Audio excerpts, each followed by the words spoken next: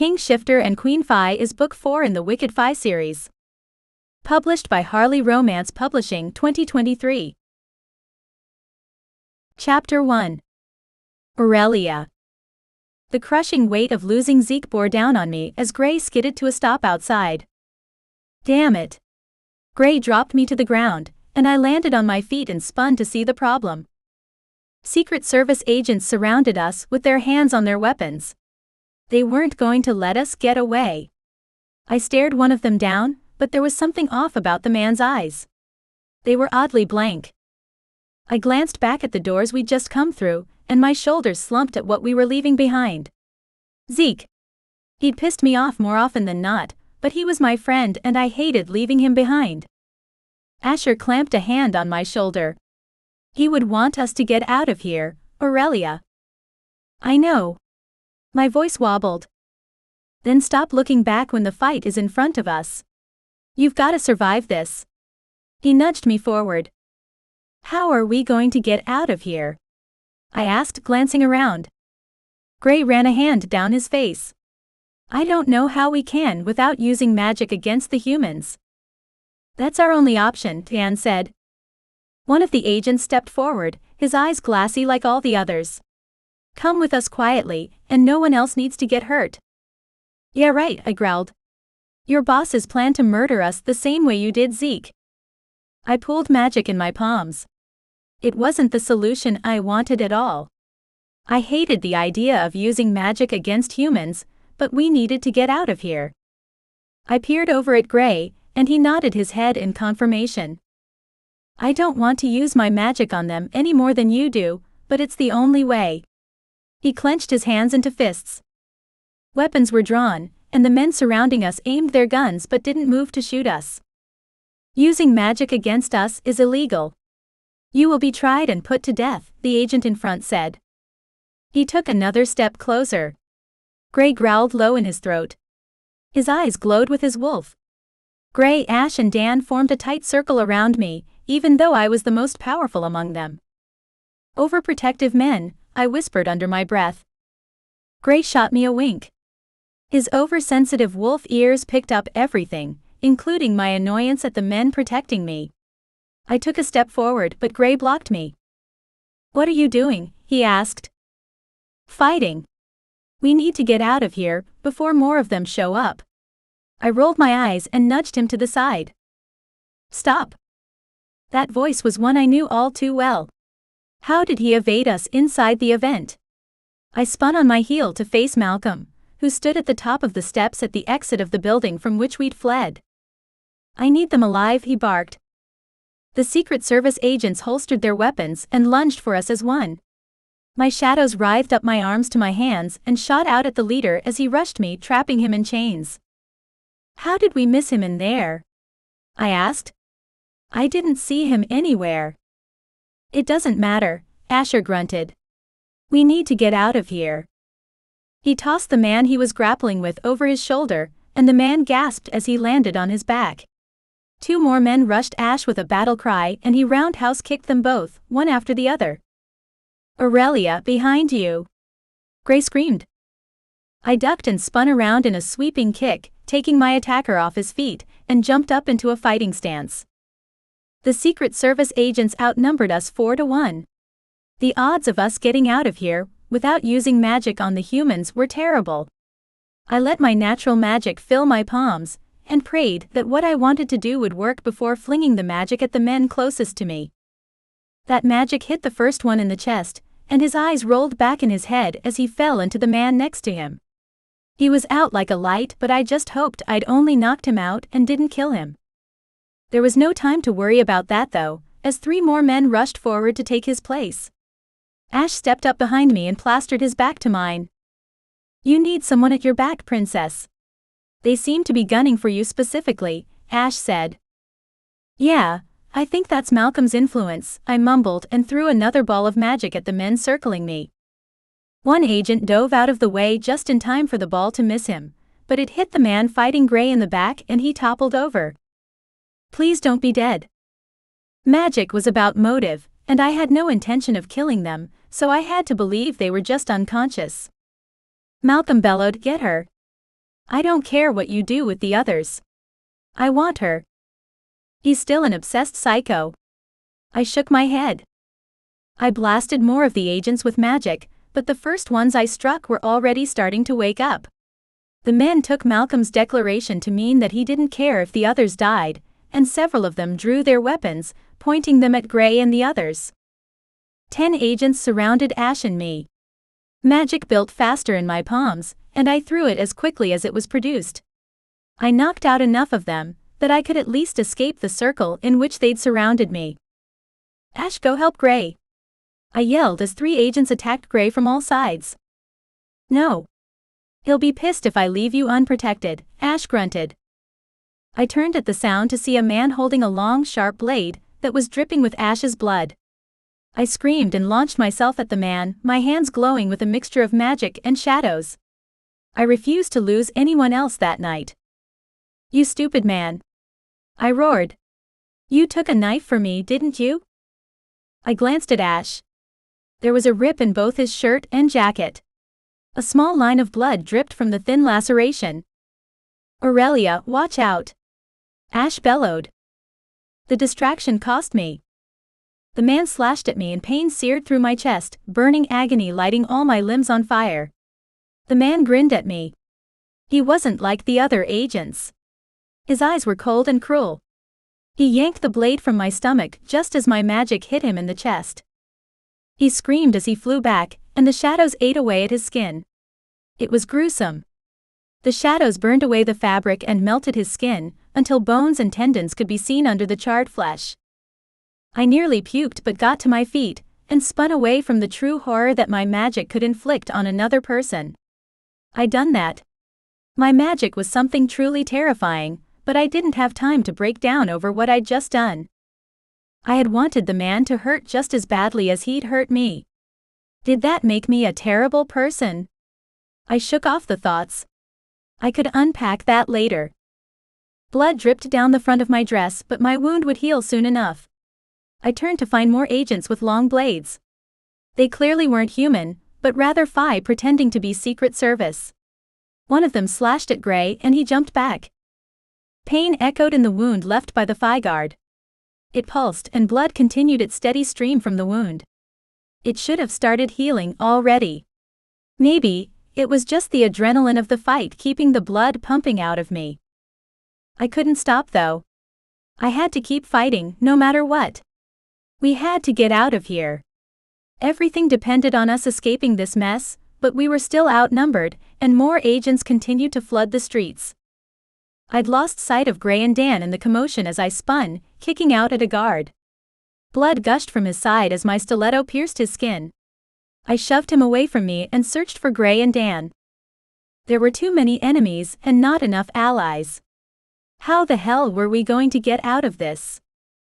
Something hit me like a battering ram and shoved me to the side. I blinked up at Ash from where I'd landed on my ass. He punched an agent in the face, and a crack filled the air as the man's nose gushed blood and he fell to the ground limp. Ash reached a hand out to me. His knuckles were cracked and bleeding. He pulled me to my feet, and I nodded gratefully. A sharp pain sliced through my back and it arched as I screamed. More blood gushed from my back as I stumbled forward into Ash. He shoved me behind him, and disarmed the agent in a swift move before slicing the blade across the man's throat with a bellow of rage. Tears pricked at my eyes and I pressed a hand to the gash on my back. It came away wet with blood. I stumbled sideways. I wasn't healing as fast as I should have been. Why am I not healing? Arms banded around me from behind, locking my arms to my sides. Whoever had me lifted me from my feet, and I kicked back with the pointy heel of my shoe, catching him in the shin. Stop fighting, the man bellowed. I kicked him again and again as I thrashed in his hold. My shadows swirled along my arms and slid like tar onto the man where his arms were tight around me. He screamed as the shadows burned away the cloth on his suit jacket and melted his skin beneath. Gray roared as the man dropped me to the ground. The agent batted at the shadows as he continued to scream. I hated it. I hated having to use my magic that way. I stumbled back to my feet. Gray was fighting to get to me, but there were too many guards rushing toward me now. Dan appeared at my side with a blade in each hand. He must have stolen them from the agents he fought. He handed one to me. Thank you. I hate using my magic like that. I took the blade and held it out. I slashed at anything that came close to me, but the only agents who would even come near the blade were the ones with blank eyes. The others carefully kept their distance. My head spun suddenly and I jolted to the side, directly into Dan. What was happening to me? I blinked, but the ground was uneven and the night sky swirled around me. Aurelia, are you okay? Dan gripped my shoulders, steadying me. I'm dizzy. My words were slurred. Shit, you're not healing. Dan glanced down at the hole in my stomach, blood still flowing from it. Why am I not healing? I shook my head. You were stabbed. The blade might have something on it to stop the healing process. Twice, I said and stumbled again. What? Dan asked and searched my face. I was stabbed twice. I dropped to my knees. I was so tired. My legs couldn't hold me anymore. I fell to the side and my head smacked into the concrete, pain exploding behind my eyes. Gray! Dan roared. The princess is injured. Darkness swirled in my vision. I slapped at the ground, desperate to get up. I needed to help them, but my limbs were so heavy. I was tired. My eyes blinked closed and darkness engulfed me. Chapter 2. Gray. Gray, the princess is injured. Dan's words hit me like a sledgehammer. I spun to him with a bellow. My wolf exploded out of me without my consent, ripping through the agents gleefully and without mercy as he raced to his mate. Aurelia was pale and her eyes were closed. My wolf nudged her with his nose. She was cool to the touch. I stood over her, snarling in my black wolf form. No one would get to my mate again. I wouldn't allow it. My wolf barked, and Ash materialized next to me. He growled a warning at the rider. Easy. We need to get out of here. Let me carry her. Asher raised his hands in surrender. He's a friend. Let him help, I commanded my wolf. It went against everything my wolf stood for to let someone else touch his mate, but Ash had proven himself time and time again. My wolf nodded his furry head and snarled again at the encroaching agents. He crouched down, ready to pounce on anyone that got too close to us. Guns were drawn again and pointed at my wolf. Give up, Shifter King, Malcolm cackled from his spot on the stairs. You're surrounded. Shift back and they won't kill you all. Ash secured Aurelia in his arms and glanced down at me. You ready to mow them down? I nodded, since it was the only way I could communicate in my wolf form. My wolf howled and jumped up from his crouch, crashing into the first row of agents. Guns went off, but Ash's magic prevented the bullets from hitting us. He blew the bullets away on the breeze, as another gust of wind pushed back the second row of agents. They fell like dominoes into each other, giving us a small window to escape. No. Malcolm bellowed. Get up, you fools. They're getting away. Men scrambled and a hand grasped my leg. I tripped over my paw and stepped on the man's chest. A crunch sounded beneath me and the man screamed. My weight must have broken a rib, but his hand went slack and I bounded away from him. Where are we going? Dan asked through heaving breaths. We can't let them follow us back to the building. There are innocents there. Ash adjusted his hold on my mate. We need to get to the car so Gray can shift. Dan picked up his pace, jogging down a dark alley. We'd known going into this that it could end up this way, so we'd had a backup plan. We just needed to get to the SUV. Stomping steps came from behind us, and my wolf growled low in my throat. They were following us. I'd known they would, but we had to move faster. I rammed my head into Asher's thigh and nudged him faster. Dan opened a door at the end of the alley, and it creaked, the sound like a gunshot to my oversensitive ears. The humans were still pretty far away, so hopefully they wouldn't hear it. I bounded into the dark room, which was likely a storage closet. The four of us barely fit inside the small space, but we weren't staying there long. Dan closed the door quietly behind him and clicked the lock into place. The businesses in the alley had all been owned by shifters until we were outed to the world, and they had places that shifters or other supernaturals could go to hide if the need arose. We'd always had a contingency plan, until the Fae Council came along and ruined everything. We had never planned for this madness. Dan flicked on a light and threw a bundle of clothes at me. I shifted quickly and dressed to leave. We needed to get to our vehicle. There were agents following us. We need to get to the SUV. We can't risk everyone though. I ran a hand through my hair. This was all so fucked. I reached for Aurelia, still unconscious in Ash's arms.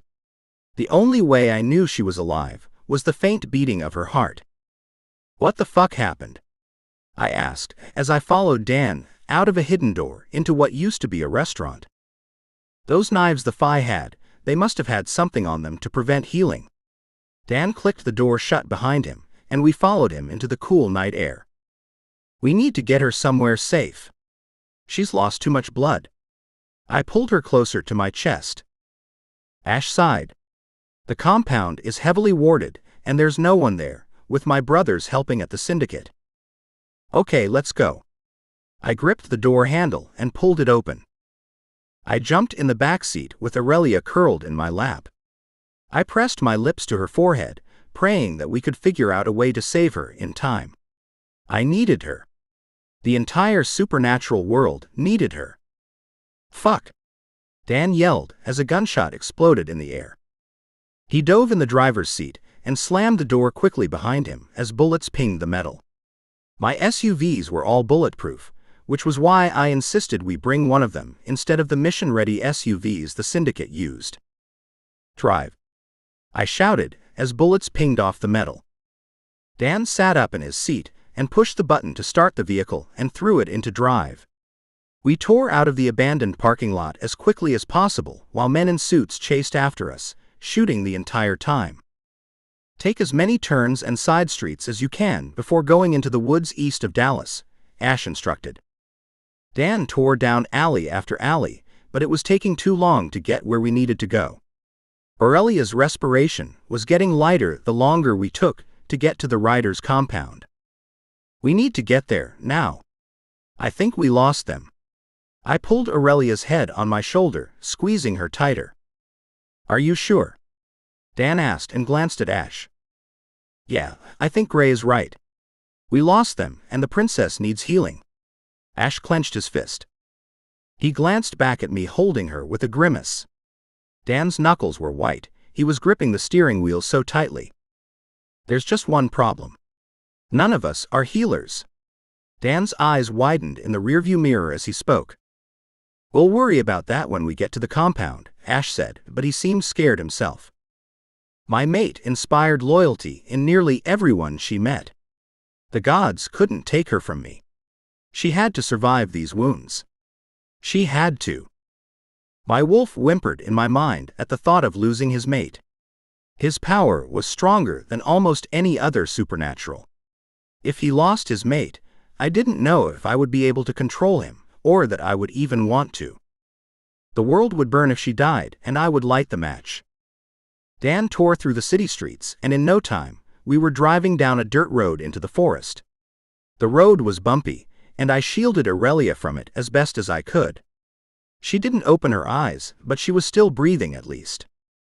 Ash pulled something from his pocket and hit a couple buttons when we got to the wrought iron gate that surrounded the compound. The gates creaked open too slowly for my liking, and I shifted in my seat. This was taking too damn long. How much blood had Aurelia lost? We needed to get her inside and get a healer there.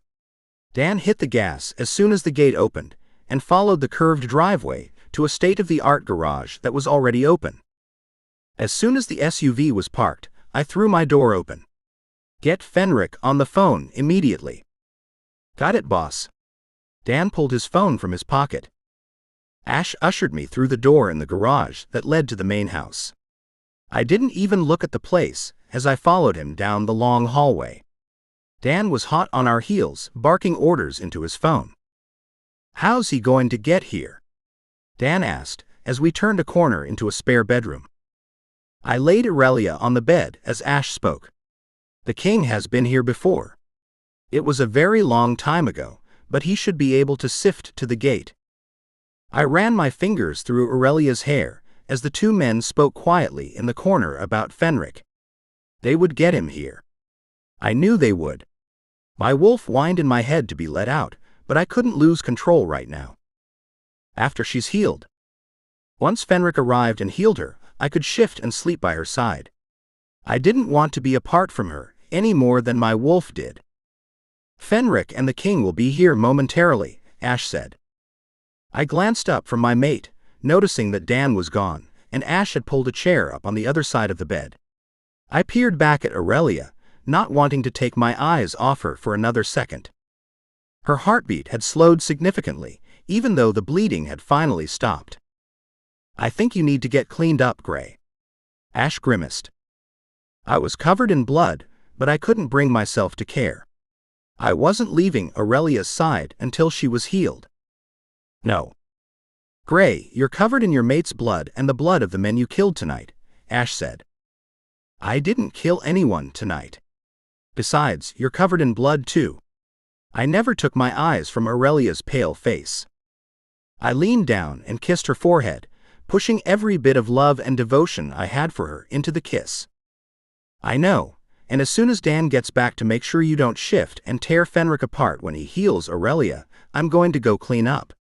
Ash shook his head. I have no intention of hurting Fenric, I huffed. I know you don't, but your wolf nearly maimed me earlier for getting close to the princess. He shook his hand out. You got too close to his injured mate. I calmed him down. I brushed the hair away from Aurelia's face. What is taking so long? We're here, Fenric announced from the doorway. He rushed inside the room and cursed when he inspected the wound in her stomach. It's not healing. I need you to heal her, I mumbled. What if he couldn't heal her? Was I about to lose my mate, no matter what? I'm going to try, Gray, but I need you to move. Fenric patted my shoulder. I can't. I have to stay close. My hand tightened around hers. Dan gripped my shoulder. Move, Gray. She needs a healer or she's going to die.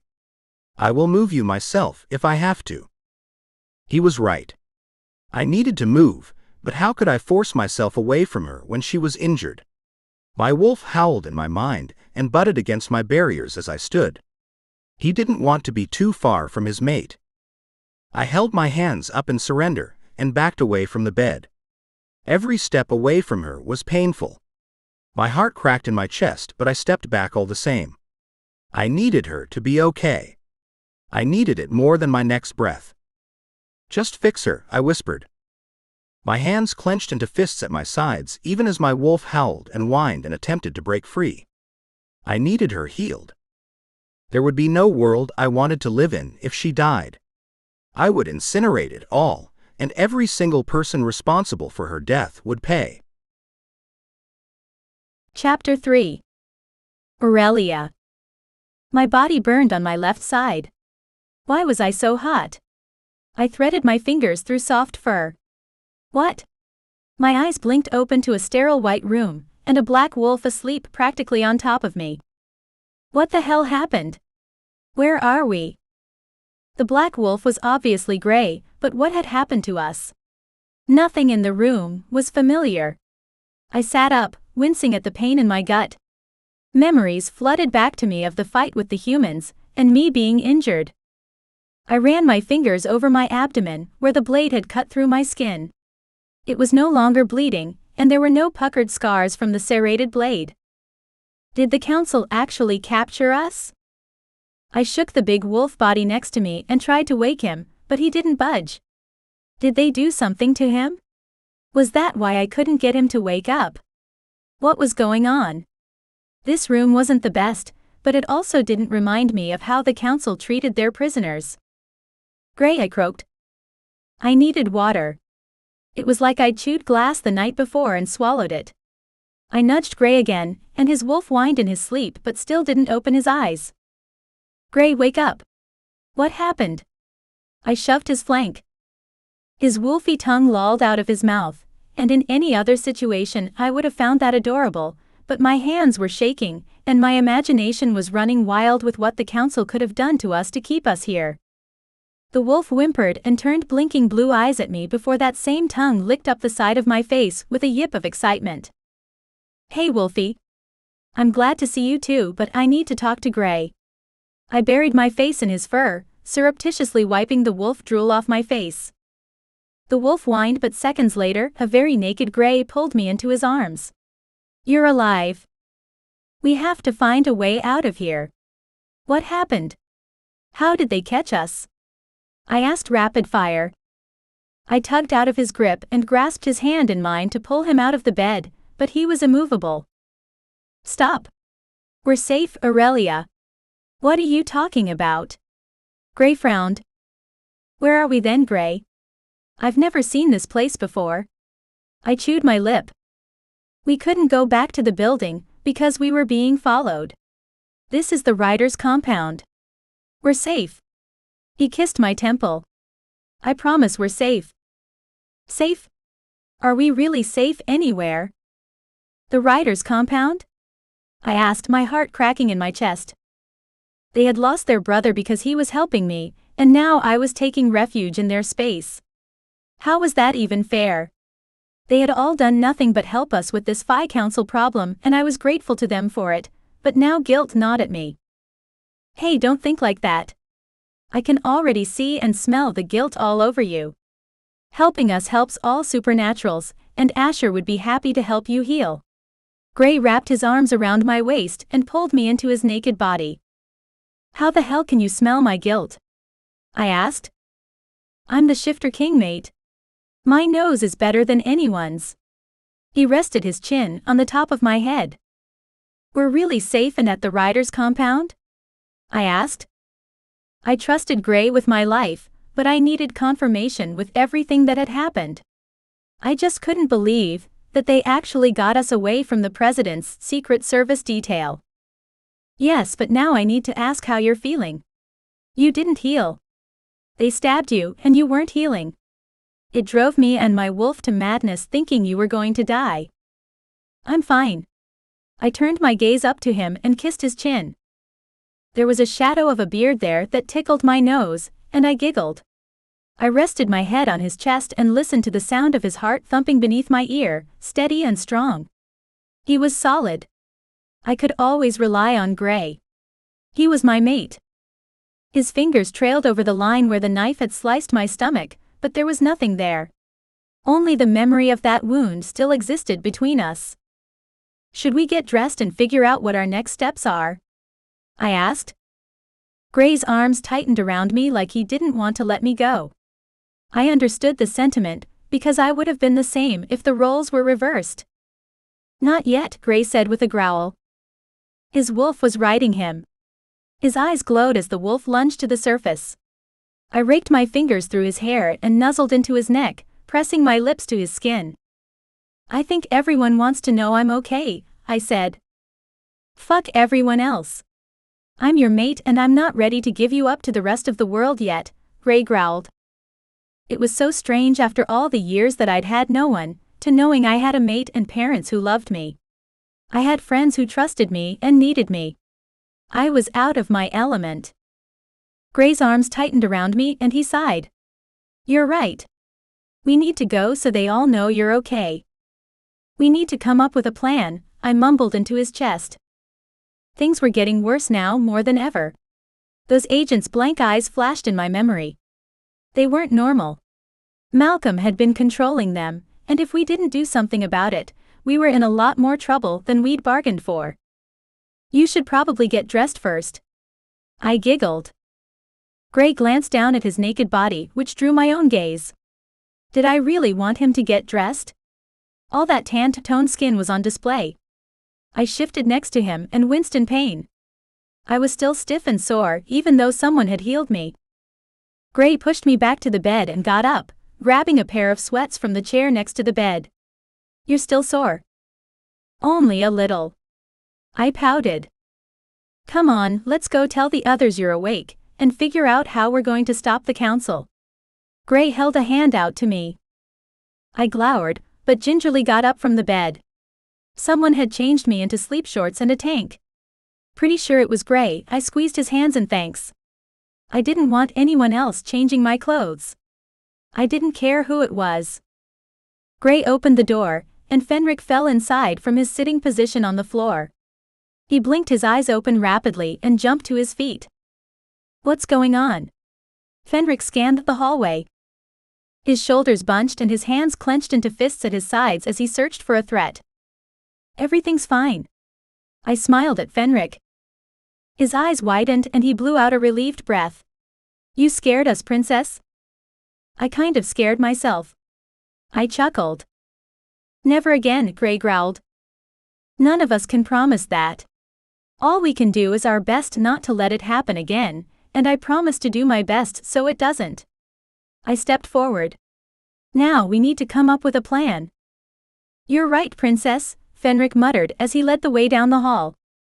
I picked up Zeke's laptop before I came to help heal you. I hung my head and a single tear leaked from my eye. Zeke. He'd been shot and I'd left him behind. Gray squeezed my hip as he felt my guilt over the loss of the rider. What would Ash think of me? It was my fault that his brother was gone. It's not your fault, mate. Gray squeezed me again. Isn't it though? That was my plan. I'd wanted to take Malcolm out, and then we couldn't even find him. I shook my head. You can't blame yourself, Aurelia. We made you leave him behind. It's what he would have wanted. Gray pulled me down the hall. Are you absolutely sure about that? I hate that we had to leave him, but you all made sure that even though I was injured to the point of death, you brought me back and healed me.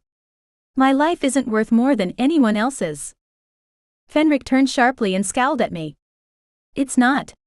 You are the one prophesied to save the supernaturals and usher in a new era. How can you say your life isn't worth more? You are meant to rule and save us all. Why? I threw my hands up in frustration. Because some seer 200 years ago said it was true? I haven't done anything but screw up and get people I care about killed. Both men stared at me with equal expressions of disbelief. What were they thinking? I hadn't saved anyone. Zeke had died because he was protecting us. You have ordered the people at the syndicate to rescue the supernaturals being targeted by the government, have you not? Fenric asked slowly. It's the right thing to do. I crossed my arms over my chest. They were innocents, and didn't deserve to be persecuted. I was right to help them. You helped to destroy a prison that innocent supernaturals were being held at, and destroyed much of the Council's research into mind control. Fenric had a point, but I still wasn't sure what it was. That was selfish. I needed Gray and the rest of you back. I needed my family. The others that were released. I don't even know if they were innocent or not. I glared at him. We were all innocent in that we didn't commit the crimes of which they accused us. There weren't any crimes, really. Simply existing is the crime they accused you of as well. Fenric crossed his arms over his chest. I know. I just don't think I've done all that much to inspire this kind of loyalty. We need to get a plan together to get rid of the Council once and for all. I stepped past Fenric to the door behind him. People were whispering on the other side, and my shoulders slumped as I recognized Ash's voice. Did he hate me? How could I even face him when I'd let his brother die? I squared my shoulders and pushed through the door. My father was the first to glance up at me, and he was on his feet before I could even take a step into the room.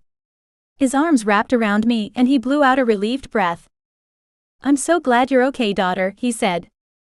I'm not exactly sure I am. What information do we have that can help eliminate the Council and stop the humans? My voice was robotic even to my own ears. We know where one of the facilities are, where they are holding supernaturals. We could rescue them so they can help us in the coming war, Fenric spoke up. How? I asked. Zeke was searching for them. Fenric hung his head. He must have heard what happened to Zeke. A tear dropped down my cheek and I nodded for him to continue. My throat burned with grief, and if I tried to talk, it would have been unrecognizable. He found one that we could probably infiltrate and get people out of there. Well, Zeke was searching for these places to help people. Given that he's gone now, I think he would want us to go after them.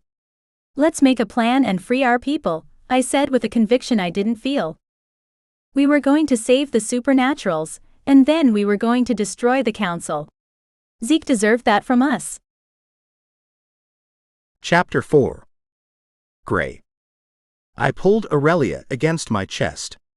It was late in the evening after strategizing all day to infiltrate the facility. We need to rest and recharge. I don't want to wait to save them, Aurelia said but yawned. You almost died less than a day ago. You need sleep and I need to hold you, I whispered. The others in the room clearly heard me, but none of them acknowledged our conversation. Dan cleared his throat. I need to make some calls and get supplies. I think it's best we wait until tomorrow night. Aurelia leaned forward, but my arms tightened around her. I wasn't letting her off my lap. She turned her glare on me and wiggled her hips. If she really thought that was going to be an incentive for me to let her up, she was wrong. Stop it, mate, I growled in her ear. Rest is going to be the last thing on my mind if you keep that up. Her breath caught in her throat as I squeezed her thigh, holding her down on. I needed to show her how much I needed her. She'd almost died, and then all we've been doing since was planning this break-in. I needed to prove to myself that she was still here. She wasn't dead. Fine. She huffed. We can go in tomorrow night and rescue them. I stood in one fluid motion and tossed my mate over my shoulder, who squeaked in surprise. Aurelia's eyes glowed with love as she stared up at me with her chin on my chest. I think that was exactly what we needed, I whispered and kissed her forehead. We need to remember what's important. What we are fighting for. What if I've forgotten what that is? She asked, glancing away. I gripped her chin and turned her back to face me. What do you think we're fighting for? Right now, it feels a lot like vengeance, she said. We aren't fighting for vengeance. We're fighting for the right to live and be free. To love who we want without persecution, and we will defeat the council because they are fighting for greed, but our lives literally depend on it. Chapter 5. Aurelia. I was fidgeting. I knew it, and everyone else did too. Gray wrapped his hand around both of mine to stop me. The last break-in didn't go so well, I mumbled. The plans got changed last time. No one here is going to change the plans. Gray squeezed my hand. A million things could go wrong. I chewed my bottom lip. It could also go smoothly. You must have faith that we are exactly where we need to be. He leaned back in the driver's seat of his SUV as we waited for the signal. What about Dan and Fenric? They have to set it off.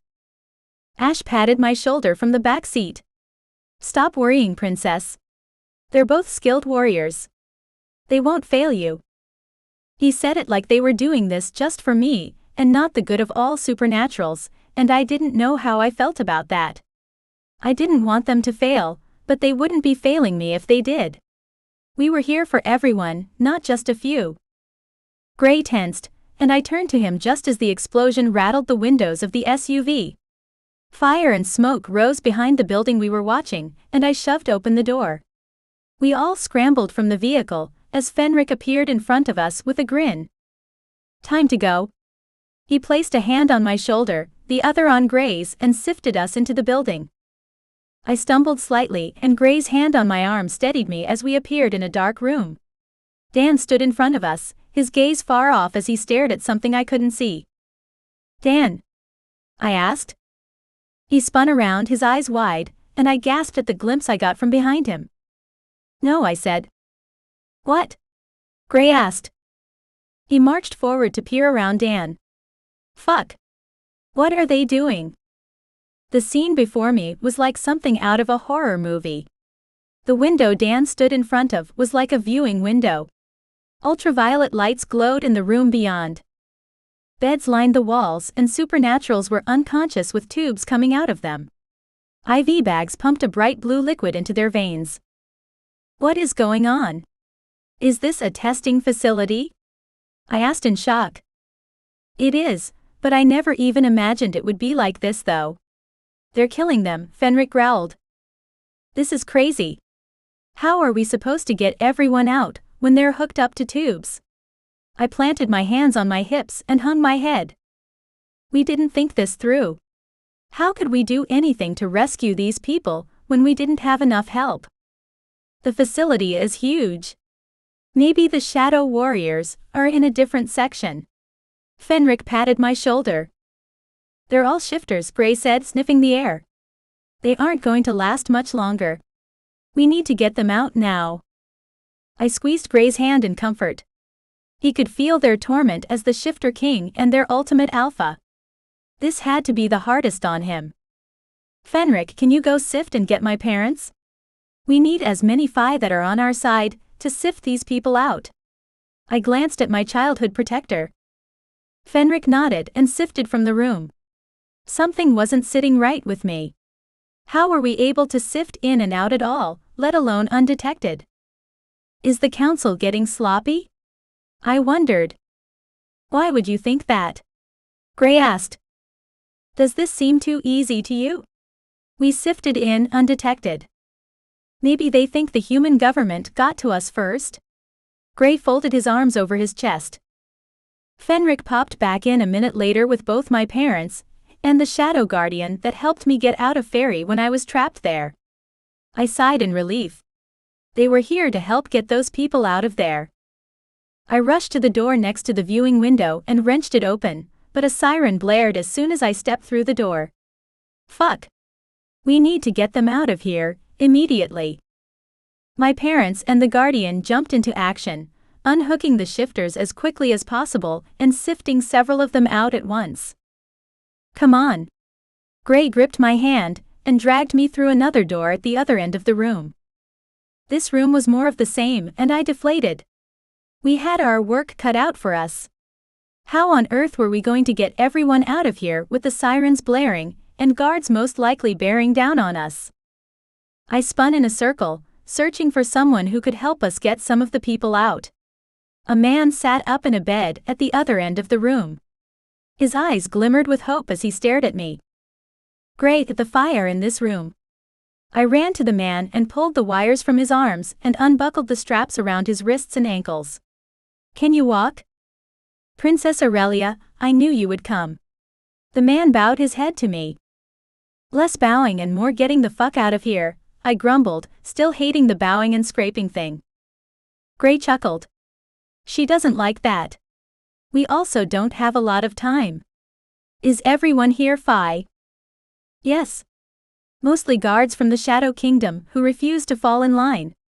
The man jumped from the cot and stumbled slightly, holding his head. Easy. You've been tied to that bed for a while, I'm guessing. Gray reached out and gripped his arm. I've been here for a long time, the man grumbled. I just need a second. We may not have a second. Can you sift? I glanced back at the door. The sirens continued to wail and I scanned the room. I glanced at the ceiling and groaned. In each corner was a dome with a blinking red light on it. They were recording everything that happened in the room. We're being watched? They're probably waiting to ambush us any second. I straightened my spine. Gray rushed over to another gurney where another man was struggling and helped remove the tubes from his body. The man stood quickly, and the two of them went to work on the rest of the men in the room. We need to keep moving, or there's no way we'll get everyone out of here. Gray said, reaching for my arm. We moved through the room to another door, but this one was locked. I shoved against it, but it wouldn't budge. Step back, I said to Gray. I let a small trickle of magic fill my palm and flung it at the door. A deafening boom filled the space as Gray launched himself at me, tackling me to the floor. Debris sailed over our heads, and smoke billowed from the now open doorway. We could have thought of a better way, Aurelia, Gray chided. We don't have time for all that, I grunted beneath him. His big shifter body was heavy. He rolled to the side and hopped to his feet, reaching a hand down to me as Dan pushed through the main door with his eyes wild. What happened? Dan stared at the burning rubble that was once a door. That was me. I grinned. Gray grabbed the fire extinguisher and blasted the door with it until the flames died, and we could walk into the next room. More beds sat in the room with supernaturals lying in them. How many people did this awful place have? The door at the other end of the room flew open, and men flooded through it one by one. I backed up into Gray and turned to him, but his eyes were widened at the door we just come through. More council soldiers were blocking the exit, and we weren't any closer to getting the others out. There had to be hundreds of beds in this room. It was 10 times larger than the others. What are we going to do? I asked. None of us can sift. I would be able to sift eventually, but I had yet to learn how. Was this the time to experiment? Probably not, but if we couldn't figure something else out before we were captured, then I would have to try and pray to the gods it worked. The guards filed in with batons in their hands lit up with electricity. Fenric popped in and cursed before gripping onto 2 of the gurneys and sifting out again. We were on our own. Fuck, we were in so much trouble. What the hell were we going to do? I pulled magic in my palms and scanned the crowd of about 20 guards. There were only 3 of us, so the odds were stacked against us. You need to try to sift back, Aurelia. Gray grabbed my arm and turned me to face him. I can't. I shook my head. The man across from me smirked, and I recognized him as one of the men who'd captured us outside the prison. He wasn't the asshole who'd wanted me as a toy, but he was just as bad. From what I'd heard, Gray killed the man who tried to own me. I wasn't losing sleep over that. He deserved to die for his crimes. I just wished I could have been there to see it. Maybe I was becoming a little bloodthirsty when it came to the council. Oh well. More magic pooled in my hands as I gazed around the room, at all the supernaturals they were keeping in stasis. They were performing testing on them. Probably their mind control, but how was I supposed to get them out of there when I couldn't sift? Dan and Gray couldn't either. We were completely stuck. Give yourselves up and no one gets hurt, the Fae guard roared. The others fanned out around him and held up their batons. There was nowhere to go. Power buzzed beneath my skin as I held my ground. The guard smirked like he knew it wasn't going to be that easy. It wasn't. I couldn't let it be easy for them. If they were going to catch me, they were going to have to work for it. Shadows writhed around my arms as more magic than I have ever used before built inside me, buzzing like angry bees. The men attacked as one just as blinding light mixed with shadows shot from my palms. The guards screamed and ducked, but it was too late. Every one of them was burned to ash in seconds. Frantically, I turned to Gray and Dan, but they were fine. I breathed a sigh of relief, but the magic inside me was like a living thing. It knew we wouldn't actually be safe until we got everyone out of here. I closed my eyes tight and imagined the infirmary in the syndicate. I needed everyone out of this building and healing. Magic shot from me, and I swirled into time and space as I actually sifted for the first time. I stumbled as my feet hit solid ground and strong arms wrapped around me.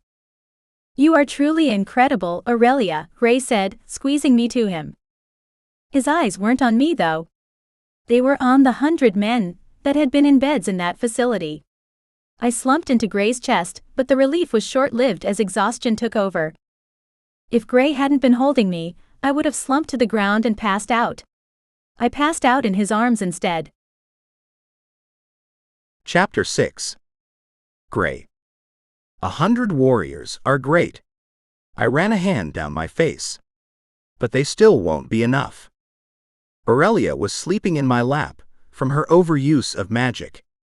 Fenric checked her to make sure she wasn't in distress or injured. I was thankful for the guardian. He cared about her almost as much as I did. They won't be well enough to march into battle for a couple days anyway, Fenric said. What are we going to do? The council soldiers still outnumber us. Dan tapped his index finger on the golden book. Did Aurelia find anything that could help get rid of them yet? My mate stirred in my arms and sighed, before laying her head back on my shoulder. Not yet. She's been looking, but hasn't found anything concrete. I shifted her so she was more comfortable. Aurelia's body stiffened, and she shot up in my lap, nearly headbutting my chin. Where are they? Did we get them all out? Easy, love. They're in the infirmary, recovering. I rubbed her back in soothing circles. You got everyone out and turned the guards to ash. Her shoulders slumped, and I wasn't sure if it was from relief or guilt for killing the guards. It was probably a bit of both, I suspected. What were you just discussing? Aurelia yawned. She was still exhausted, and I hated that she wouldn't take the time for a proper rest after expending so much magic. I didn't even suggest it, because I already knew what her answer would be. Even with the Shadow Warriors recovered from the facility, we don't have the manpower to take on the Council. We need more help. I squeezed her hip. Shit. What do we do? We could break into the other facilities, but those people aren't warriors. They're civilians. She tapped my hand and moved to stand, but I held her in my lap. We need a plan. We need more help. A knock sounded on the door to the office, and I called out for whoever to come in. Everyone knew not to disturb us unless it was important, and by the scent from the other side of the door, I had to guess it was Magna with some kind of vision. Sure enough, Magna pushed through the door a second later with a glint in her eye. I've got a possible solution, but it's not going to be easy. When is anything ever easy? I asked. Do you want to know the solution, or are you going to just snark at me? Magna raised a brow. Sorry, yes. What's the plan? There is a group of rebels in Fairy. Their numbers are growing every day. With the rebels' help, we will have enough people to take down the Council. Magna sat heavily in the chair from which Dan had stood. Dan ran a hand through his hair. You want us to go to Fairy? The two of us are needed here. Magna shook her head. You need to work with our little army some more to get them ready. Who do you see going to Fairy? Aurelia asked, sitting up straighter.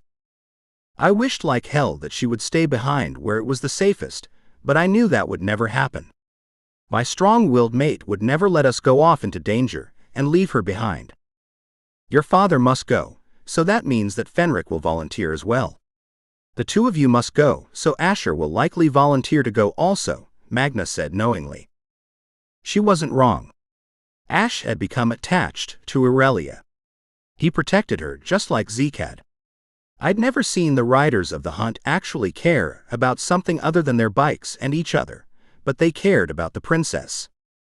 Ash crossed his arms over his chest. You would be right about that. I'm not letting the princess go back into enemy territory without me again. It turned out just fine last time, Ash. Aurelia grinned. You were lucky last time. This time you'll be protected at all costs. He glared down at her. I don't need a babysitter, but fine. If Magna says that she sees us all going together, I won't stop anyone from coming with us. Everyone go and grab what you need. Not more than you can carry. We will likely need to change into Fae clothes once we're there to blend anyway. I squeezed Aurelia and helped her stand. We were going back to Fairy. What could go wrong? We didn't need to grab clothes, and Aurelia was a weapon in her own right, but I still grabbed a dagger and a weapon belt for her to wear while we were in Fairy. Everyone there had magic, so having additional protection wouldn't hurt. Do I really need this? Aurelia asked as I clipped the belt around her waist. Better to have it and not need it than need it and not have it. I shrugged. The others met us in the garage not long after I got her situated. Are we ready to go?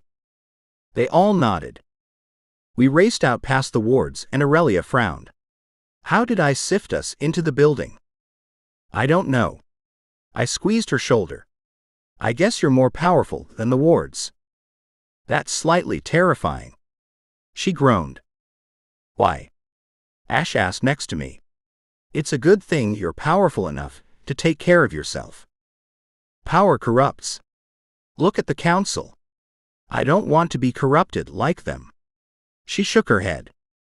Just the fact that you're worried about it tells me something, mate. I glanced at her drawn features. What does it tell you? She asked.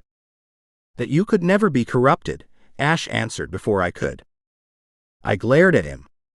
That was my line. She could never be corrupt like the council. She was too pure, and the fact was that she was worrying about having too much power for good and honest reasons proved it. He's right, my love.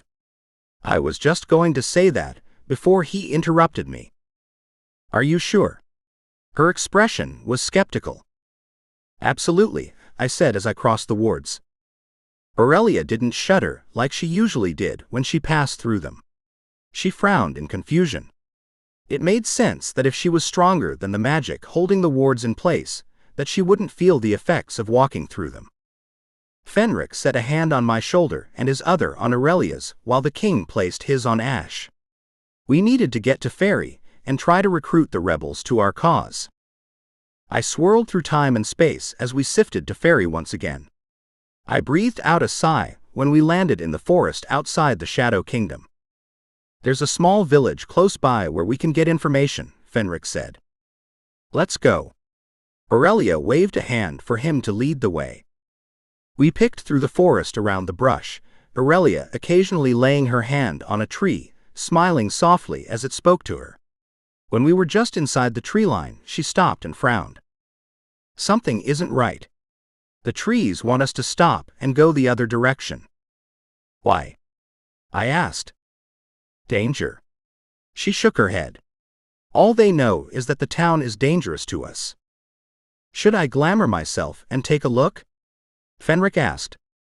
They don't like that idea either, but it's worth a shot. Aurelia tilted her head to the side, as if she were listening to them.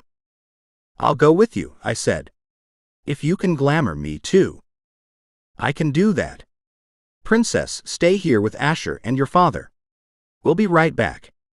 Fenric stared at Aurelia, probably waiting for her to argue. Fine. As long as no one goes alone. Fenric's eyes widened in shock that she didn't argue, but the expression was quickly replaced with determination. The guardian turned his stare on me, and magic tingled along my skin for a second. Is it done? I asked. My voice was lower and rougher than I'd ever heard it. I had no idea he could change the pitch of my voice along with my appearance. It's done. Let's go see what we can find. Fenric stormed across the tree line. I jogged up next to him and crossed my arms over my chest. What were we even looking for in that tiny town? I doubted the rebels would have their base in such a small place.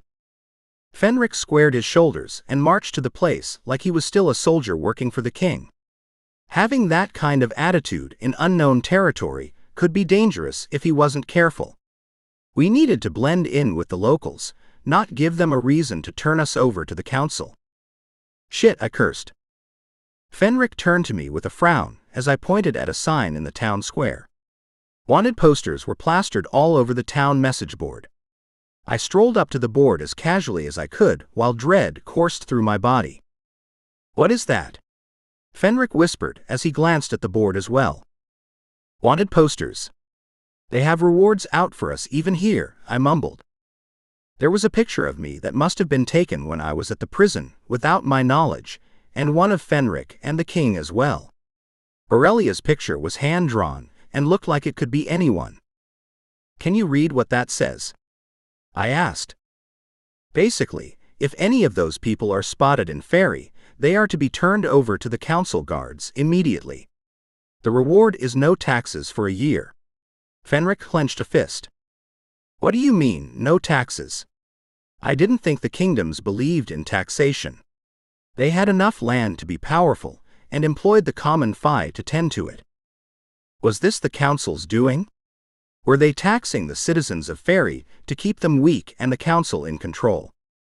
The king never taxed his people. I don't know what this means, but we need to find out and stop it. Fenric spun on his heel and stomped back to the tree line. I followed close behind him, fuming. How could the council start taxing their people when they'd never been taxed before? It was disgusting, and then to add insult to injury, the reward for turning us in was going back to their normal way of life for a year. We burst through the trees.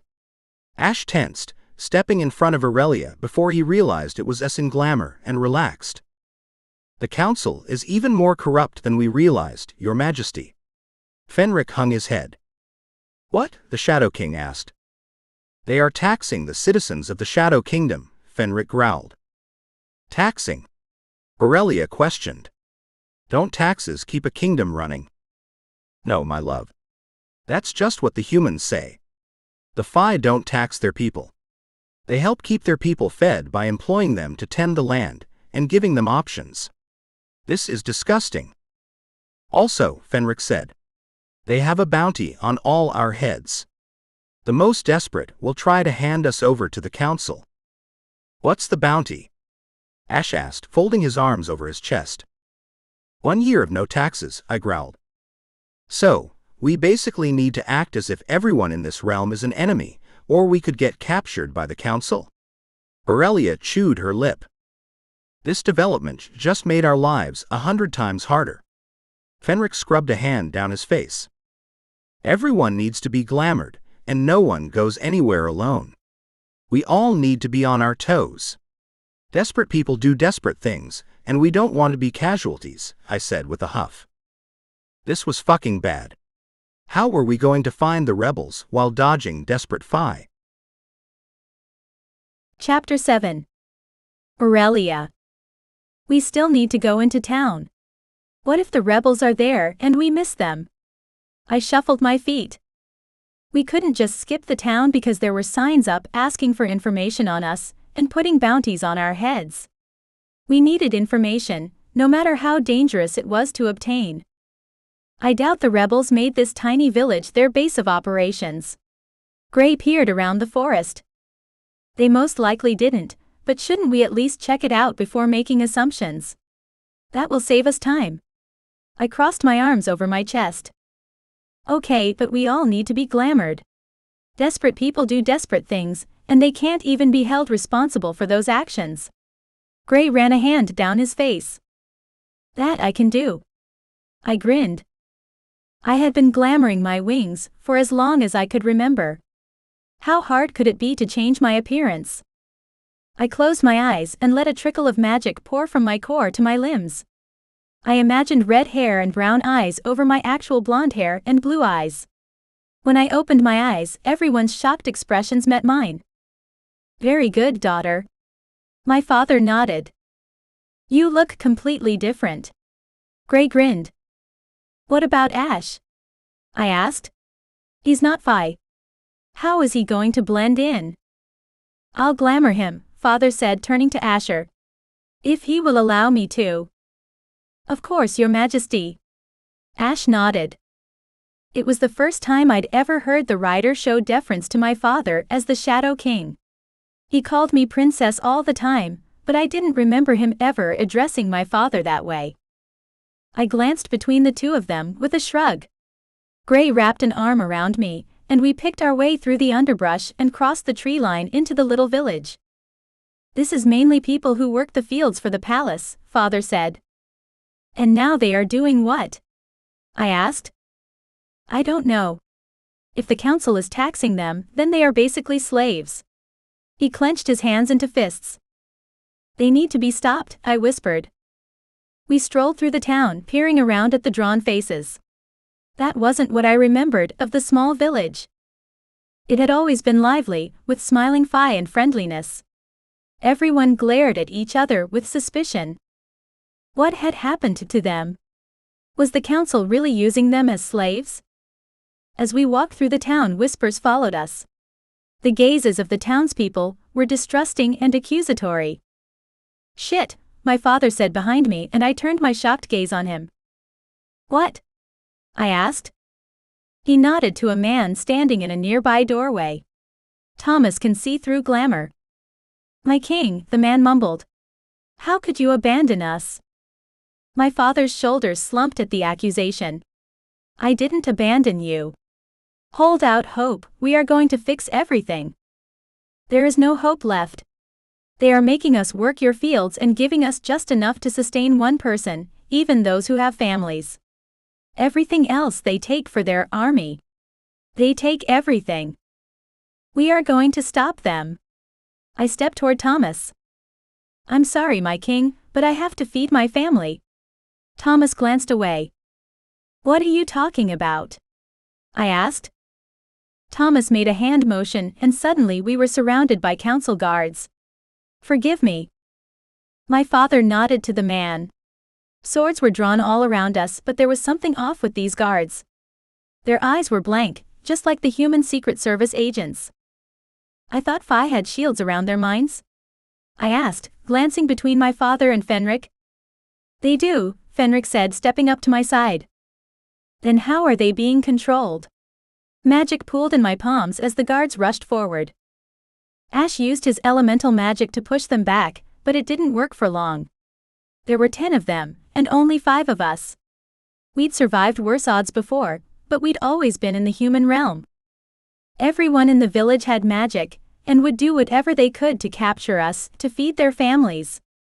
Desperation grew thick in the air.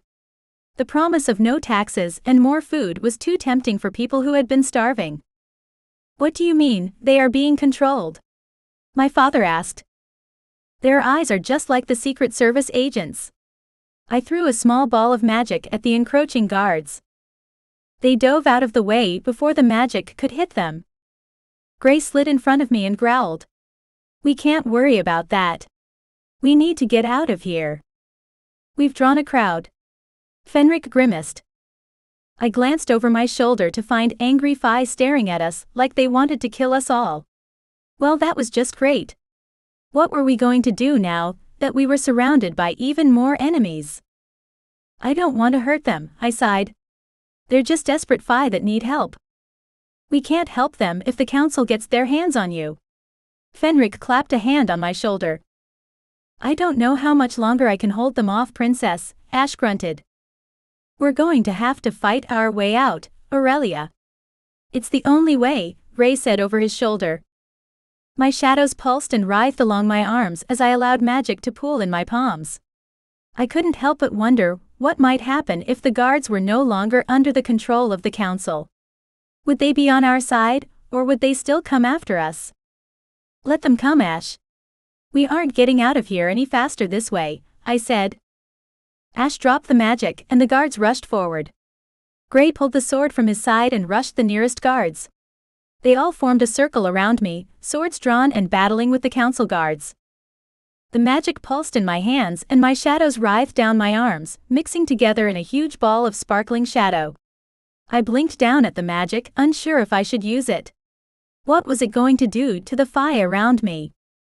The memory of my shadows and magic melting the skin off one of the guards assaulted me, and I grimaced. No. I didn't want my magic to do that. I wanted it to help these people. With my intentions clear, magic shot out of my body in every direction. It blasted every enemy to the ground, but my friends remained standing. I stumbled and covered my eyes, praying I hadn't just made a terrible mistake and incinerated the entire village. I could never live with myself if I had hurt all the innocent people in this place. I covered my face with my hands, not daring to look at the possible carnage, but screams never came. Someone grabbed my hands. I'd recognize Gray's presence anywhere. He pulled my hands away from my face and grinned. What did you just do? He asked. He was standing directly in front of me, so I couldn't glimpse the carnage. Are they all dead? I choked out. A groan met my ears, and then another and another.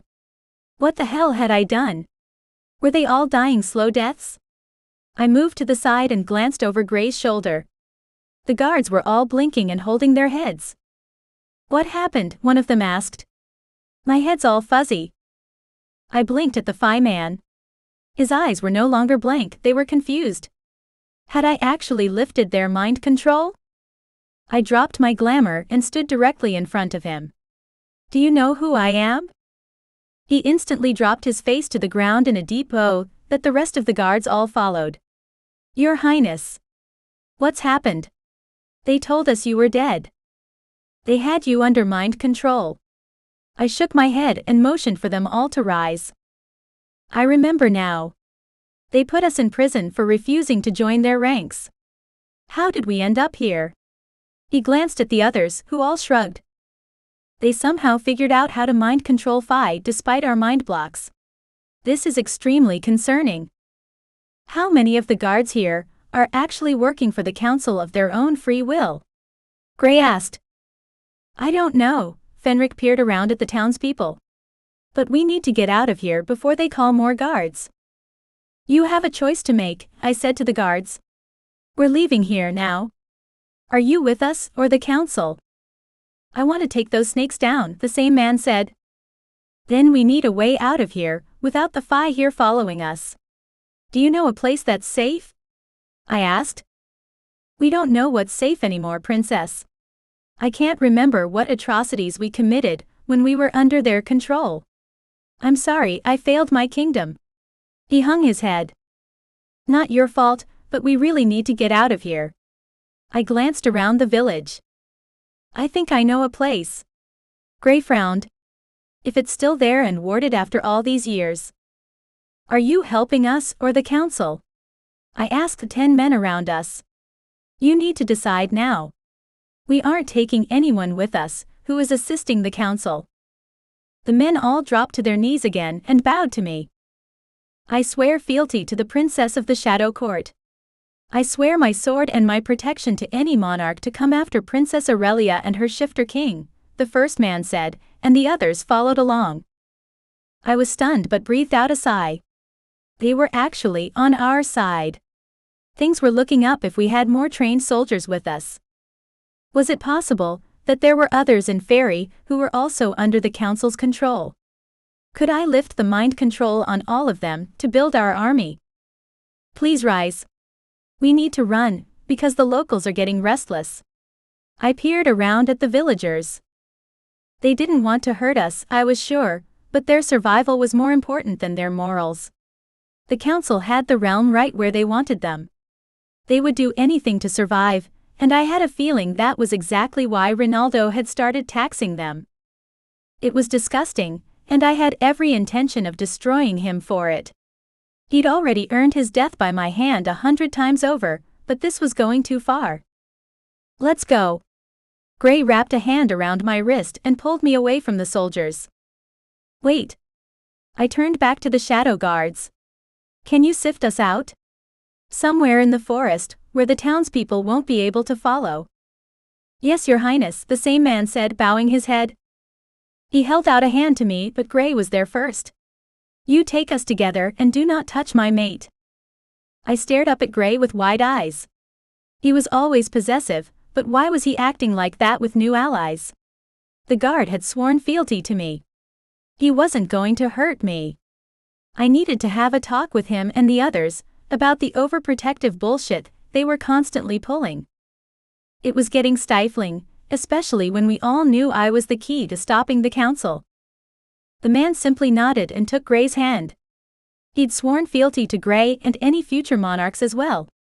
That was good enough for me. Apparently, Gray wasn't as convinced.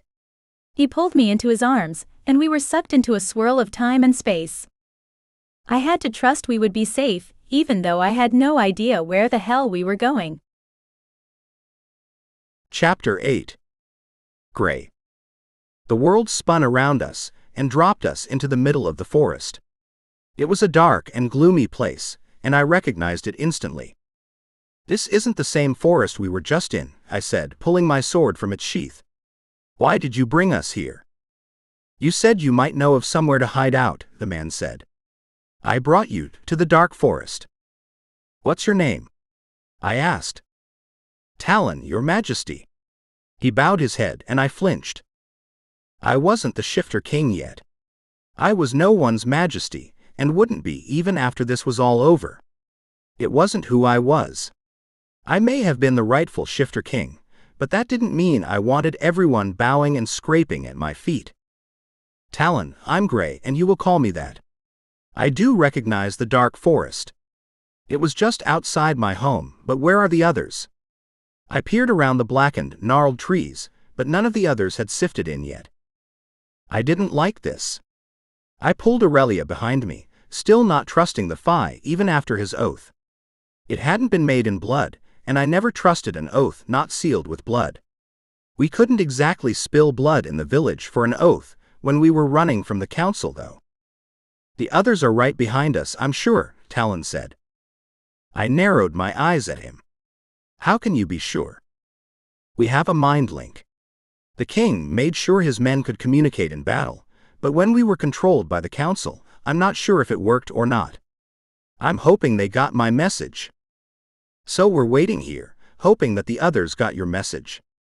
I threw my hands up in frustration. Aurelia placed a calming hand on my back, and I took a cleansing breath. I still didn't like this, but at least we were close to shifter territory and a place I could protect my mate. I hoped. We are. They will be here soon, I'm sure of it. Talon scanned the forest with a hopeful expression. I crossed my arms over my chest as I waited. This had better not be a trap.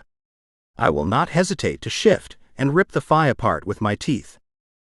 I bared my teeth at the man as Aurelia stepped around me. They will be here, Gray. I know he's not lying to us. Aurelia rested her hand on my biceps. How can you possibly know that, Aurelia? I asked. You trust too easily. I love that about you, but it also scares the hell out of me. I closed my eyes and tilted my head back. I needed to protect her, but how could I do that when she was constantly getting into situations just like this? She was too trusting. Talon watched us warily as another guard popped into existence. My shoulders tensed, and I reached for my sword before I realized the guard had Asher with him. Where are the others? I asked Ash as I took a step closer to him. Ash smirked. Worried about us. They are being transported, but as soon as you and the princess left, the villagers went a little feral and tried to attack. What? Aurelia shrieked. I pulled her into my side to comfort her. They are all warriors, mate. They will be fine. How can you possibly know that? She clenched her fists in the fabric of my shirt. There were so many people there, they would have been horribly outnumbered. Ash shook his head. The people in that village were not trained in combat. They didn't stand a chance against trained warriors, princess. Your father and Fenric are fine. Then where are they? Why aren't they here with you? She shrieked. I pulled her against me, with my hand on the back of her head in reassurance. They will be fine, my love, and if they aren't here in the next 5 minutes, we'll go back for them. I promise. She blinked back her tears as she stared up at me.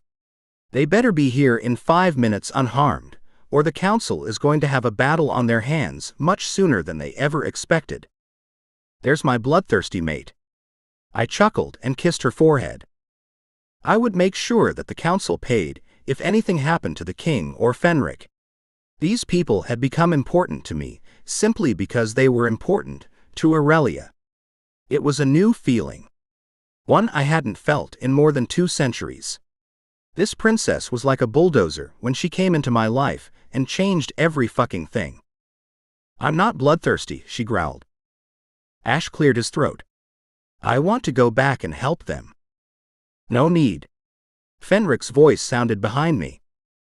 I spun with Aurelia still tucked into my chest to find Fenric, the Shadow King, and the rest of the mind-controlled guards standing behind me.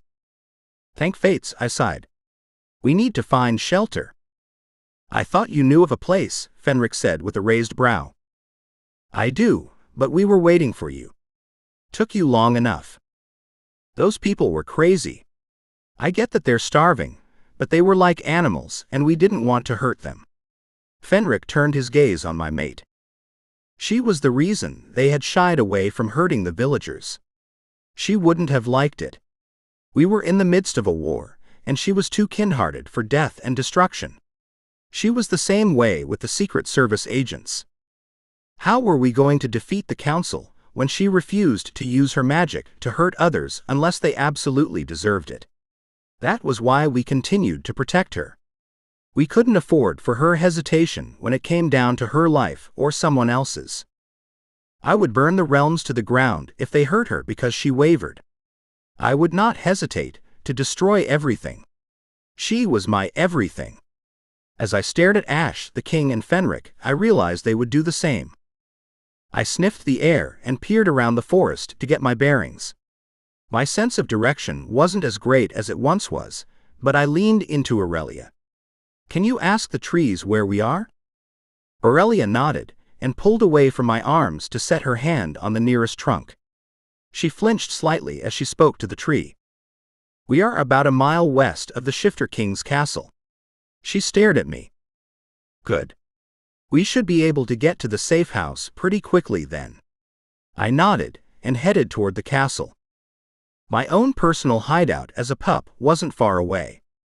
I'd had wards set up, and I hoped that those wards were still there, and the council hadn't taken over my personal space. I'd had a witch that was extremely powerful set them. Could Aurelia get through them too? I guessed she could because the wards at the syndicate were strong, and she could get past them just fine. It would help my mate to be able to get through them in a time of crisis, especially if she needed to sift there. "Where is this place?" Aurelia asked. "Shifter territory," I said as I wrapped my hand around hers. We raced through the woods like the riders of the hunt were on our ass, but of course they weren't because Asher was with us. We burst through the tree line to the perimeter of the house I'd left behind more than 2 centuries ago. Everything looked exactly the same. I raised a hand to the wards, and they buzzed briefly beneath my palm. They were still there, which meant that no one had crossed without my knowledge. Well, at least no one who wasn't stronger than the witch who'd cast them. "It doesn't appear to be tampered with, but I'd still like to do a perimeter sweep before we assume it's safe," I said. "Agreed," Aurelia said with a nod. "You're not sweeping the perimeter. You're staying with your father and Fenric where it's safe." I glared down at her. "Oh, I'm not." "And who made that decision?" Aurelia asked, crossing her arms over her chest. "I did. I'm your mate, and I can't even begin to explain what the fuck I would do if something happened to you. You are mine, and I will not back down where your safety is concerned." "You all have got to be kidding me." She threw her hands up in the air. Her father and Fenric had taken up positions on either side of her as I spoke the words that would probably damn me with her for eternity. I refused to let her become a casualty. The place was warded, but I wouldn't take chances with her life.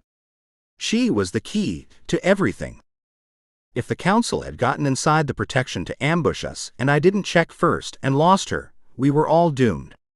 The others more than me, because I would become the monster the council thought I was. I would become the threat. She glanced between Fenric and her father, who both peered at her with pleading eyes, and sighed. "Fine. I'll stay here, but you can't protect me from this war. I'm the key to everything, and I will have to fight." I ignored the wolf in my head that growled angrily, not wanting our mate anywhere near the impending that. All he knew was his mate was in danger. Is that why I was lashing out now? He was being a pain in the ass and pushing me to hide her from everyone. Instead, I ran the perimeter in wolf form and searched for anything that could possibly harm us while there, but there was nothing. Could it have really been fully warded for all these years? When I got back to Aurelia, I shook my onyx head. My mate dug her fingers into my fur, rubbing between my ears. I shifted quickly, much to my wolf's protests. I didn't find anything problematic. I shook my head. The wards have held. I think we could make this our hideout. We aren't hiding from the council. We are biding our time until we can take them down. Aurelia shoved at my chest. I know that, my love, but we need to lay low for a while until we can figure out what to do. I scanned the clearing. You don't need to treat me like a liability, though. She crossed her arms over her chest and marched past the wards. She was walking away from all of us. I glanced at the others and they shrugged. What the hell was going wrong? She wasn't being reasonable. She didn't even know the house she was walking into was safe. You're not a liability, you're my life. I shouted at her back. Then maybe you should remember that I'm not a baby or a helpless female, she called back. You're neither of those things, I said as I stomped to the house. If she was going to be angry and walk away, I was going to follow her and make her realize what was really going on. I would do anything for her. Anything to keep her safe, no matter the consequences for the world. She was mine, and I didn't care how mad she got about my need to protect her. I would do it 1,000 times over, and she couldn't stop me. Aurelia, stop. I haven't checked the house. I yelled. No, she yelled back. I don't answer to you or anyone. We don't know if it's safe, I growled. I don't care, I'm strong. I can take care of myself and I need to crash, so leave me alone. She turned to me with a glare. Shit. Had I crossed too many lines with my mate? Was she done with me? I moved faster to her, ready to pull her into my arms, but was she right? Was I being an ass? We couldn't defeat the council if we were fighting among ourselves. I needed to get my mate to see there wasn't a problem. She needed to realize that I was on her side, no matter what.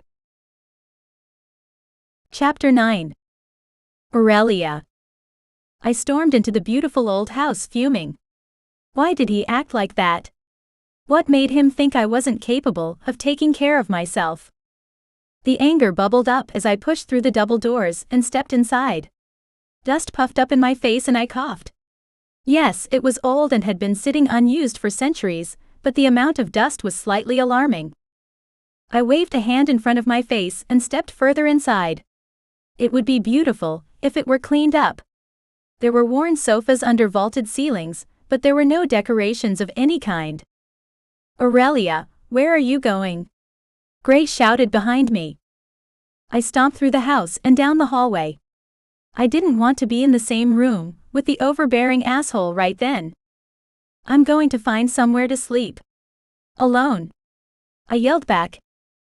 Maybe I was being dramatic, but I was tired of everyone thinking I was helpless. I was the one who'd stopped the mind control on the guards outside, not any of them. We don't know if it's safe, Gray called again. And I'm the most powerful person in the room, so I will be fine. I waved a hand over my shoulder. At the end of the hall, there was a door that I shoved open.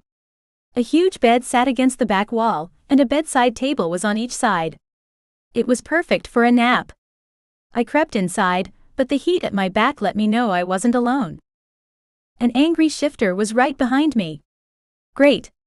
He couldn't just give me a little time to myself? I spun on him and poked a finger into his chest. I said I wanted to be alone. And my father always taught me to never go to bed angry with your mate, so we're going to have this argument now. Gray crossed his arms over his chest and crowded closer.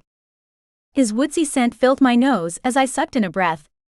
That wasn't going to help me stay mad at him. My shoulders slumped. What do you want, Gray? I'm tired. I shook my head. We need to check that it's safe before you sleep, he said. He reached for me, but I backed away.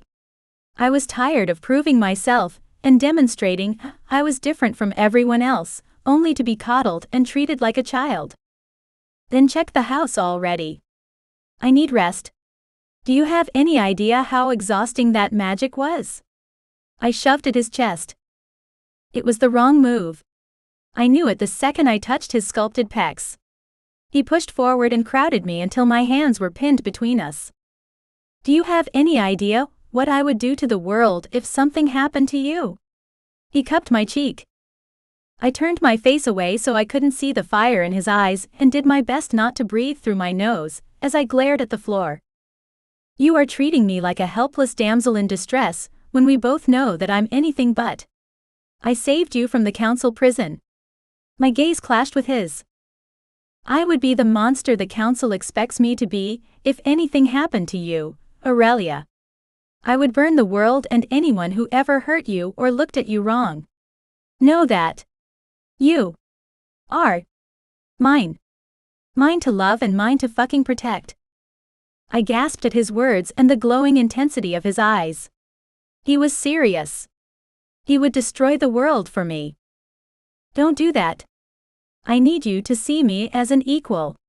You and the others are constantly surrounding me in a fight, guarding me like I'm some kind of porcelain doll that needs protecting, or I might shatter. How do I prove more than I already have, that I'm not going to break? I threw my hands up in the air. I do see you as an equal. Hell, you're better than me in every way. You are the one who made it possible to go home. You are everything to me, and the idea of losing you makes me crazy, Gray growled. He slammed his lips against mine in a brutal kiss. I tried to push his chest, but my fingers gripped the shirt he was wearing and pulled him closer instead. His hands rubbed soothing circles on my back as he kissed my forehead. It's not in my nature to let my mate jump headfirst into danger, my love. He rested his chin on the top of my head. But I'll try to stop being so overbearing and protective. We aren't going to have a choice soon, Gray. The council is coming for me, and I'm the only one who can stop them. Why would the fates rest this all firmly on my shoulders alone?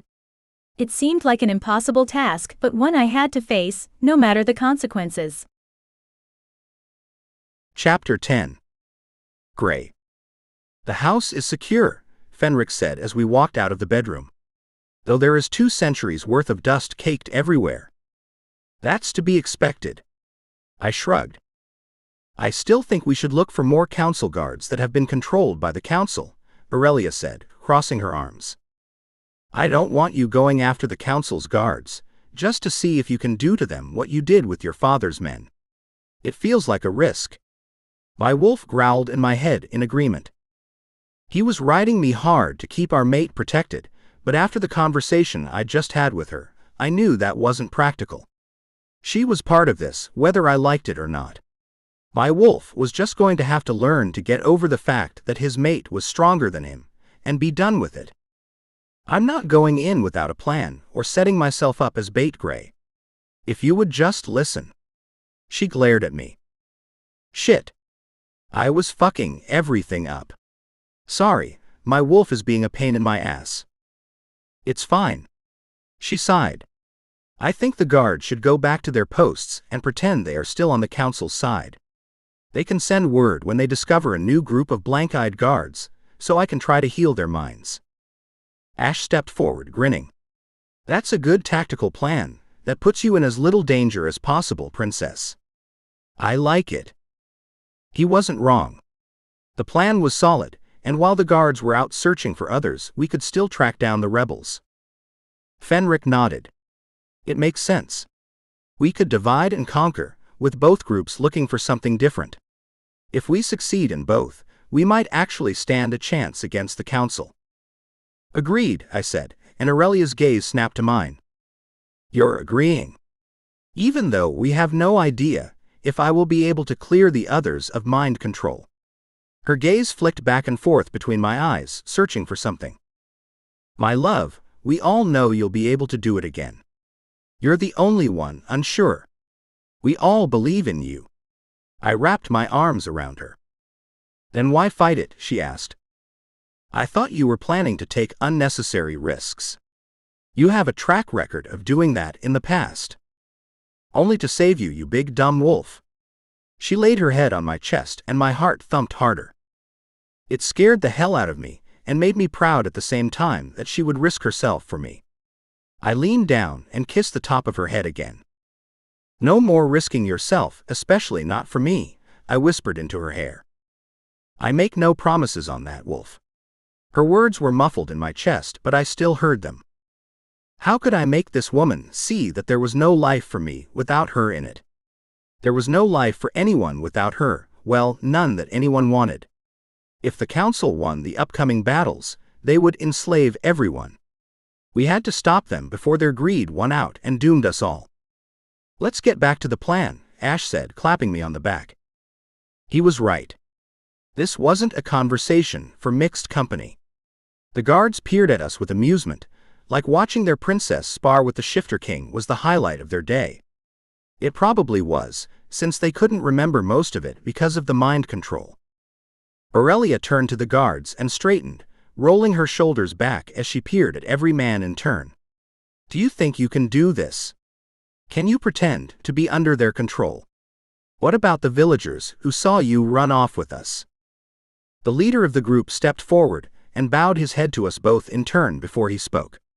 It would be our pleasure to deceive the council and save our fellow warriors from their mind control. We will gladly accept this task. What about the villagers? Aurelia chewed her bottom lip. We will tell them that we followed you to apprehend you, but you escaped us. He clasped his hands in front of him. It's a smart plan. Fenric nodded. Okay, but if the council finds out, I want you to get out of there immediately. I won't risk people. I can't. Aurelia wrung her hands together. On your order, princess. If we are found out, we will abort the mission.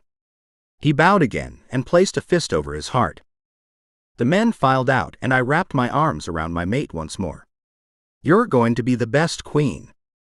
Someday, but only if we can conquer the council.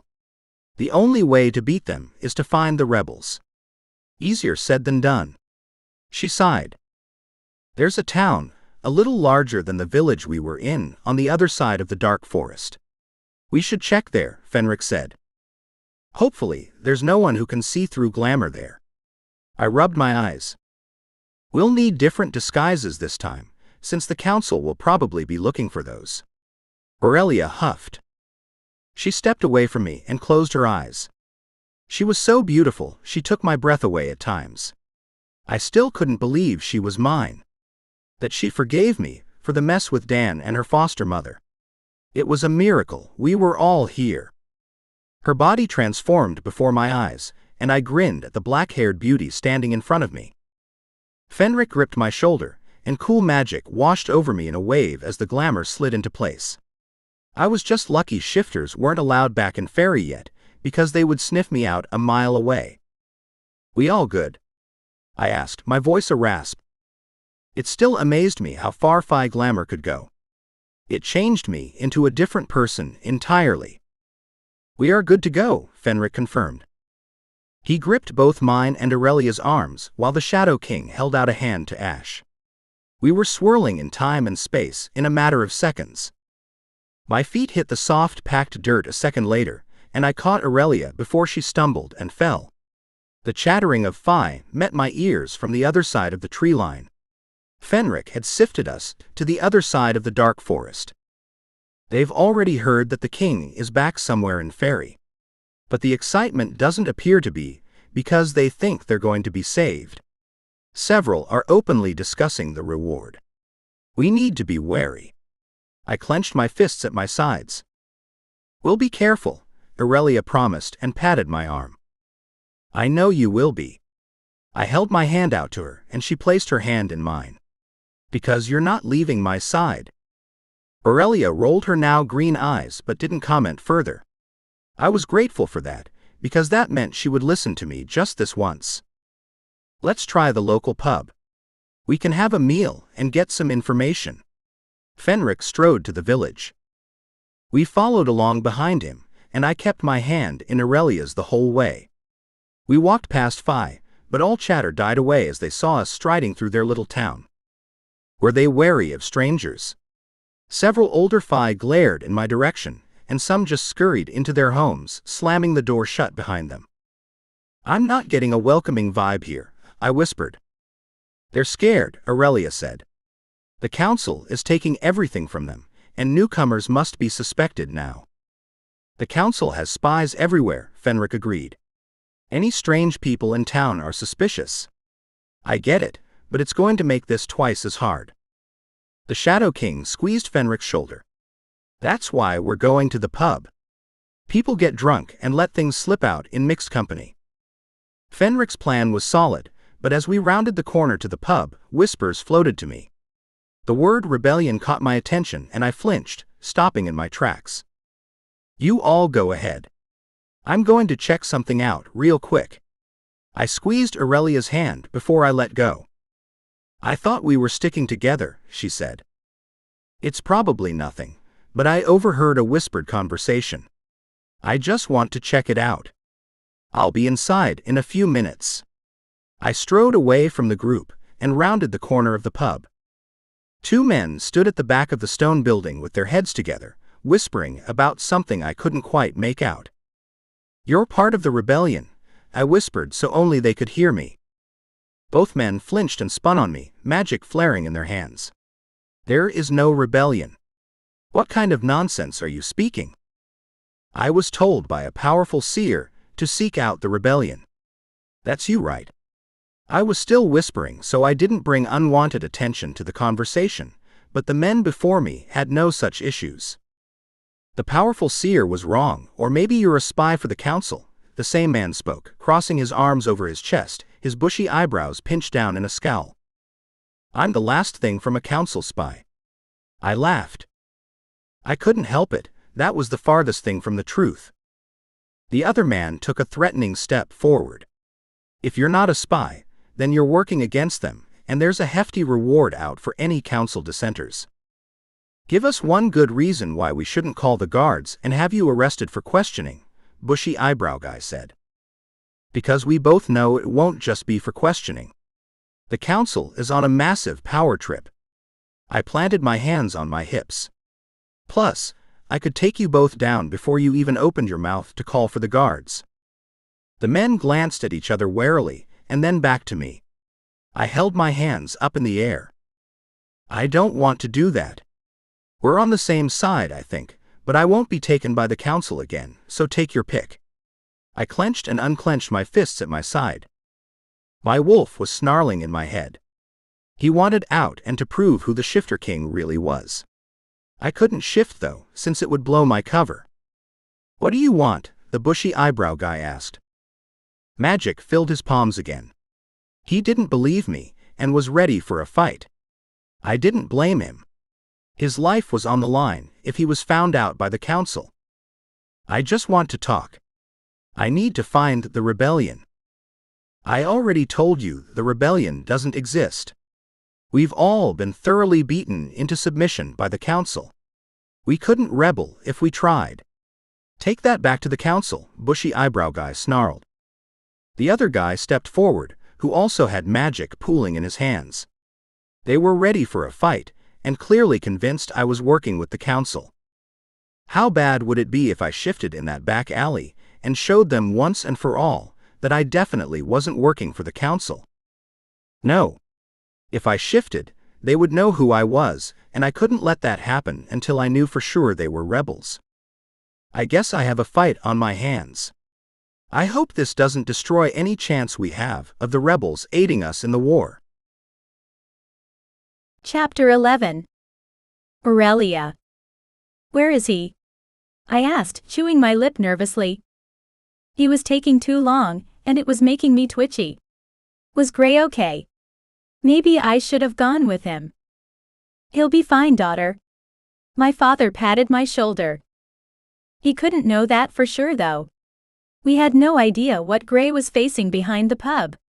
What if the men he confronted had called the guards, and I wasn't there to clear them from the mind control? What if he was attacked? Could he stop his wolf from shifting?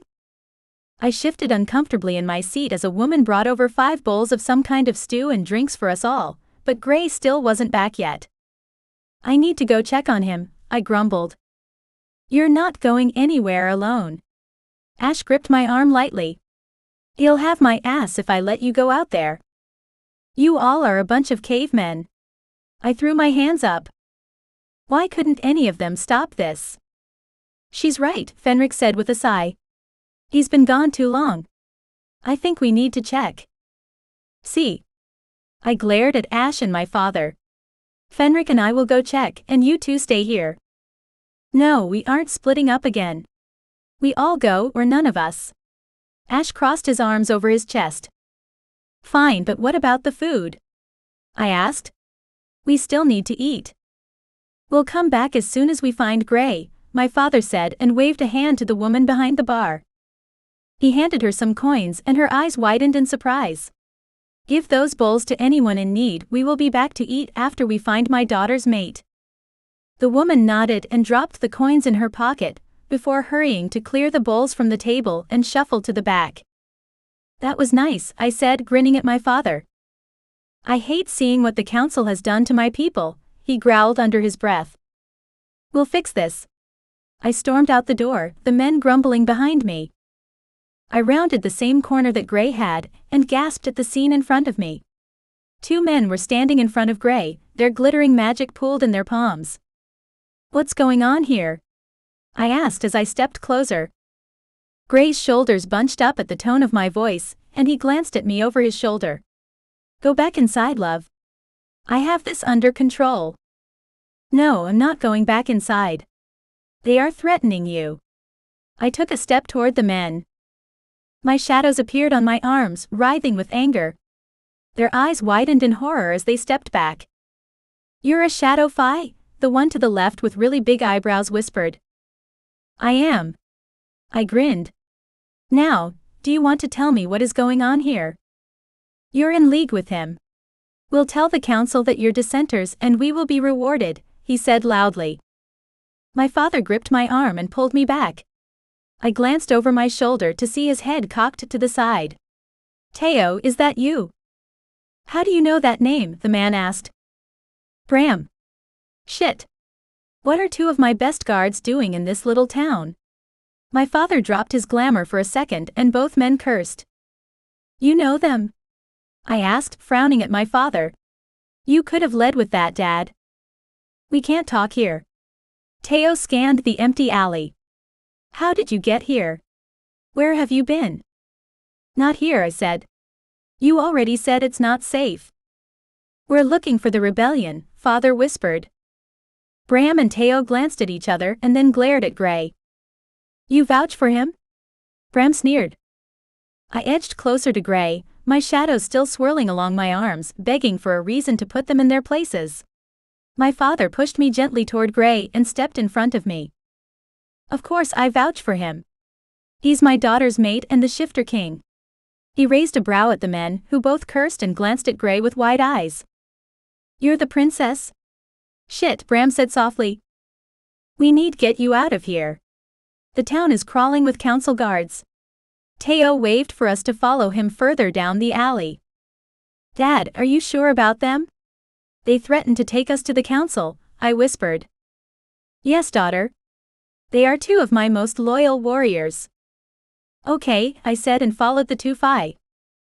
I hoped I wasn't following them to the destruction of the realms, because that was what it felt like. I gripped Gray's hand in mine as Asher and Fenric closed in on us from both sides. When did the loyalties shift? Fenric was next to Gray and Ash was at my elbow. I glanced up at him warily, but he just winked at me. I take my promises seriously, princess. I will protect you, until the end of this war and until you stop requiring my protection. My magic could put you on your ass, you know. I raised a brow but a gust of wind hit me, and onyx hair flew into my face. Ash chuckled and called his magic back. I stuck my tongue out at him, and directed the shadows to shove him back. He stumbled but righted himself quickly. You play dirty. I like it. Don't ever forget it, I said. Teo and Bram stopped in front of a decrepit building, the door barely hanging on by a single hinge. I shot them a dubious look, because this wasn't what I'd expected for the underground hideout for the resistance. Are you sure this is where we want to go? I asked. It feels like a trap. It's not a trap, I swear it, Teo said. It's just a safe place to talk. I glanced at my father dubiously for confirmation, and he nodded. It was now or never. If we wasted this opportunity, we may never find it again. Gray squeezed my hip in reassurance, and I followed the strange men into the gloom. Bram lit a small oil lamp once we were all inside and away from the door. Teo walked around the room, his hands pointing to the walls as they glowed a soft yellow. Was he putting up wards? I needed to learn how to do that if Fae were able to. It's safe to speak now, Teo said as he took a seat next to Bram. Bram waved a hand for us to sit around the wooden table and get comfortable. This conversation may take a while, so you might as well sit. We took the offered seats, and I was sandwiched in between Ash and Gray. They were cavemen who always had to protect me, but I got it, sometimes. How did you get out of the castle? My father asked. Everyone was either sent to cells or mind-controlled if they didn't cave willingly to the council's demands. Can you drop your glamour? It's weird talking to strangers when so many of them have been council plants lately. Teo frowned. I dropped my glamour and both men bowed, cursing themselves for the way they'd behaved before. Princess, please forgive us. We didn't know who you were. Bram practically laid his head on the table in front of him. I was glamoured. It's fine. Please rise. I glanced around, shifting uncomfortably in my seat. Tell us how you escaped the council. We weren't at the palace when everything went down. We were here visiting with family, Bram said. A few days after the council ransacked the castle, word got to us here that the king was in prison and the council now ruled. We were set to head back to the castle, but hid in these tunnels until it was safe to return and search for survivors. Teo shook his head. We found a couple men huddled in the passageways, practically starved, and brought them back here. I gasped at those words. I had been in the castle, and had only ever encountered one person. Had I not searched hard enough? I hung my head as tears burned the back of my eyes. I could have helped them, but I didn't look hard enough for survivors. Gray pulled me to his side and rubbed my back. I buried my face in his neck to stop anyone from seeing my weakness. Princess, what is it? Teo asked, leaning over the table. I could have saved them. I sniffled. What? No. They were well trained to hide in the tunnels if the council ever came. You weren't at the castle. There's nothing you could have done. Teo shook his head. I was at the castle. I searched for survivors in the dungeons and only found one Fae that wasn't hostile. I sniffed again. I should have searched harder. Bram straightened and stared me down. Those men are alive, Princess. They went through hell, but they are alive. You did not fail them by not finding them, and they are on our side. It helped a little to know they were alive, but they'd still suffered because I hadn't been strong enough to fight the council then. How many people had suffered because I was too weak to stand up to Ronaldo and his fucking council? We need to find the rebels. We need an army. I'm working on parts of the army, but we just aren't sure we'll have enough men to take them down. I ran a hand down my face. The rebels want the monarchy back. They just don't think it's possible with the king in prison, or possibly dead. The council has spread many rumors. Bram clenched his hand into a fist. The king is right here, my father said. And I'm disgusted with the taxes, and the slavery the council is subjecting the people to. We had to flee the closest village to the castle, because they are basically slaves, and the council isn't giving them enough to survive on. It's horrific. Most of the people there tend the fields, Teo said. Yes, and they still are, but they are only given enough rations for one person, even though many have families to feed. They are starving and desperate. They need help, and the only way we can do that is to take down the council, and the only way we can do that is with the help of the rebels. My father slammed his fist on the table. We'll take you to the rebels as soon as we can, but I just want us all to get on the same page first. Bram leaned back in his chair. It seems like we're all on the same page already. I crossed my arms over my chest. How did you get out of prison? Teo asked my father. Aurelia busted us all out. He nodded to me with a hint of pride. Zeke helped a lot, I mumbled and glanced at Ash. I hoped that I didn't bring up a bunch of bad shit for him. The night when Zeke was shot blasted through my memories without my consent, and my shoulders slumped. The loss was still too fresh. It had only been days since we'd left Zeke bleeding on the ground. My father took over the conversation, obviously realizing that I needed a minute to compose myself. They got us out of the prison, even if it was in an unconventional way. I may have blown a few hundred gallons of their mind control serum sky high. I shrugged. Zeke was still on my mind, and Ash seemed to realize it. He placed his hand on my shoulder and squeezed it gently. I think we're all caught up. Now, can you please take us to the rebels? We don't have time to spare. I grimaced as I stood. Yes, Princess. We can take you to the rebels now, Teo said, and I smiled. Hopefully, the rebels would help our cause, because if they didn't, I had no idea what else we would do. Chapter 12. Gray. Okay, Bram said as he pushed up from the table. Let's go to the rebellion. Instead of taking us back the way he came, he moved through the room to a different door that was shrouded in shadows. Where were they taking us? I wrapped an arm around Aurelia's waist and followed the men as they opened another door. It was dank and cold as they led us down the corridor. What the fuck was happening? Why was I following these Fae into the dark tunnels without any real assurance that we would be safe?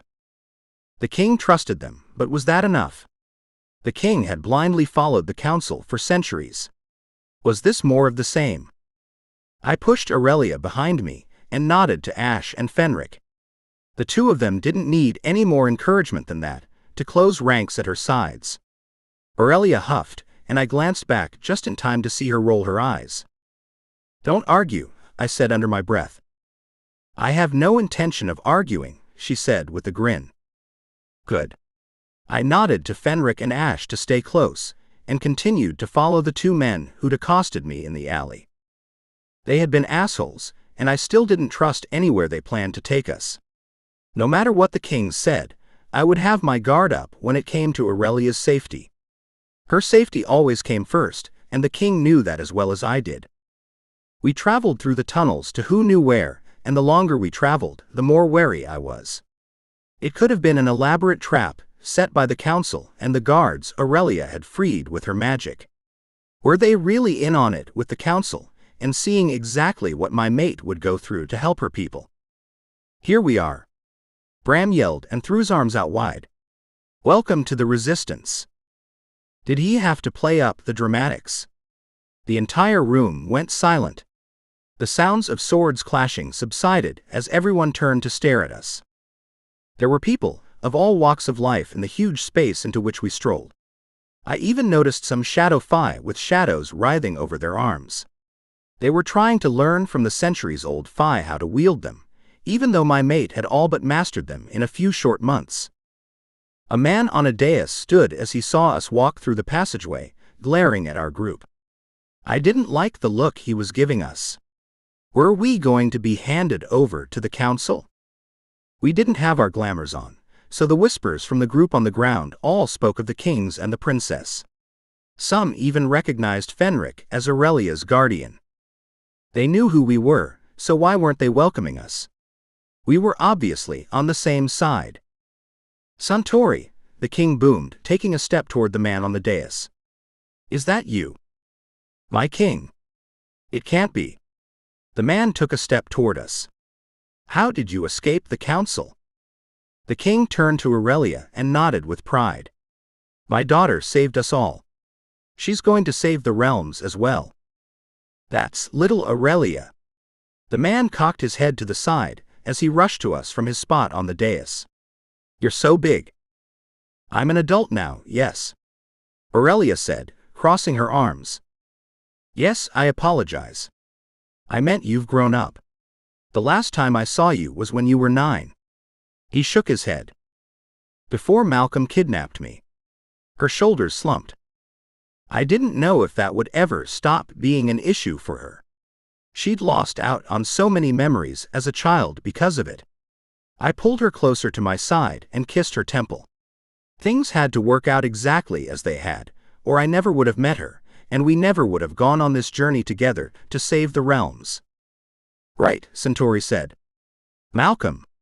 Has anyone taken that bastard's head yet? No. I growled. But I plan to, at the first opportunity.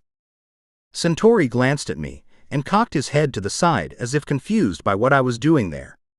I rolled my shoulders back and stared the Fae down.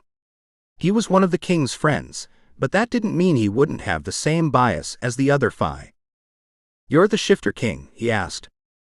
Yes, I said, even though I didn't feel like much of a king as I fought for my life against the council. How did you get to Fairy? It was a general question, not an accusation, and I pulled Aurelia a little closer. My mate is incredible. I kissed the top of Aurelia's head. Mate?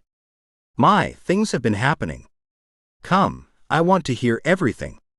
Centauri spun on his heel and barked orders at the people that were now standing around gawking at us. "Get back to work. We need to be in top shape to defeat the council," one of the trainers bellowed as we passed. "We need your help," Aurelia said at my side.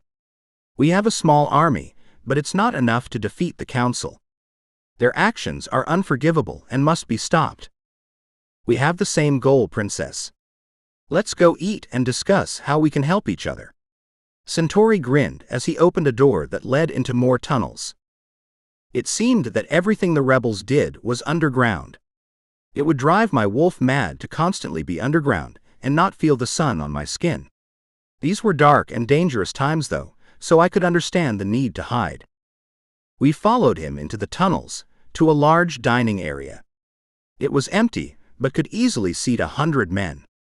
Centauri yelled something, and several women bustled out of the kitchen with platters of food. That was convenient. "What's been happening here?" the king asked Centauri. "When the council announced that they'd arrested you for treason, I was suspicious. There was no reason a king would commit treason. A few of your guards were here on leave and I sought them out.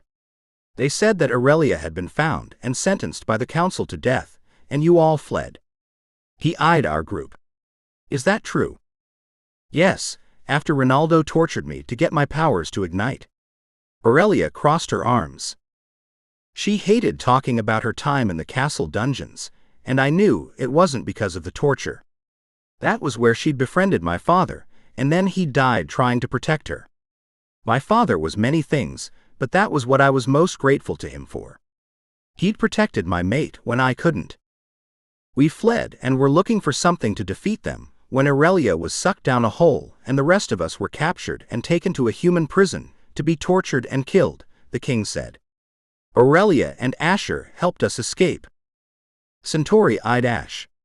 "You're a rider of the hunt, yes? Why do you care about what the council is doing?" "Fairy was once my home too." Ash shrugged, but his body was rigid as if he were expecting a fight. "Despite that, I have alliances to uphold, and the longest-running friendship besides my brother's is with Gray. He needs help and I'm there for him." "Likewise, brother." I clapped him on the shoulder. We all dug into the delicious food set before us. I hadn't realized how hungry I was until I'd started eating.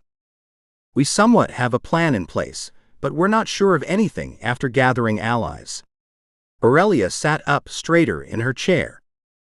"And how do you plan to gather allies?" Centauri asked with a raised brow. We encountered a group of soldiers with blank eyes. They were being controlled by the council. I was able to remove the mind control, but we suspect that council has more of the shadow warriors controlled the same way. Those warriors are searching for more guards that the council has under their power, so I can remove the control from them as well. Centauri sat back in his chair and gripped his chin between two fingers. "The soldiers only come out to police the people. If you want to find them, you're going to need bait." I stiffened at his words, not liking the sound of that at all. I glanced at Aurelia at my side and shook my head, already knowing what she was going to propose. "No. You're not going to be bait." I clenched my hand into a fist. "Not just me. Isn't there a bounty on all our heads?" She grinned. "I'll be bait then, and you stay here." "I can't. I have to be the one to release them from the mind control, Gray." Aurelia crossed her arms and glared at me. She wasn't wrong, but I couldn't help my need to protect her. She was my mate. I needed her safe. I tilted my head back and squeezed my eyes shut. My wolf was banging against the cage inside my chest. He wanted to shift and show her who the true alpha was. He wanted to snarl at anyone who got close enough to harm a hair on her head. I took a few calming breaths and pushed him down. His instincts to protect his mate were right, but she didn't see it like that, and I had to try to stop the caveman shit. "Fine. You glamour yourself like someone from the town, and I'll be bait. He wants me alive to experiment on." I shot her a pleasing look, but I already knew it was no use. "No, we all act as bait. It's the only way we can explain all the backup we are going to have when they bring us in." Aurelia shook her head, and I sighed in defeat. How many men can you gather to take us to the guards? I asked Centauri. There are 5 of you, so I would think 10 would suffice. He shrugged like this was no big deal. What if something went wrong though? What if this plan didn't actually save anyone, and instead was walking us to our doom? It's fine, Gray. Aurelia squeezed my hand. We will have plenty of backup, and hopefully free more guards from the Council's mind control. But what if we're wrong, and there aren't as many controlled Fae as we think? We could be walking into something we can't get out of, I said. Ash Fenric, what do you think? I think it's risky, Ash said. I would much rather the princess stay behind, but I understand why she can't. We have to remember they're looking for us as a group, and will be suspicious if she's not with us. I clenched my hand into a fist. I hadn't thought of that. He was right though. The Council would never believe they'd caught us without her. They'd known she was with us when they grabbed us outside the portal. Fine. What do we need to do? I sighed in resignation, hoping I didn't just doom us all with my agreement. Chapter 13. Aurelia. Is this necessary? Gray grunted as one of the rebels tied rope around his wrists in front of him. They aren't tying it tight. It's just to make the guards think we're under their control. I bumped my shoulder into his. My hands were already bound in a similar way to Gray as we got ready to make the drop. Well, maybe we weren't making an actual drop, but the Council thought we were being handed over, and that was what really mattered. We needed more warriors, and this was the perfect opportunity to get them. Centauri and his men ushered us through the tunnels to the drop point. We were surrounded by grim faces, though a few sent me nervous glances like they didn't want me to do this. I was their princess and one-day queen if we stopped the Council, so I understood the concern. I had to do this though. No one else could do it but me. Centauri pulled to a stop in front of us, and glanced at me over his shoulder. Are you ready, Your Highness? He asked. As ready as I'll ever be. I shrugged. You can still change your mind, love, Gray said, his eyes were pleading with me. And do what? Stay behind and let the men fight, and probably get captured by the Council? Again. I twisted my arms in the ropes. They were very loosely tied, so I could get out of them easily. That was a low blow, love. Gray flinched. I thought you were dead. I'm sorry. I'm just tired of people expecting me to sit back and be the damsel. I'm not the fucking damsel in this story, I'm the hero. I stomped my foot. Every man in the tunnel stiffened at the loud noise that echoed off the walls. Centauri nodded his head, then opened the door. Bright sunlight filtered into the tunnel. I took a deep shuddering breath and rolled my shoulders back. It was time to face the Council guards and hopefully bring them out of their mind control. We marched through the dark forest silently, surrounded by the rebels. They would shove one of the guys occasionally, just to make it look good. The canopy of trees blocked out the sun, leaving us in an eerie gloom as we trudged along. Those trees didn't speak to me in the same way as the others in the realm. Here. Centauri barked as we came into a clearing. There was no one there yet, but the guards would be arriving soon, I was sure. Ronaldo wouldn't waste an opportunity to capture us again. We were the biggest threat to him and his plans.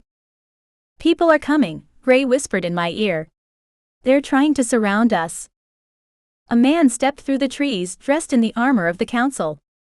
His eyes glittered with malice and were completely clear of mind control. Shit, I whispered. He's not being controlled. More men stepped between the trees. There were probably 20 in total, and only half of them had that blank expression I'd seen before. Are you sure? Gray mumbled. We can save the ones that are being controlled, but this is going to be bad for Centauri and the others. I chewed my lip. If any of the Council soldiers get away, they will be labeled dissenters. Ash glanced at me. Maybe we should make sure none get away then. Centauri stiffened at those words. He didn't like the thought of killing these men any more than I did, but we didn't have a lot of options. Let's just take it one step at a time, I said, scanning the group. The man with the cruel smirk stepped forward and bowed mockingly. "Your Highness, we've been looking for you." "And why is that?" "So you can take me back to your master, and murder me." I raised a brow. My fingers itched to ditch the ropes around my wrists, but I had to time it perfectly. I let the magic build beneath my skin and tingle down my spine. "You think the council wants your death? On the contrary. You will be the most prized slave of all once they control your mind." The man laughed. "I know Ronaldo wants me dead." "No, not with all that untamed magic running through your veins that he could control. The High Counselor wants you under his thumb." I glanced between the others as a growl sounded behind me. We needed to stop talking, because the overprotective men in my life were all about to lose their shit. The man just openly admitted to the use of mind control by the council. Was he stupid or just overly cocky? Probably both. I clasped my hands together and the ropes fell from my wrists. The magic under my skin blasted out of me, seeking the men who were being controlled. They all dropped to the ground holding their heads, and the man in charge laughed maniacally as he drew his blade. I knew this wasn't going to be a simple drop. "You think your resistance is secret? Nothing is hidden from the elders." He swiped his blade at Centauri, who jumped back. Gray released his and the other's hands with the help of his claws, and gripped the sword at the belt of the closest rebel. It was exactly as we practiced. Shadows writhed along my skin and mixed with my magic, as the men who were controlled blinked rapidly before standing. They were confused, which was understandable, but we didn't have time to waste. The leader swiped his blade out, and the clang of metal against metal met my ears as Gray faced off with him. A gust of wind blasted through 3 other guards, throwing them back into the trees on the other side of the clearing. I turned to Ash and saw he was wielding his sword and his magic at the same time. He winked at me and slashed at his opponent. "Kill the rest. I need the princess alive," the asshole fighting Gray bellowed. My magic exploded out of me as he sliced into Gray's side with his sword. Gray grunted as he stumbled back. Someone was screaming, the shrill tone hurting my ears. It took me a second to realize it was me. The guards that were previously controlled jumped into action, forming a circle around me, but I shook my head. "Help him. My mate needs your help." The guards glanced at each other before peering at my father. "Your princess gave you a command. Do it." Father roared. He was fighting 2 of the council's guards at once, using his magic and a borrowed sword. "We need to get out of here," I yelled. One of the shadow guards we just saved turned in my direction. "Go, princess, we'll distract them." I didn't like the sound of that, but with Gray injured, there wasn't much choice. The rebels shouldn't have even been there, but they came to help me. We'd thought it would be easy. I would use my magic on the guards and they would all fall in line. We were terribly wrong. The guards unsheathed their swords in unison and attacked our enemies. The man who stabbed Gray took a step back as the one who spoke lashed out at him. "What? That's impossible." He scanned the group of Fae that were now on our side with wide eyes, and parried another blow from my new friend. "It's not impossible, and it's the very reason Ronaldo will never control me." I glared at the idiot as I rushed to Gray's side. The guard lunged at me, and I twirled to the side, throwing shadows in his face as I did. He grunted, but he swung again and again. I didn't have a sword, only the small dagger on my belt that Gray had insisted on. Oh gods, Gray. I hoped beyond hope he was okay. Fenric was next to me in a second. He slashed his sword at the guard and the man jumped back, a grin plastered on his face. "The traitor. Your head will bring me power with the council." He laughed mockingly. "You have never been a better swordsman than me, Malachi." Fenric held his borrowed weapon higher. "No. I think you're remembering things backward. I was chosen for the council's guard, and you were chosen to babysit a princess." Malachi laughed. "I was chosen for the highest honor of guarding our future monarch, while you were nothing but a cog in a corrupt machine. You were a grunt chosen to do the council's dirty work," Fenric snarled. I glanced over at Ash, who was still battling a guard, when 2 of the warriors I'd saved rushed to intercept the guard attacking him. What are we going to do, princess? We need to get out of here. I leaned down to inspect Gray's wound. Something didn't look quite right about the stab wound. I peered at Gray, but his skin was ashen and his breath rattled in his chest. I ran my fingers over his face, and he blinked up at me in confusion. Go. You need to go without me. He coughed. No, I said. I'm not leaving you behind. He leaned up on his elbows and tried to roll to his knees, but I pushed him back down. Fenric stood at my back, the clash of swords clanging in my ears. What was going to happen if I didn't do something quickly? All the council guards were fighting with the shadow warriors I'd freed from the mind control, and Centauri's men formed a wall around us. 2 men rushed forward and picked Gray up, gentler than I would have thought possible for trained warriors. We can't go back to base. If they follow us, then we will doom everyone. Centauri stepped forward. Agreed.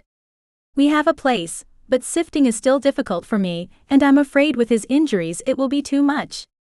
I wrung my hands together as I stared at my mate. Go, princess, one of the warriors shouted. We'll hold them off. Do you know which way to the house? I asked Fenric. Yes. He nodded. Let's go. I waved a hand for him to lead us back to the house. It wouldn't hold everyone for long, but we could get away from the assholes trying to kill us. We followed behind Fenric, and I prayed to whatever gods might be listening that the men we left behind would be okay. I had others to worry about though. I had to worry about the realms and my mate. He couldn't leave me now, just when we were coming to the end of this war. I needed him. I glanced at him, and his eyes bored into mine. You should have left me behind, my love. I am nothing but a burden right now. Stop it. We aren't leaving you behind, you self-sacrificing idiot. I threw my hands up. Why the fuck would we leave you behind? Asher roared and shook his head. I'm only slowing you down, Gray rasped. Shut up, Fenric growled and stomped ahead. I don't care if you slow us down. We will fight if we need to. I refuse to let you die out here. It's you and me against the world, remember? I rushed to catch up with Fenric. I couldn't take another word of Gray's self-sacrificing bullshit. I needed him just like he needed me. I was pretty sure I'd proven that again and again. I would prove it 1,000,000 times over, as long as it meant he was sitting safely by my side. The only problem was that no one was safe. Even if we got back to the house in time, something wasn't right, and I had a feeling nothing ever would be again. Chapter 14. Gray. They were being unreasonable as we trudged through the dark forest. They needed to sift back to the house to flee the council, but Aurelia refused to sift because it might be too much for me in my current condition. Leave me behind, I demanded, but they had all stopped listening about 10 minutes ago. Aurelia didn't even turn at my demand. Her shoulders stiffened, but she continued to stomp forward. Maybe we should just knock him out. His hollering to be left behind is probably bringing attention we don't want. Centauri chuckled. No one hurts my mate, Aurelia said with a growl. He's being a pain in the ass, Centauri mumbled, but my oversensitive hearing picked up on the words. I don't care. Ignore him. She glared at me over her shoulder. No one is leaving you behind. It's not an option, so stop it. You would already be safe at the house if you had. I narrowed my eyes at her. This wound wasn't healing, and I didn't know how much time I had left. It would kill Aurelia to watch me die. I couldn't stand that. We're almost there, Gray. Stop with the bullshit. Fenric barked. I growled from my spot, flung over the rebel's arm like a sack of flour. I hated being weak, but I couldn't deny that the pain was visceral, and every second on this man's shoulder, pain sliced through me. The wound had stopped bleeding quickly, but it still wasn't healing. There was something terribly wrong, and I didn't want my mate to watch me die from a council guard's blade. The wound wasn't closing, but rather turning an ugly shade of greenish black. I expected poison, but I couldn't be sure. It had been centuries since I'd been back to Fairy, and anything could have been developed by the Fae since then. I was carried across the tree line, and we stopped outside the wards to the house where we were staying. I groaned as we walked across the wards, and 1,000 fire ants lit me up from the inside out. It wasn't actually fire ants, but the effects the wards had on me as I passed. I stopped arguing, as I was carried into the house to the bedroom Aurelia and I had shared. No one but the man who carried me and my friends followed inside. Aurelia wrung her hands as I was laid on the bed. I reached a weak arm out to her, and she sat on the edge of the mattress next to my hip. "What's wrong? Why isn't he healing?" she asked. The king stepped forward and bent at the waist to check the wound. His expression turned grim. "You knew," the king snarled. "I had an idea, yes," I said, glancing at the wall. The accusing stare was too much. He knew, as well as I did, that there was only one way to stop this poison coursing through my body. "That's why you were so adamant about being left behind." He crossed his arms over his chest. "What's going on? What aren't you telling me?" Aurelia asked. Tears pooled in her eyes, and she placed her hands over the wound on my chest. A green glow lit her palms as her power rushed through me. She was wasting her energy. I reached for her hands, but she batted mine away and kept pushing more magic into me. "Aurelia, stop," I whispered. "Fenric, help me," she said, turning to the Fae Guardian. "You're the strongest of us, princess. If you can't do it, then I won't be able to either." He hung his head. "No, I don't accept that. What is wrong with him?" Aurelia turned pleading eyes to her father. The king stared at me, and I begged him with my eyes not to put this on her. I didn't want it to be like this. Why couldn't the fates give me just one good thing that wasn't shrouded in sadness? The blade had poison on it, Aurelia. A poison that is resistant to healing magic. "That's why he's not healing," he said, glancing down at the blackened wound. "Poison? What kind of poison? How do we cure it? There has to be a way to save him." She jumped to her feet and paced. "No," I said. "Let me go. You can be happy again after you defeat the council. I don't want it to be this way." I reached for her hand and pulled her back down on the bed next to me. She only resisted a little bit, finally sitting down and glaring at every man in the room. "Someone better tell me right now how to fix this." Her gaze landed on mine. Tears stained her cheeks as they slid down in rivers. I reached up, wiping them away as my chest burned with agony. She was crying, and this would destroy her. Was I being selfish not to tell her the only known antidote to the poison?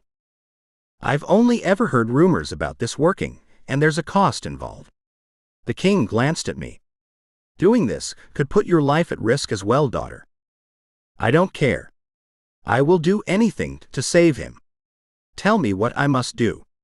She squeezed my hand. "It's all just rumors and speculation, but from what I have heard, the blood of a Fae is the only way to heal that poison. He would have to bite you and tie himself to you in a completed mate bond." "I won't do it. Not like this," I growled. "It will save your stubborn ass." Aurelia threw her hands up in frustration. "We don't know that," I growled. "He also didn't tell you this risk.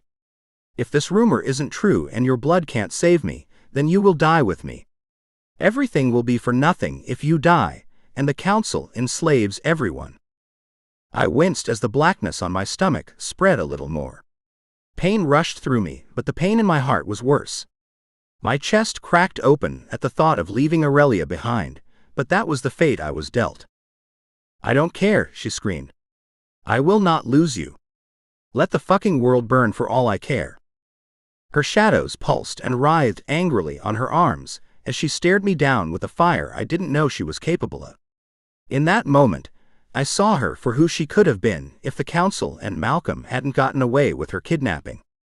She was fierce and angry and would let the council burn the world to the ground. "Aurelia, think about this," Fenric whispered. "I have thought about it." She rolled her shoulders back and pinned him with her stare. "I don't want to live in a world without him in it. Is that selfish? Maybe, but I have been running around the realms trying to stop the council for everyone else. Gray is mine. I think I'm allowed to be selfish this once." Fenric's shoulders slumped in defeat. He knew as well as I did that she wasn't going to budge on this. She called me stubborn, but she was even more stubborn than I was when she got something in her head. "She's not wrong," Ash spoke for the first time. "If anyone can survive this, it's the princess. You said yourself, Fenric, she's the strongest of us all. See? I can do this. I can heal him. As long as he does what he's supposed to." She glared at me. "It's not a risk I'm willing to take. You're meant to be queen.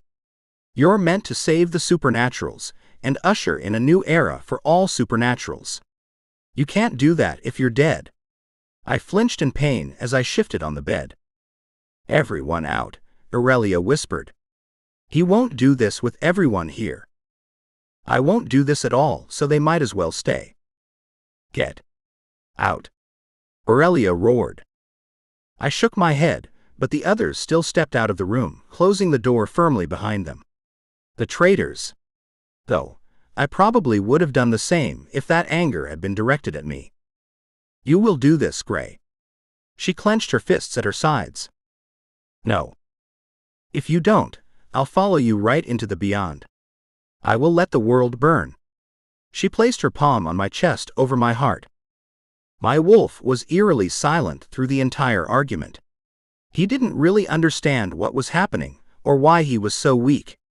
It was more of an impression in my mind than an actual feeling. "You wouldn't let everything be destroyed, my love. I know you're a better person than that."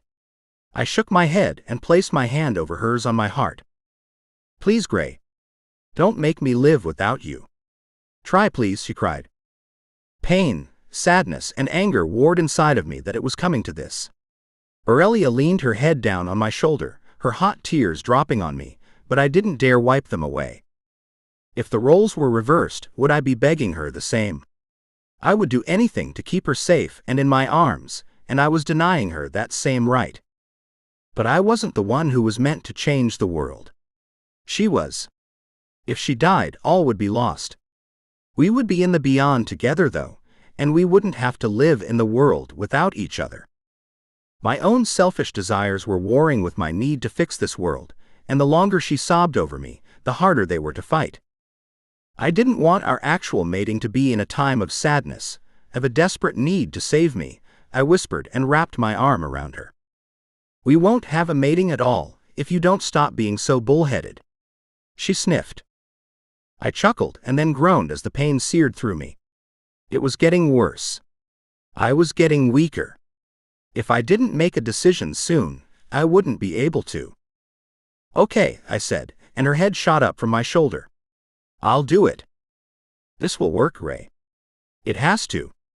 She grinned. Aurelia helped me to sit up in the bed, and I winced at the black marks crawling up my abs to my heart.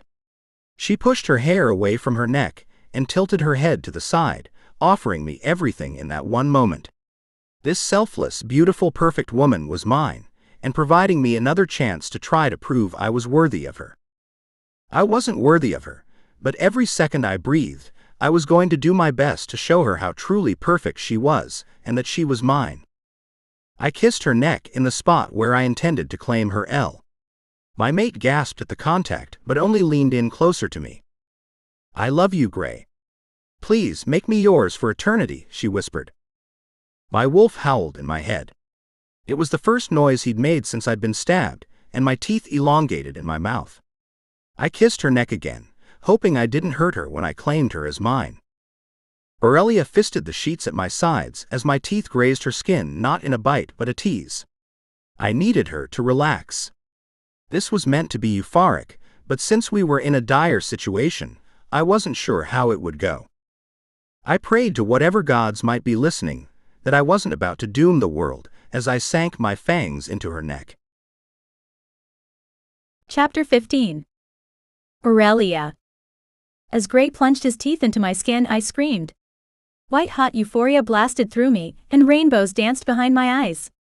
I didn't understand how anything that felt this good could have inspired such fear in my mate. He truly was my mate now. The bond snapped into place in my chest, and my body shook with pleasure. Gray. He pulled back and licked at my neck with a groan. I blinked away the fog in my brain and grinned at him. We're linked. We are, and we didn't die. He glanced down at the stab wound, but it was already knitting itself back together. You're healing, I said. I reached for him and ran my hand over the healing skin. It was rejuvenating, at an amazing speed. You don't usually recover that quickly, I said with awe. I took on some of your healing abilities. Gray brushed my hair out of my eyes and leaned forward, kissing me hungrily. You are truly perfect. I told you this would work. Gray wrapped his arms around me and pulled me into his chest. Yes, you're apparently smarter than me too. I'm glad you're seeing that now. I giggled. Gray cupped my cheek and kissed me again, not waiting a second before he was seeking entrance to my mouth.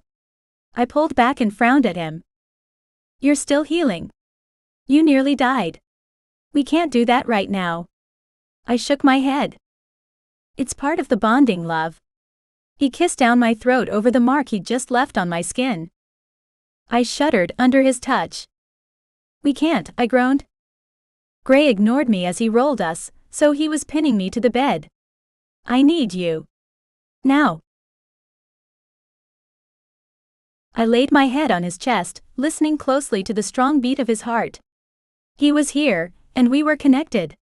I didn't have to worry about him dying. We should probably get up and do something. I shifted, but his arm banded tighter around me. Not yet, he whispered and kissed my forehead. I'm not quite ready to face the world yet after our mating. I glanced up at him with a frown. What does this bond mean for us? You healed faster than ever. I don't exactly know what it means. There will be changes in both of us in the coming days and weeks. He peered down at me with so much adoration in his eyes that my heart swelled with love for the man holding me. He was worth the risk. I wished he realized that more than he did. I never wanted to have another argument like that again. He believed in his own mind that risking everything for me was acceptable, but me doing the same was not. I hope you understand now that we are in this together, no matter what. If you can risk your life for me, then I can do the same for you. I poked him in the chest. You are literally the only hope to save the realms. Excuse me if I don't want to jeopardize that along with your life, when we both owe Ronaldo a gruesome final death. He rubbed my back as he spoke. I understood where he was coming from because we were fighting a war against oppression, but how good would that victory actually feel if I didn't have him there to share it with me? I don't care about anything if you're not there to share in the victory. I kissed his chest over his heart. We're in this together, Gray. For eternity. No more making decisions without consulting each other. I will try to contain my wolf instincts, as long as we can try to come to a mutual agreement where your safety is concerned. We're linked now, Gray. Our life forces are tied together, so your safety matters just as much as mine. He opened his mouth to protest, but my hand covered his mouth. No arguments. I know you feel the connection as strongly as I do. If something were to happen to you, I would die too. No more risks for either of us. We need to be smart if we're going to win this war. Fine. But there's no way in this realm or any other that I won't always worry about your safety. I will protect you with my last breath, Gray said. Even if that means it's yours as well. Chapter 16. Gray. I think it's time to go back, Aurelia announced to the others. We need to start planning for war. Centauri ran a hand over his face. Are your supernaturals ready for war? They're some of the best trained fighters I've ever seen. I nodded. Some of those people had been with me since I opened the syndicate. They had been training for centuries to take down the council. They were ready. They had to be. What about your people? Aurelia asked. I saw many just learning how to use shadow magic. When the time comes, the rebels will use whatever they have at their disposal to take down the council, Centauri said. Fenric leaned forward in his seat, eyeing us all. Are we sure about this? What do you mean? I asked. We don't have a choice but to take them down. No. That's not what I'm asking. I'm just wondering if we are moving too quickly. We only have one shot at taking down the council, and I don't want to blow it because we weren't prepared. We're ready, and I think we need to move before any of their experiments are successful. Their mind control doesn't work on shifters currently. What if they figure it out, though? They could take over half our army during battle, and then all would be lost. What about the rest of the controlled warriors? Fenric drummed his fingers on the arm of his chair. They will be freed as soon as the council is gone. They might already be on to the fact that I can free their guards, Aurelia said. It depends on the possibility the mind-controlled guards that fought against those assholes in the forest let any of them get away. We have to operate under the assumption that the council knows what you can do. I squeezed Aurelia's hip. Okay then, when do you leave and how will you contact us? Centauri asked. The man was obviously ready for a fight. I didn't blame him. After seeing for myself the destruction the council was bringing to the Fae, I was ready for this battle as well. I glanced at my mate and nervousness tore through our bond. What would happen to us during this war? War was violent, and there was never a real winner. People were lost on both sides, and lives were changed forever. We were fighting for survival, though. Not just our own, but that of the entire supernatural population of the realms. We will leave as soon as possible, and if you could allow Fenric access to sift into the tunnels, he will send words when it's time to fight. Aurelia sat up straighter in her chair. Her posture was rigid and regal. She looked every inch the queen she would one day become. Her doubts trickled into the bond, and I glanced over, flexing my fingers on her hip to get her attention. She peered at me with a small smile, as I poured all my confidence in her and our armies into the bond. I'll make it so the wards will accept Fenric, Centauri agreed with a nod. Okay, I guess it's time to go back and rally everyone together. I stood, pulling Aurelia up at my side. I never liked going back to the human world once I'd been in Fairy, but hopefully once we defeated the council, that wouldn't be an issue. I scanned the house, imagining a whole different life for myself and my mate. One where we could make the place a home. It wasn't realistic. We were both royals, and the house wasn't well defended, but it would still be ours. Fenric clapped us both on the shoulders and grinned. Ready to get back? Let's go. The faster we do this, the faster we can end the council for good. We swirled through time and space, and the landing wasn't as difficult this time, as my feet crunched the gravel as I touched down. Aurelia didn't even stumble this time. Were we just getting used to sifting, or was it the bond that made things easier? I was stronger now, and power thrummed beneath my skin, but I didn't dare use it until I knew what it did. We landed outside the wards, but I stepped in front of Aurelia at the scene that played out before me. The wards to the building were surrounded by the human military. Guns were drawn when they caught sight of us, and blank eyes stared us down. Fuck. We're in trouble, I mumbled as Malcolm stepped out from the crowd. I can save them the same way I did the Fae guards, Aurelia whispered behind me. She didn't move to stand next to me. I was grateful for that. She was letting me protect her. They're just humans. What if you break their minds? I asked. Even the Fae had been affected by her breaking the control on their minds. It wasn't painless. What else can we do? She asked. We're greatly outnumbered. Ash and the Shadow King stepped up next to me with their swords drawn. We're going to have to fight, and let Aurelia at least try. Malcolm is mine, I growled. Aurelia spun me toward her and kissed me hard.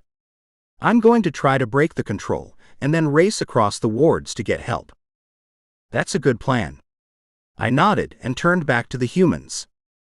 If Dan grabbed some of the others who were trained to fight, then we could even the odds a bit.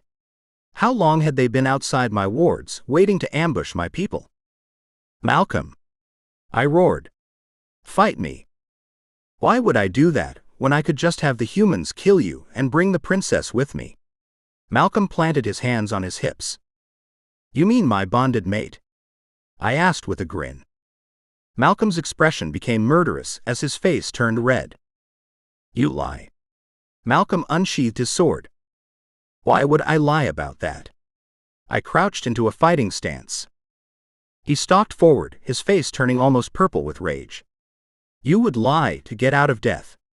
You think I won't kill you if it means her death.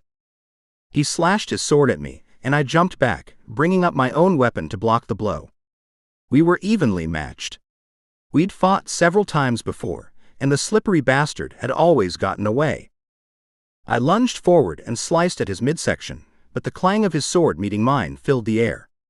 Magic bubbled up inside me, begging me to unleash it.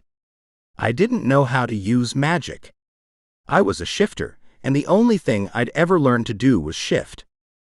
Malcolm swung his blade, and I parried with my own, as static electricity crawled up my arms and tingled at my fingertips. The sword glowed blue with power, and I swiped out at Malcolm again. The electricity hit his blade, and he yelped, dropping the weapon. The scent of charred flesh burned in my nose as he glanced down at his blackened hand. You really did bond with the princess, he said, and his good hand pooled with magic. Fuck. He was going to fight with magic now. I didn't even know how I'd done that with the sword. The magic had a life of its own. I gripped the sword in both hands, unsure what I was going to do now as more and more magic built in his palm. I told you I had. You're the one who didn't want to believe it. I shrugged with a nonchalance I didn't feel. He threw the ball of magic at me with a battle cry, and I swung the blade at it, running on instinct alone.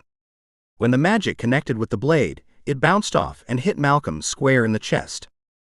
Malcolm screamed as his own magic burned a hole through his chest and he dropped to his knees. I stalked forward with my blade. I told you one day I would have your head. I swung the sword still crackling with magic in a wide arc, and his head tumbled from his shoulders and rolled away.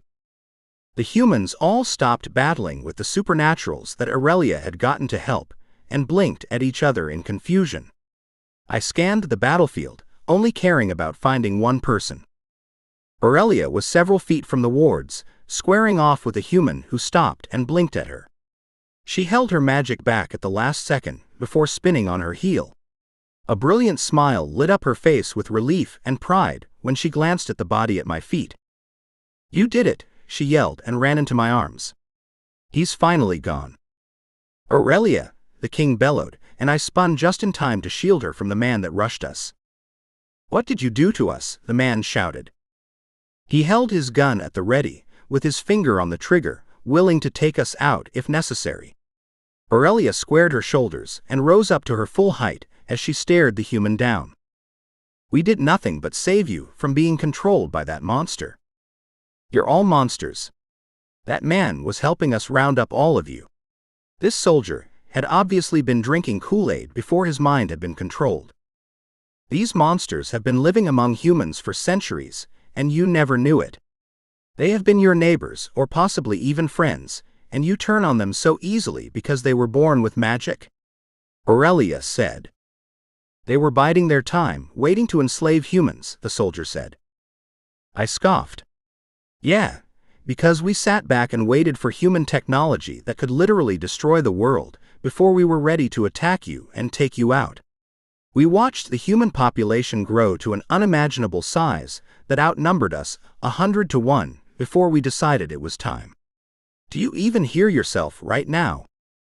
He's completely brainwashed, Gray. There's no reasoning with him. Aurelia turned to Dan. Lock him in the cells. He's a danger to us. Are we sure that arresting human soldiers is the best idea, love? I asked but nodded to Dan to do as she said. Dan stepped closer, but the man swung the butt of his rifle straight for Dan's head. His reflexes kicked in at the last second, and he gripped the gun, tossing it to the side and tackled the man. More soldiers raced forward, but the majority hung back to see what was going to happen. They weren't shooting at us, so we had an advantage. One man raced toward Aurelia, but before he could get there, magic buzzed beneath my skin, and suddenly, without taking a step, I was in front of her, blocking the blow of the weapon with my forearm. I reached up and ripped the gun from his hand and turned it on him, hitting him in the face. He crumpled to the ground. "Gray, did you just sift?" Aurelia whispered behind me. I glanced at her with a smirk. "I think I did." I turned back to the chaos. All the men who'd rushed us were being carted away by my team. The other humans still stood around with a mixture of awe and trepidation. "We are no threat to you. The Fae who have wormed their way into your government are the real threat. All we want is peace," Aurelia called to the soldiers still standing around appearing confused. A man dressed in all black tactical gear stepped forward and glanced at Malcolm's headless body with a frown. "We can't have peace. Now that supernaturals are known to the world, I fear there will never be peace between us." It was the same fear I'd had for centuries. It was why we'd worked so hard to stay hidden. As long as we were in the human realm, no supernatural would ever be safe. Chapter 17. Aurelia. The soldiers milled around the battlefield outside the ward. Most had no memory of anything that had happened in the last few weeks. How could the council control them so thoroughly that their memories were wiped clean? "Are we sure letting them go is a good idea?" Ash asked. "What if they lead the government right to us?" "The troublemakers are in the cells now, Ash. I can't hold the human army in prison because we're scared." "She's right. They will see it as an act of war," Gray said. He wrapped his arm around me. We hadn't had a chance yet to talk about the new powers he was displaying. He'd sifted right in front of me. I hadn't even learned to control that particular power yet. It only worked when my emotions were high. "We don't need a war with the humans." I sighed. "Once we defeat the council, everyone can return to Fairy and leave the humans alone. It won't end there, love. The humans know we exist now. They will always be looking for us." Gray pulled me in close. The soldiers wandered away in groups, speaking frantically to each other in hushed tones, but at least they were leaving. All except the man in the tactical gear who'd spoken before. He stepped up to me with a nod. "You're the princess everyone is looking for," he said. "I am. I remember more than the others. I am a Secret Service agent. I'm not even supposed to be working with the army." He shook his head. "You were at the gala." Gray narrowed his eyes on the man. "Yes, I don't remember everything but most of it. I have some information you might need." "Is there somewhere private we can talk?" the man asked. I glanced at the building, unsure if I should even suggest it. He'd been the one to say we would never have peace, but now he was asking for a private place to give us intel. I wasn't sure if that was the best idea. "Why should we trust you?" Gray asked. "You said yourself that we will never have peace. The information I have is what you want, and I'm risking everything, including my life, to give it to you. I can't talk out in the open like this." He scanned the clearing, but all the soldiers had already left. "How important is this information?" I asked. "Is it life or death?" "It could be, for a lot of people." The man glanced between us. I didn't know if we could trust him, but he was sticking his neck on the chopping block just having the conversation with us. What if he left, and that intel could have ended the war in our favor? "I think we should go inside, Gray. We should hear him out." I chewed my lip. "Fine, but I hope you understand we'll need to take your weapons and you will be guarded the entire time you're inside the wards." Gray stepped forward, waving a hand. Dan and 2 other shifters stepped around the man. "I understand." The man held his arms up. "Search him. Take any weapons he has, or any kind of listening devices, and then we'll step into the building," Gray said to Dan. The man had an impressive arsenal of weapons strapped to his body. It was a little terrifying. I never would have checked some of the places where they'd found guns and knives. "Take off your boots," Dan ordered. He untied the laces and took them off one at a time. Dan pulled 2 small daggers and a handgun out of each. "They have compartments in the heels," the man told Dan and clicked a button. A blade shot from the back of the heel of the boot and I gasped. Dan wrenched it out of the heel and handed the boot back to the man before doing the same with the other. "These aren't standard military issue," Dan grunted. I counted 15 weapons pulled from various places on the man's body, but they found no listening devices. "Use your magic, Dan," Gray commanded. "What magic?" I asked as Dan's hands glowed a midnight blue. "He can detect and disable electronics. So if there were any hidden devices on him, they won't be recording anymore." Gray crossed his arms over his chest. "I told him where the blades in my boots were. Why would I do that if I was hiding listening devices?" He shook his head. "You may not even know they're hidden on you. You were being mind-controlled, remember?" I said. He nodded and allowed Dan to continue his search. "I found something," Dan said with a growl. "It doesn't matter now though, it's fried. Let's go." I stomped forward. I was too curious for my own good. What information did he have for us, and why would he give it to us in the first place? He was Secret Service, and the president wasn't the biggest fan of supernaturals. My shoulders slumped as I followed them to the garage. It was hard to think about the gala. We'd lost Zeke that night and had to leave him behind. We all got into the elevator, and Gray pushed the button for the interrogation floor. That was on the same floor we just had all the horrible humans sent. "Are you sure that's a good idea?" I asked. "We need to make it look like he's on their side, and we're locking him up too. They will all be released to the authorities once we get a witch to wipe the memory of our location from their minds." Gray grasped my hand. "You have a tactical mind." The man nodded. "I appreciate you taking those steps to protect my life. Like I said before, we aren't the monsters we've been made out to be." I shuffled my feet as I waited for the ding of the elevator. The wait was torturous, even though it was probably only a minute. The elevator doors finally opened, and Dan shoved the man out into the room. Magical cells lined the walls, and Lydia screamed obscenities at us. It was just another day at the syndicate. "You can't leave me in here with humans," Lydia yelled. "You're lucky I didn't put any in the cell with you," Dan barked. "Now shut up before I cut your rations." Lydia closed her mouth and sat back against the wall, glaring at us. Well, she was glaring at me as usual. She hated me after what happened when I'd first came to the syndicate. She and Gray's second-in-command had done some shady dealings with Malcolm to get rid of me. She deserved to be locked up. "Don't bother with her. I forgot she was even here." Gray waved a hand as we continued past the cells. "Put him in the box. I need to have a chat." Gray glared at the men in the cells as he walked past them.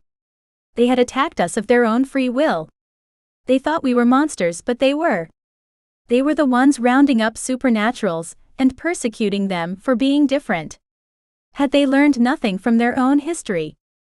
Apparently not. We followed Dan into the box with the Secret Service agent. It was a 12 by 12 room with no windows. It had a single metal table in the middle of the room that was bolted to the floor. I closed the door behind us with a soft click and turned to the agent. "This is the most secure place in the building besides my floor. You can speak freely here." Gray sat in the chair in front of the table and pulled me down on his lap. "You're the ones who've been rescuing the supernaturals from the prisons and the intake facilities," he said, if wasn't a question. "Yes," I said. "Why is that important?" "There's a secret facility that no one but the president and a few top advisors know about. We haven't been able to get to all of them yet." My shoulders slumped. I wanted to get everyone out of all of them, but there wasn't space here, and we had to gather an army. The fact that so many supernaturals were still being tested weighed me down. "This place isn't on any list you may have. It's top secret. Only for the high-profile supernaturals that the High Counselor wants for special projects." "And why are you telling us this?" Gray asked.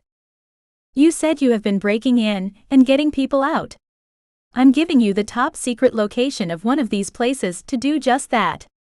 The man sounded frustrated as he growled the last word. "You lost someone." I cocked my head to the side. My wife is a witch.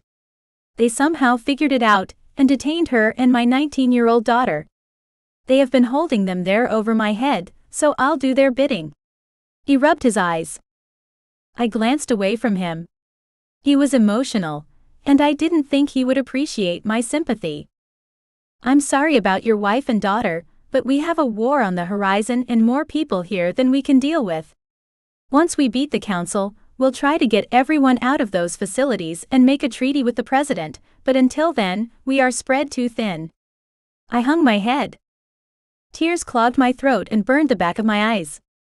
I hated leaving people in those facilities, even a day longer than they needed to be. "You don't understand. I'm not just asking for them. There's someone you love there as well." His eyes bored into mine. "What are you talking about?" I sat forward on Gray's lap with a frown. "The man with you at the gala. The one who was shot. He didn't die from that gunshot wound. He's still alive." Ash's fist slammed into the man's shoulder, toppling him over in his chair. The guy grunted but didn't fight back. He raised his hands in surrender. "You think you can get us to save your family faster by lying to us?" Ash growled low and threatening. He leaned over the man with a snarl before Dan clapped him on the shoulder. "Ease up. There are ways to find out if he's lying, man," Dan said. Ash straightened to his full height. His body was rigid, and his expression contorted with rage. "I'm not lying. I was ordered to stay with the president after you all fled, and what I saw was a bit terrifying. The man who was shot laid there bleeding, but a few minutes later the bullet popped loose from his side and the skin healed. I was forced to knock him out again, and they took him out through the back." My eyes widened and hope flared inside me. Could it really be true? Could Zeke really be alive? I glanced at Gray, but he was staring intently at the man. "How do you know he wasn't taken to a different facility?" Gray asked. "Malcolm ordered them to take him to the secret facility. He's there with my wife and daughter." He stood and brushed off his clothes. "Zeke's alive," Ash said softly. His gaze met mine across the room and a grin tugged at my lips. "Where is this facility, and how do we get them out?" He wrote down coordinates and handed them to Gray, but his expression was still grim. "One last thing.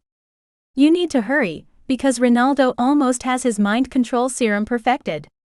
Once he does, they will be the first he uses it on." We were fighting against a clock again. Why couldn't anything ever be simple? Chapter 18. Gray. "This could be a trap," I said once we were back in my office, away from prying ears.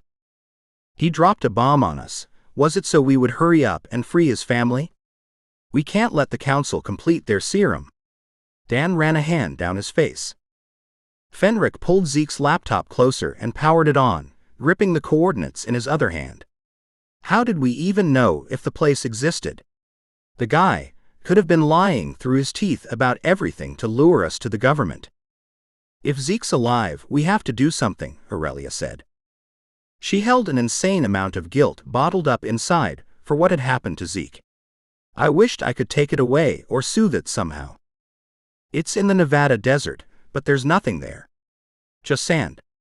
Fenric frowned at the screen. "Could they have them in a bunker of some kind?" Ash leaned over Fenric's shoulder. "It's possible." Fenric clicked a couple buttons. "There's no surveillance. It's also a no-fly zone." "What is that place?"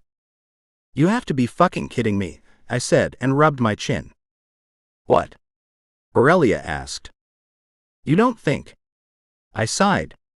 "No, it's too crazy to even fathom." Everyone in the room would laugh if I said what I'd been thinking. But the rumors about the place said it was some weird alien testing facility the humans had set up decades ago. Could it have been real all along, and now they were using it to test on supernaturals? "What are you thinking?" Ash asked. "Nope, it's stupid. I want a TAC team out there immediately. We need to see how good their security is, and best entry and exit points." I turned on the news and sighed. Just like every other day, The camera showed supernaturals in magic-blocking cuffs being shuffled onto buses. "I'm on it, boss," Dan said as he typed something on his phone. "Even without the council controlling them, this is still going on." Aurelia slumped in her seat. "We don't know who else they had keeping them under control. I doubt Malcolm was strong enough to control all the humans. I have a team of 5 heading out in 5 minutes. The Fae warrior guy that the princess brought back from Fairy is going to transport them," Dan said, still staring at his phone. "Good. The sooner we get some intel on this place, the better. I refuse to go in blind and risk everyone." I squeezed Aurelia's hand. Her worry for Zeke flooded the bond, and I pulled her into my side. I was worried for the rider as well. I'd thought, along with the rest of them, that he was dead. It was a relief to find out he was alive, but was it all an act? Was the human government trying to draw us out? The news droned on in the background, like nothing else was going on in the world other than the supernatural infestation, as they called it. Other countries had followed the United States' lead and began global witch trials, locking up anyone with a drop of supernatural blood. "New developments in science today," the newscaster said brightly. "Scientists are one step closer to identifying and creating a blood test to check for supernatural heritage. This breakthrough will be a huge win for the war on supernaturals." "They can do that?" Aurelia gasped. "I would assume it's similar to those DNA kits that they have to check paternity." That was not good for most supernaturals who had become adept at hiding in the shadows. If they made everyone take that blood test, even more supernaturals could be found and rounded up.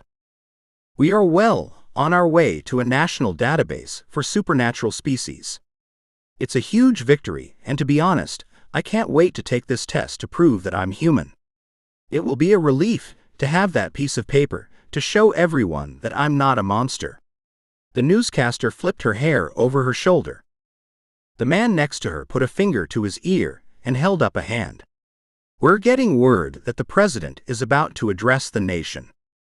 "I wonder what this is about," I groaned. "It can't be anything good." Ash straightened. The camera flipped to the rose garden, where the president walked out to the podium, his expression grim. If this was about the new breakthrough, he wouldn't have looked like that. Dread pooled in my gut, but it wasn't all mine. Aurelia's feelings rushed down the bond as well. "Hello, America. I have a heavy burden to bear today. 10 American soldiers have been declared missing in action. Yesterday, they were sent to a supernatural stronghold to detain everyone in the building, but they were ambushed with magic. Some of the men who came back said they were knocked out and detained by these supernaturals." He paused to let that sink in. I had a feeling that was what this was about. Any word on a witch that can erase those humans' memories of where they have been? I asked Dan. "We don't have a witch here that can do it, and the ones from the outside I called didn't answer. I'm hoping they haven't been rounded up like the others." Dan hung his head.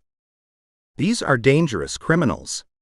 There is body cam footage of a shifter beheading a trusted ally of the American people. He will be sorely missed."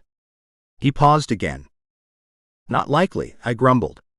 "Did you check all the men in the cells for these body cams and listening devices?" "Of course.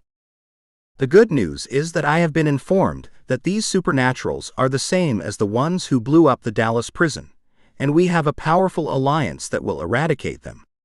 We are also only weeks away from a federal mandate that will make testing for supernatural blood mandatory for every American." The crowd around the president all started shouting questions at once. He held up a hand, but it didn't do a thing to stop them all from yelling. Mandatory testing was a controversial topic, apparently. "We have to do something. There's no space here, but we can't just leave people in those testing facilities." Aurelia clenched her hands into fists on the table. "There has to be something we can do other than sit here and watch this vitriol," Ash grumbled. He was itching to get Zeke back just as much as we were, probably more. They were riders of the hunt and had been brothers for millennia. "There isn't much we can do," but research the other facilities. You all don't have to be the ones who go into every single one of them to rescue people. I can send tactical teams, Dan said. No, we need to keep everyone we can here. We need them training and ready for war. I only sent one TAC team out to scout that place for a reason, I said. Fenric peered closer at the computer screen. We can still do the research for after the war. I don't think humans are going to stop persecuting supernaturals just because we win this war. I agree, Aurelia said. She was still staring at the TV, where more and more lines of supernaturals were being herded like cattle onto buses. I wanted to turn the thing off but couldn't. We needed to keep tabs on what was happening in the world. Don't watch it, love. It's only upsetting you more. I rubbed her back in soothing circles. I can't just turn a blind eye to it. I have to watch it. If I don't see how the people are suffering, how can I hope to be a leader that will end that suffering for them? But it's hurting you. I can feel through the bond how much. My chest ached with the pain she was feeling. My mate was going to be an amazing queen because of her empathy. I'm sorry, I don't know how that works. I can't shut it off. She frowned. I don't want you to turn it off. I like knowing how you're feeling, I said. It's hurting you, though. She glanced at me with watery eyes. Only because you're hurting, love. I'm strong. I can handle it. Gray. Fenric frowned. I think there's some truth to what the agent said. Why? What did you find? I got up from the table and raced around to look at what he'd come across. I hacked into the database for one of the testing facilities we have yet to hit and found some videos of test subjects. Aurelia rounded the table and was at my side in a second. What is it? Don't look, princess. Some are pretty gruesome. Fenric shuddered. I have to look. I have to know. I already told you all not to try to shield me from this. She crossed her arms. Fenric glanced up at me and I shrugged. I wasn't here to tell her what to do. As far as I was concerned, we were equals except when it came to her safety. Fenric turned back to the keyboard and typed a couple commands before a video played on the screen. This is test subject 77, and we may just have a breakthrough today, the scientist on the screen said almost giddily. The woman on the bed was blonde and had cat-like features. She must have been some kind of cat shifter.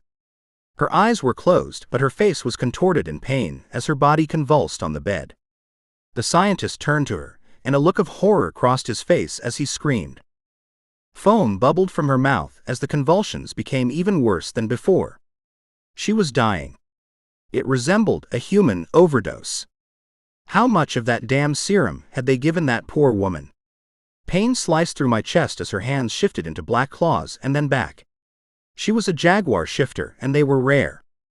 I wished I had known she was out in the world. I would have brought her to the syndicate to train. That's why I had started the syndicate. I brought in rare supernaturals and gave them a purpose. She'd fallen through the cracks, though.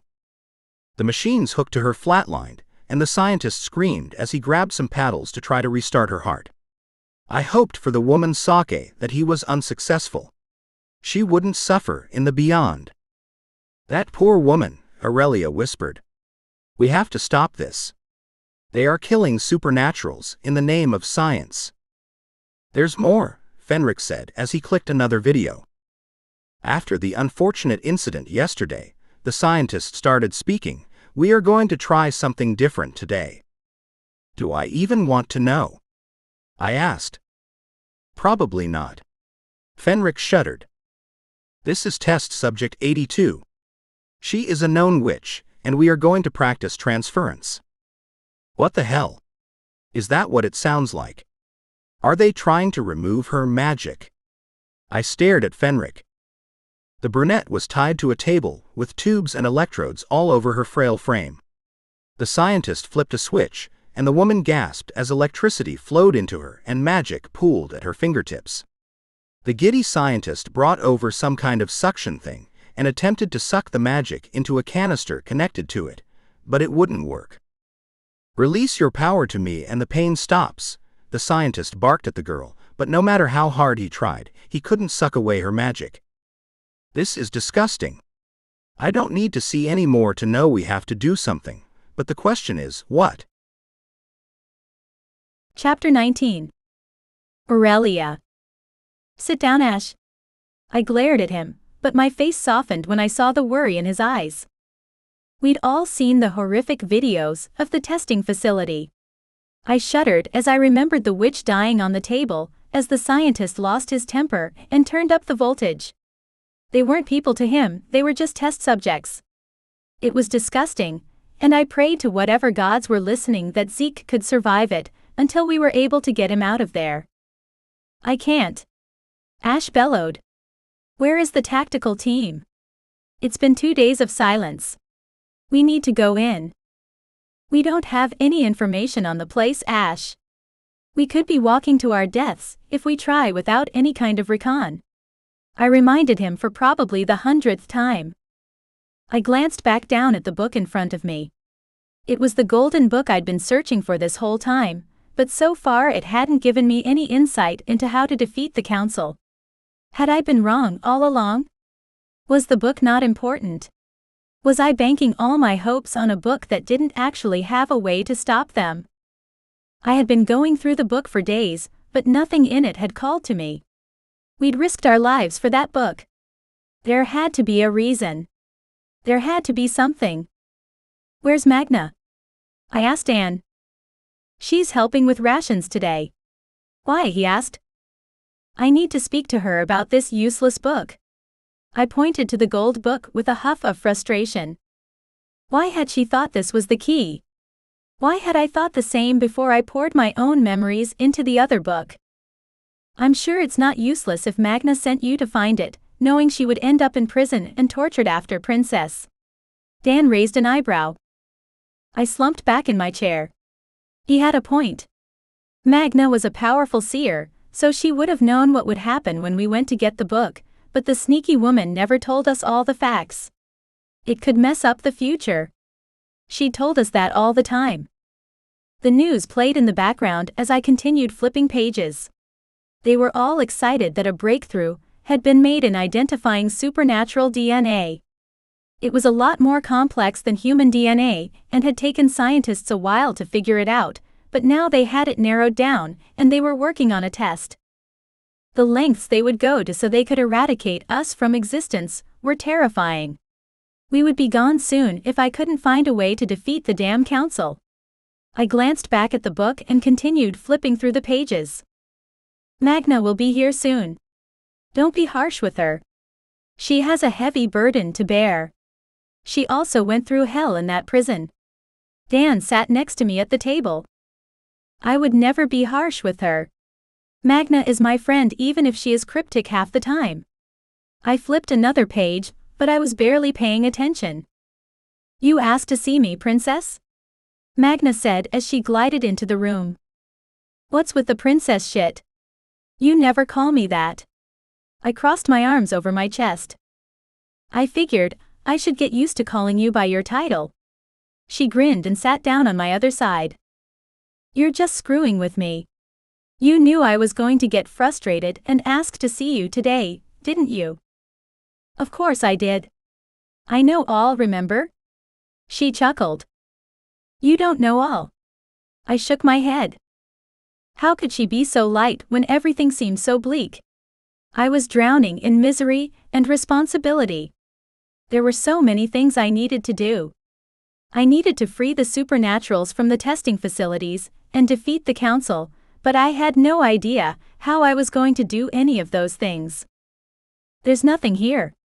I stabbed my finger into the page of the book. I've gone through it 100 times, and I'm still not finding anything that can stop the council. Are you sure? Maybe you're not looking for the right thing. She raised a brow. You're telling me what? I need to put my intentions into scanning the pages? I scoffed. No, but maybe it's the spells you're looking for that are the problem. I'm looking for something that can defeat the council. I threw my hands up. If you're looking for a death spell, then you definitely won't find what you're looking for in that book. Magna tapped the golden pages. How else am I supposed to defeat the council then? I asked. They wouldn't stop coming after us all until they were eradicated. How could I possibly win the war and not kill them? That didn't make sense. When one army defeats another, is that other army always all killed? She asked in her usual riddles. No, the survivors are usually spared, but the council must atone for their crimes. You didn't see the videos of the experiments they had human scientists performing? I shuddered. Yes, they need to pay, but why does a book of light magic need to be the answer? How do you stop them and then try them for their crimes? Isn't that the question you should be asking yourself, princess? Magna grinned. I sat back in my seat and glanced over at Dan, who was typing away at his phone, pretending he wasn't listening, but I knew he was. So I can't kill them in battle, or I would be unjust? I asked, and Magna nodded. How was that just? I'd watched videos of supernaturals dying because of the experiments they were performing on them. How many had they murdered in their quest for ultimate power? I can see the wheels spinning in your head, princess, Dan said, never glancing up from his phone. You will be a just ruler, but I think what Magna is saying is that if those assholes die quickly in battle, the people won't get the closure they need. That's why it would be unjust. When did you become a philosopher? It had to have happened after you shot me with a sedative dart and put all this into motion. I snarked back at him. Dan grinned at me. We'd become allies since that had happened. I didn't exactly know when we had, but he was a good person, and I knew he'd just been following orders. No one could have predicted that would start this whole mess we found ourselves in. You're still going on about that? He laughed. I thought we'd moved past that, princess. Never. I bumped his shoulder with mine and turned back to Magna. So, this book will give me the answers I need to defeat the council as long as my goal isn't their death in battle? Correct, Magna said and stood. Where are you going? I asked as she walked back to the door. Gray will be here soon with news and I am still needed elsewhere. You know what you're looking for now, princess. You don't need my help. I slumped back in my chair, unsure if I really knew what I needed. The way to defeat them wasn't death. It couldn't be. I glanced back down at the book, and something on the open page snagged my attention. I leaned in closer. It was a binding spell. Did you find something? Dan asked with a grin. That crazy Fae led me to the exact spot I needed without me even noticing, I grumbled. You expected anything less from her. She may speak in riddles, but she always leads you to exactly where you need to be, precisely when you need to be there. Dan laughed. I ignored him, mostly because I didn't want to tell him he was right. I scoured the pages reading the binding spell. It could bind the council's powers forever and make them basically human. It wasn't until I got to the last page of the spell that I noticed there was a warning. This spell should only be used in the most dire of circumstances, and only by a powerful royal Fae. If the gods don't deem the caster worthy of binding, all will be lost. Binding Fae is almost as gruesome as death. They will be human without their magic. Heed this warning, because the penalty is death if the gods don't approve. Chills raced down my spine at the words. I was a powerful royal Fae, probably the most powerful in the realm, and the council deserved a lot more than becoming human. The warning still chilled me to the bone though. What if the gods didn't deem me worthy of performing the spell? What if they decided I wasn't worthy of the throne? Would using this spell kill me? I chewed my lip nervously as Ash continued to pace. I stared at him as he walked back and forth across the room with glassy, unfocused eyes. He hadn't paid any attention to the conversation we'd just had, so he wouldn't know that the spell I'd just found was dangerous. I decided then and there that I couldn't tell anyone about the warning in the book. I had to keep it to myself, or they would stop me from using it. What did you find? Dan asked with a raised brow. Something that could turn the tide in this war with the council, but if I told you, I would have to kill you. I closed the book so no one could see the page I was on. It was written in Fae, and even though Dan was only half, he'd never been taught to read Fae. My secret was safe from him, but I didn't want my father or Fenric seeing the page it had been opened to. They would tell Gray in a heartbeat and all would be lost. Just as Magna had said, Gray came rushing into the office a moment later, his eyes wide with worry and anger. "What is it?" I jumped from the chair and rushed to his side. The expression on his face was grim as he glanced between the three of us. "The scouts are back and the news isn't good at all." "What do you mean? What happened?" I asked and wrung my hands together. "Please don't tell me they're all dead. Please don't tell me we're too late to save Zeke. It was my fault he was taken. If I had fought harder against Gray and Ash, we would have seen he wasn't dead. We could have dragged him out of that gala. He never would have been in that place at all." The place was fortified and guarded to the extreme. "The scouts barely made it out with their lives," Gray said as he wrapped his arms around me. "Did they get inside?" Ash asked. "No, it was exactly as I'd thought. The humans have been using that base for years, but everyone thought it was an urban legend." "What are you talking about?" I asked with a frown. "The place they took the supernaturals that only a few people know about is also the site where it was rumored they were testing on aliens. It's top secret and a no-fly zone. No one ever thought it really existed, but we know it does now because the high-profile supernaturals are being taken to Area 51. "You have to be joking," I said. "How the hell were we supposed to get into Area 51? It was the highest security military base in the entire world. It was an urban legend, right?" Hopelessness tore through me. Human technology was too advanced for us to just walk in and rescue people. We were totally fucked. Chapter 20. Gray. I grabbed Aurelia's hand, and we rushed to the elevator. I hadn't seen the tactical team yet. I was too worried about telling my mate the news. We couldn't get Zeke out. Not yet, anyway. My mate's hopelessness flooded the bond. She knew as well as I did, we couldn't go busting into fucking Area 51 and get people out. It wasn't possible, even for supernaturals. "Let's talk to the scouts, and then we'll see if we can come up with a plan." I rubbed her shoulder. "Okay," she said softly. The elevator doors opened to the infirmary, and I scanned the beds.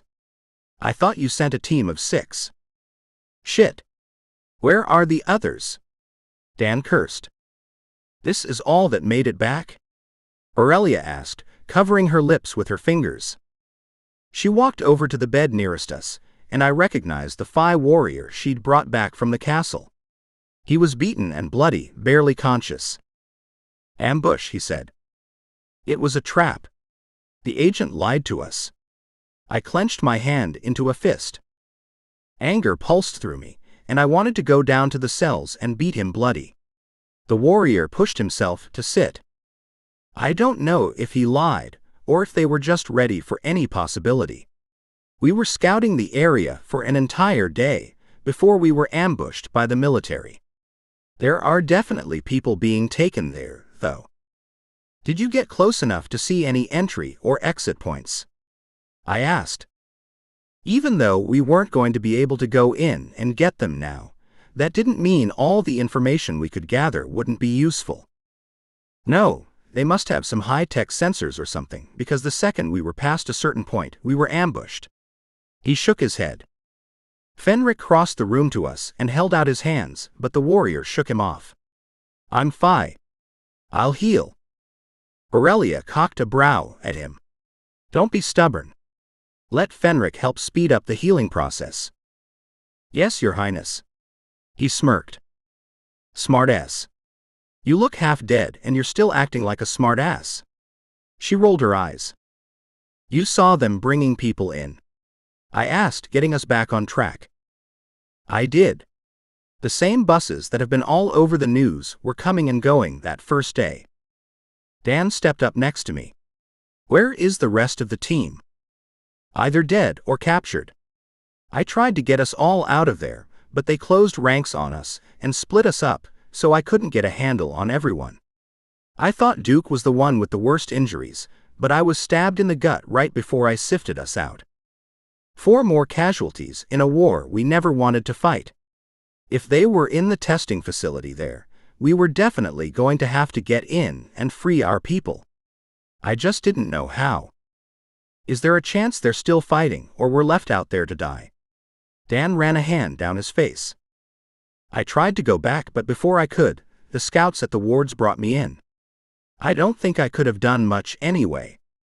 I passed out the second we got inside. No, you did good, I said, clapping him on the shoulder. We need to speed up the timeline on this war. Aurelia sat in the chair next to the bed. Maybe if we establish the new rule of law in Fairy, we can reason with the humans, and they will let our people go home to Fairy. You think that's possible? Dan asked. Right now, the Council is controlling the testing, and I'm sure they're controlling what the humans have access to. If we take them out, the humans will have free rein to test on anyone in their custody. I gripped Aurelia's chair. I want to think that they could be reasoned with. We don't want to go to war with the humans, but they can't detain our people like this either. Aurelia glanced up into my eyes. We'll figure that out when it comes to it, love. I patted her shoulder and leaned down to kiss her forehead. I think I found a way for me to defeat the Council, she whispered. Her unease pulsed through the bond. She didn't want to tell me what she'd found. What was it that had her so freaked out? How? Dan asked. The Golden Book. She shook her head at him. You were there when Magna told me I was looking at this all wrong. Yes, Princess, but you didn't tell me how. He crossed his arms. It's complicated, but I need to get close to them. She chewed her lip. There was something she wasn't telling us. It's too dangerous going anywhere near the Council, I said. Gray, you know I have to do this. She stood from her chair and faced me. No. Whatever this is will be too dangerous. We just need to take them out and be done with it. Dan was shaking his head before I finished my sentence. Magna said that won't work. That's how I was looking at everything, all wrong. Aurelia pointed at Dan. The book doesn't kill. It's a book of light. How do we defeat them without killing them? My knuckles turned white. I was gripping the chair so hard. They need to be tried in front of the people. If we don't, we ruin our relationship with them. I will be seen as unjust if I set out to kill them. This is war, Aurelia. People die in war, I said. She hung her head, not meeting my eyes. She knew how dangerous this plan was. Was she expecting she wouldn't survive?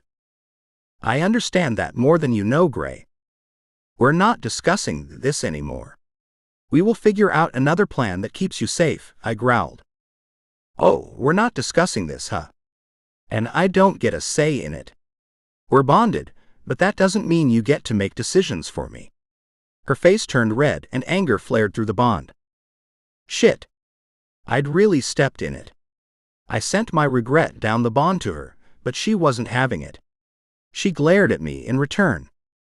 Aurelia, we have to do this my way. I can't lose you. I hung my head. You're not hearing me. You're letting your stubbornness rule your damn brain. We can't kill the Council. She threw her hands up in the air. I don't care what Magna said or what the people of the realm think. I roared. I care about your safety. Dan planted his hands on his hips. Killing the Council is the safest option. You are the princess of the realm and meant to rule. We have to think about your safety, princess. You too, she scoffed, rounding on Dan. You shouldn't even be fighting in the war. He said the wrong thing, and I flinched in sympathy. Aurelia poked him in his chest and then clenched her hand into a fist. She pulled her arm back to punch the idiot, but Fenric grabbed her arm and pulled her back behind him.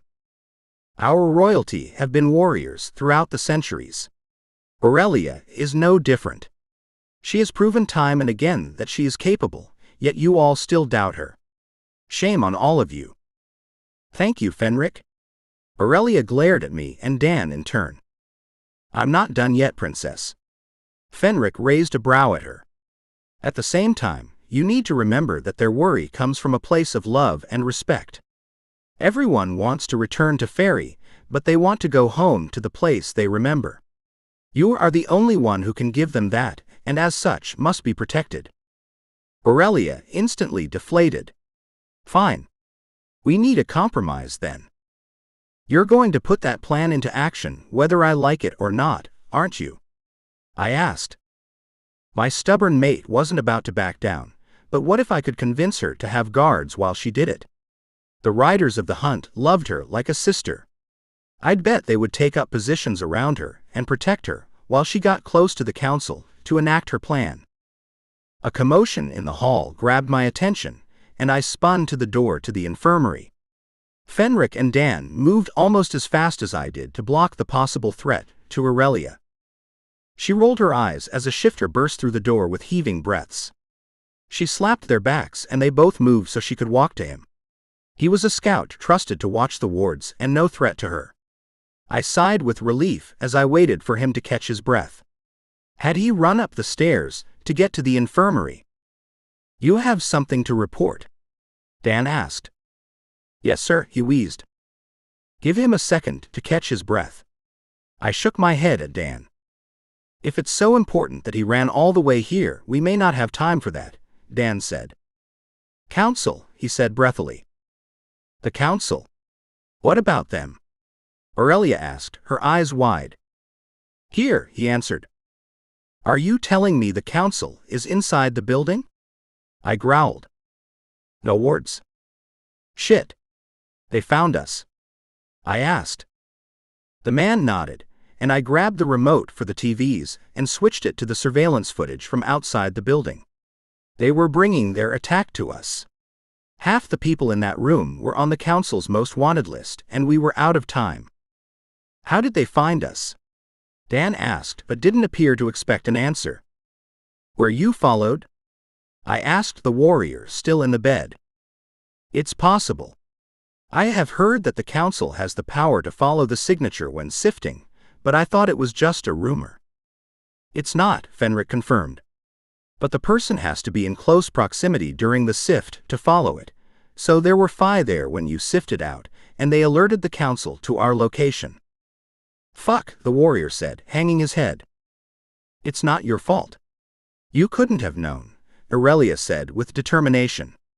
We wanted to move up the timeline, so we could get our people out of the testing facilities. This just gave us what we already wanted. I glanced at my mate warily.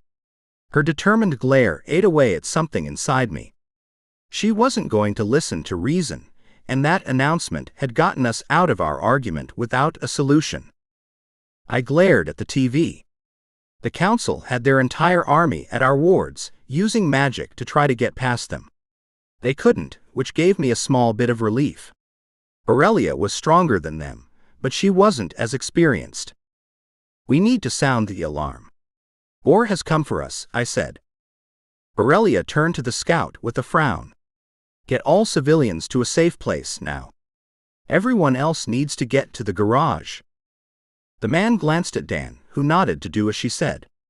Aurelia growled low in her throat. Dan caught on to her displeasure and glared at the scout. Do not defer to me when the princess of our realm gives you an order. She outranks me. A deafening boom rocked the ward and I stumbled. It seemed if they couldn't get in subtly, they were going to use brute force. Fuck. War was inevitable, and it was happening now. Chapter 21. Aurelia. Rage poured through me, but I couldn't act on it. We needed to get our army together. As soon as the elevator doors opened, I was racing to the garage and scanning faces for my father.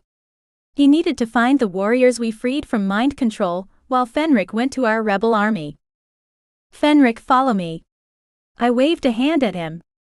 Fenric kept pace with me as I searched for my father. He had to be there with everyone. He was a warrior king. Like Fenric had said, we came from a long line of warriors. I finally spotted him in the back corner, where weapons were being handed out to the army. I waved a hand to get his attention, and he made his way to Fenric and me. He raised a brow at me as I waited for him. I need you to go to the house in the dark forest, and alert the warriors we freed that war is starting, I said. My father grinned. Why don't you go alert your army, and I'll fight the council in your place?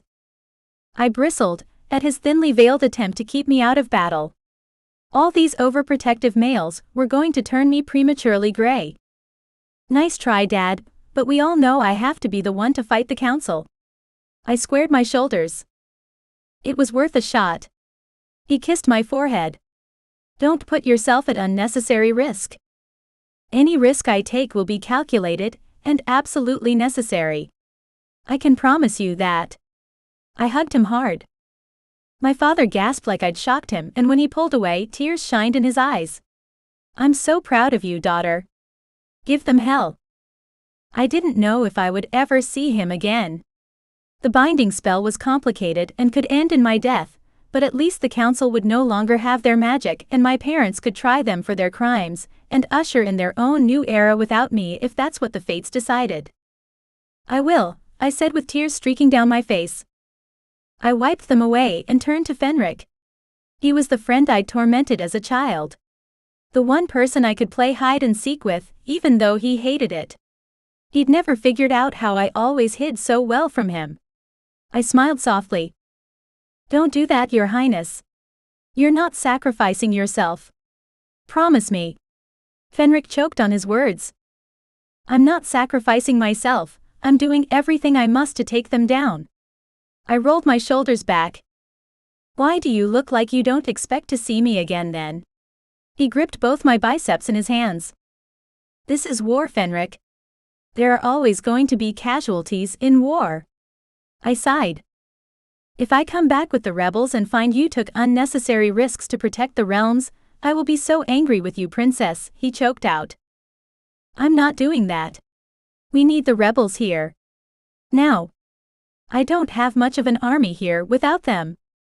Please don't make this harder than it already is. I deflated. I didn't want to disappoint anyone, but with the binding spell, I didn't even know if I would survive this. These goodbyes weren't what I would have wanted them to be, but I needed to make sure that they knew that I wasn't being reckless. I was making sure they all lived. That they would be free of the council's atrocities, and able to remove our people from the human detention centers. We needed to save our people, and when I said we, I knew in my bones it would come down to me. I'd always known it. I'm going to the rebels now. Be careful, Your Highness. Fenric bowed his head and sifted from the garage. Why was he suddenly being so formal? What was I missing? Strong arms wrapped around my waist from behind and I stiffened. My anger bubbled to the surface, and I attempted to break the hold. My love, I'm sorry. He spun me around in his arms. I glared at him as he leaned down, taking my breath away in a hard kiss. I gripped his shirt in an attempt to push him away, but my hands didn't get the memo as I just pulled him closer. When he deepened the kiss, it was like our souls connected on some primal level. Gray growled into the kiss, the vibrations pouring through me.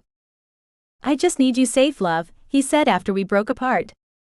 The army was all around us. We didn't have time for another argument. Gray, we always knew from the beginning that this was going to come down to me, and the fact that you don't think I can do it hurts beyond belief. I shook my head. What?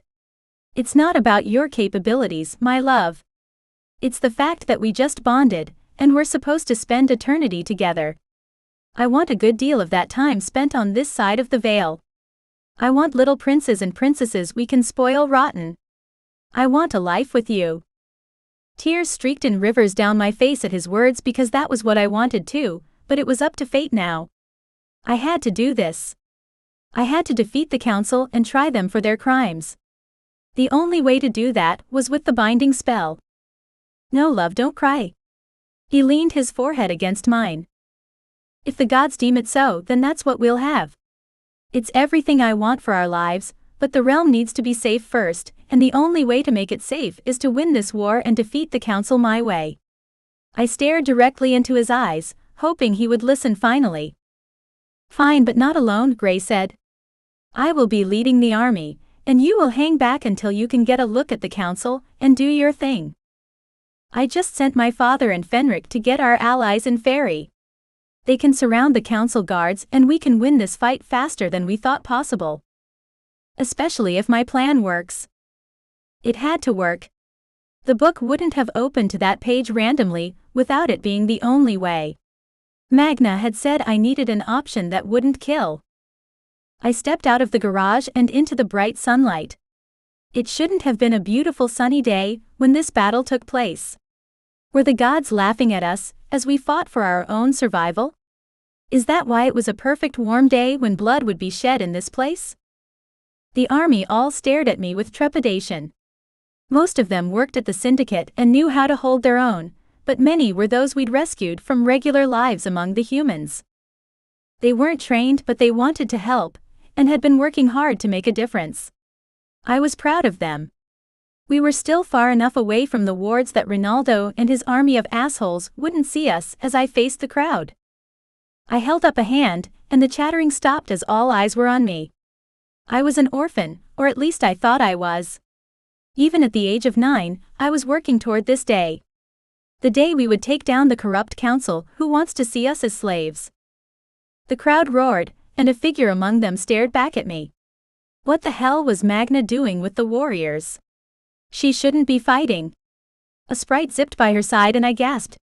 My little pixie friend couldn't be heard over the crowd, but I could guess she was cursing the council and calling for their deaths for her sister.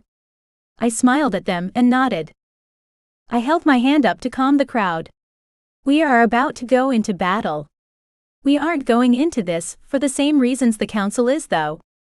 We aren't at war for the same reasons the humans have warred for centuries. We go to war now for our very survival. I sighed. Gray stepped forward. The council wants to control us, and if they can't control us, they want us all dead. I've seen the videos of the experiments they have been performing. If we don't defeat them now, we may never stop them. Gray wrapped an arm around my waist and another cheer went up from the large group. They liked the fact that we were a united front, even though I wasn't quite sure how long that would last. King and queen, king and queen, king and queen, the crowd chanted and I gasped. I wasn't the queen, even though Gray was technically the shifter king already, but I couldn't be the shifter queen. I wasn't a shifter. The army is letting us know who they're fighting for, love. Gray kissed my temple and the crowd roared louder. I'm not a queen, Gray, I whispered as I stared out over the crowd. You're a princess and married to the shifter king. You may as well be queen.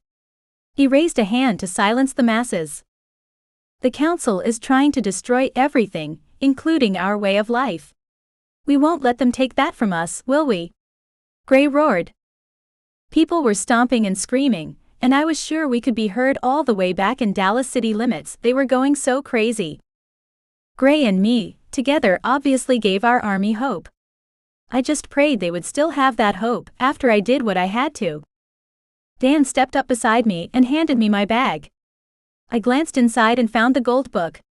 He winked at me, then nodded and squeezed my shoulder. That was all the affirmation I was going to get from him. Even though he'd voiced his concerns earlier, he was behind me and that warmed my heart.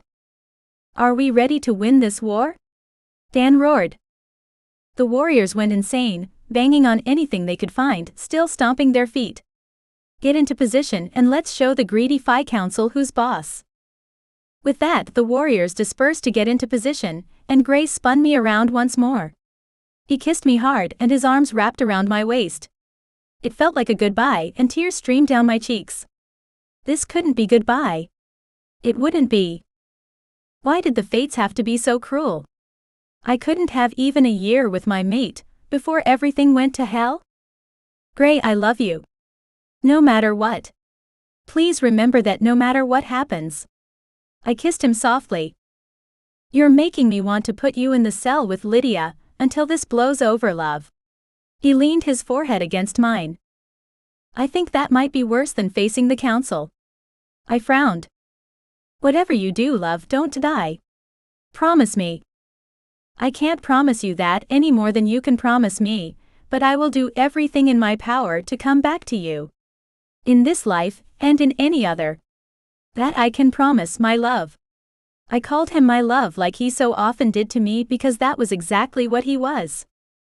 Gray was the love of my life, and even if I did go to the beyond that day, I would always come back to him.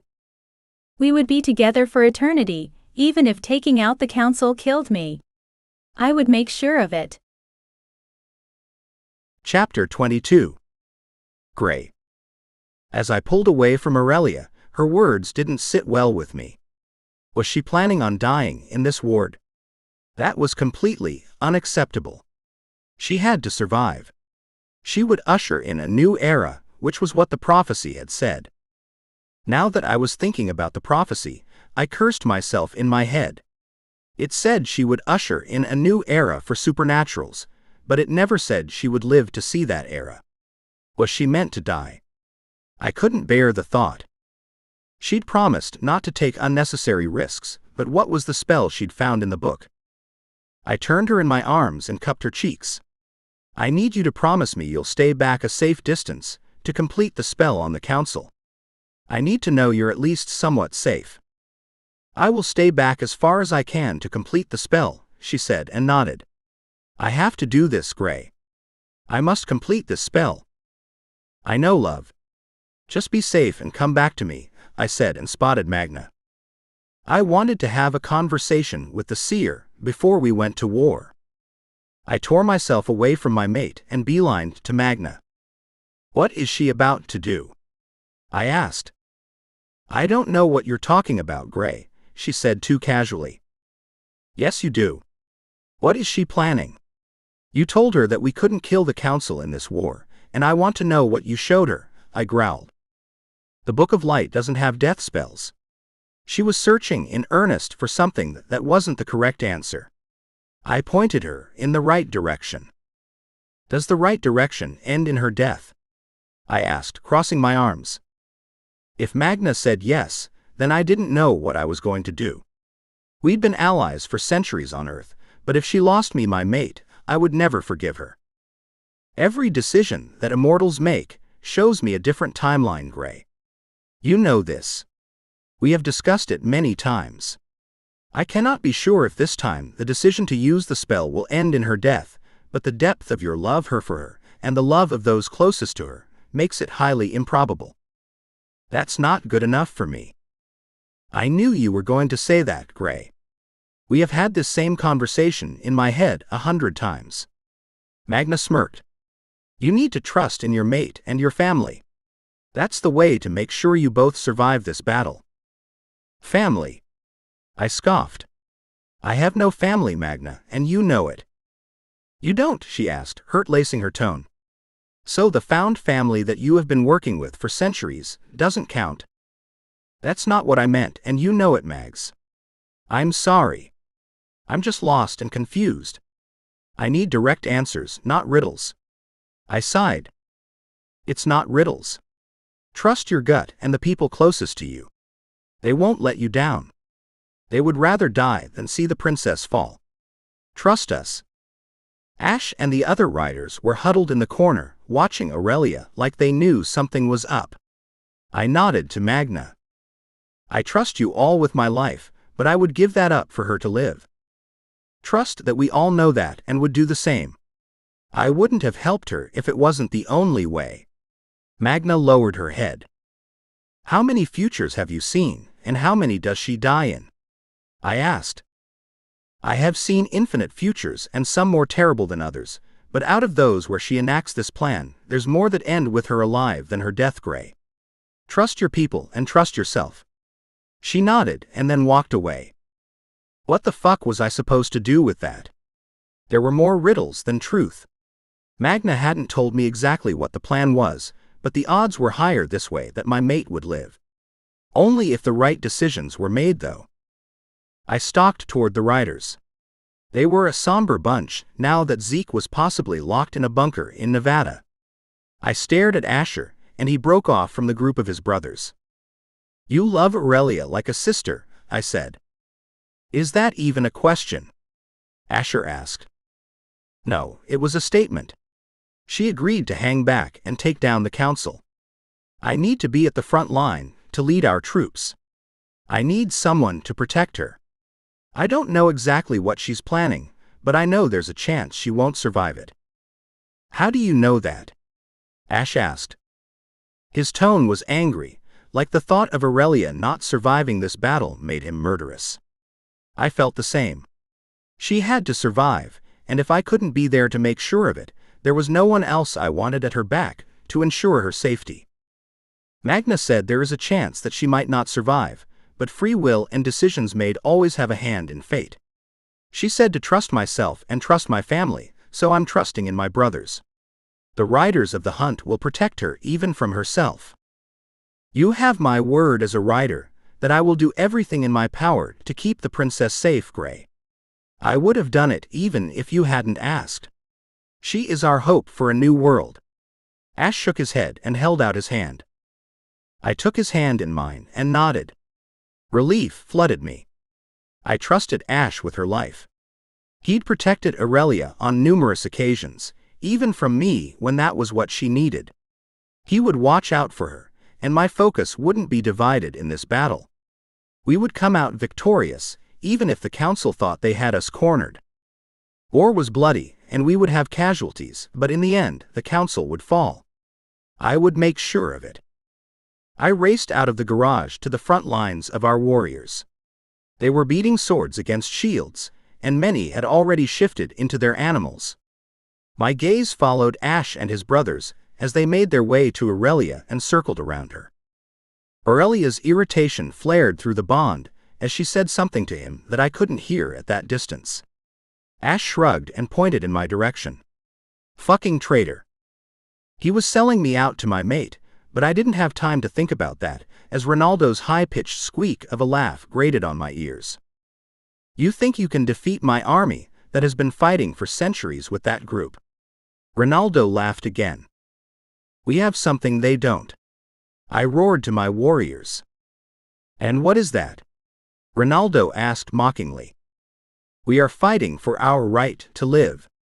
We're fighting for our families and for our children, so they aren't oppressed or sent to testing facilities to be lab rats and casualties in the Council's quest for ultimate power over all the realms. They are fighting for greed, but us. We are fighting for our lives, and that makes us far more dangerous. I screamed. The crowd in front of me roared, and I could even spot Aurelia's whoop in the back of the throng. She had riders of the hunt surrounding her, and her irritation flooded the bond at that fact, but she was also inspired by my speech. For life! I bellowed, as I turned and raced for the wards with my army at my back. How long would it be before Fenric and the king were back with reinforcements? We needed them surrounded to win this thing, and I'd hoped that mine and Aurelia's speeches would have given me enough time. The council hadn't been able to get through our wards, so all they could do was wait until our ranks crashed through them, into their soldiers. I wondered where Aurelia was, as I cut down a council guard. If you can, avoid the ones with blank expressions, I said at the last second. They would still come after us, but if we could detain them instead of kill them, it would be beneficial for everyone in the future. I pulled my sword from my sheath, but several shifted warriors stepped in front of me and took out the guards with teeth and claws. I recognized them as shifters from the prison. They had as much of a vendetta against the council as I did. They hadn't been experimented on, but the only reason they weren't was because of my mate. They were loyal, but I was fighting this battle too. I didn't need to be protected. I flinched at the thought. Aurelia had said something similar, and now I was getting angry that I was being protected. I was the shifter king. I needed to realize people would try to protect me above all else. Just like I expected my mate to understand. Shit. I'd been an ass.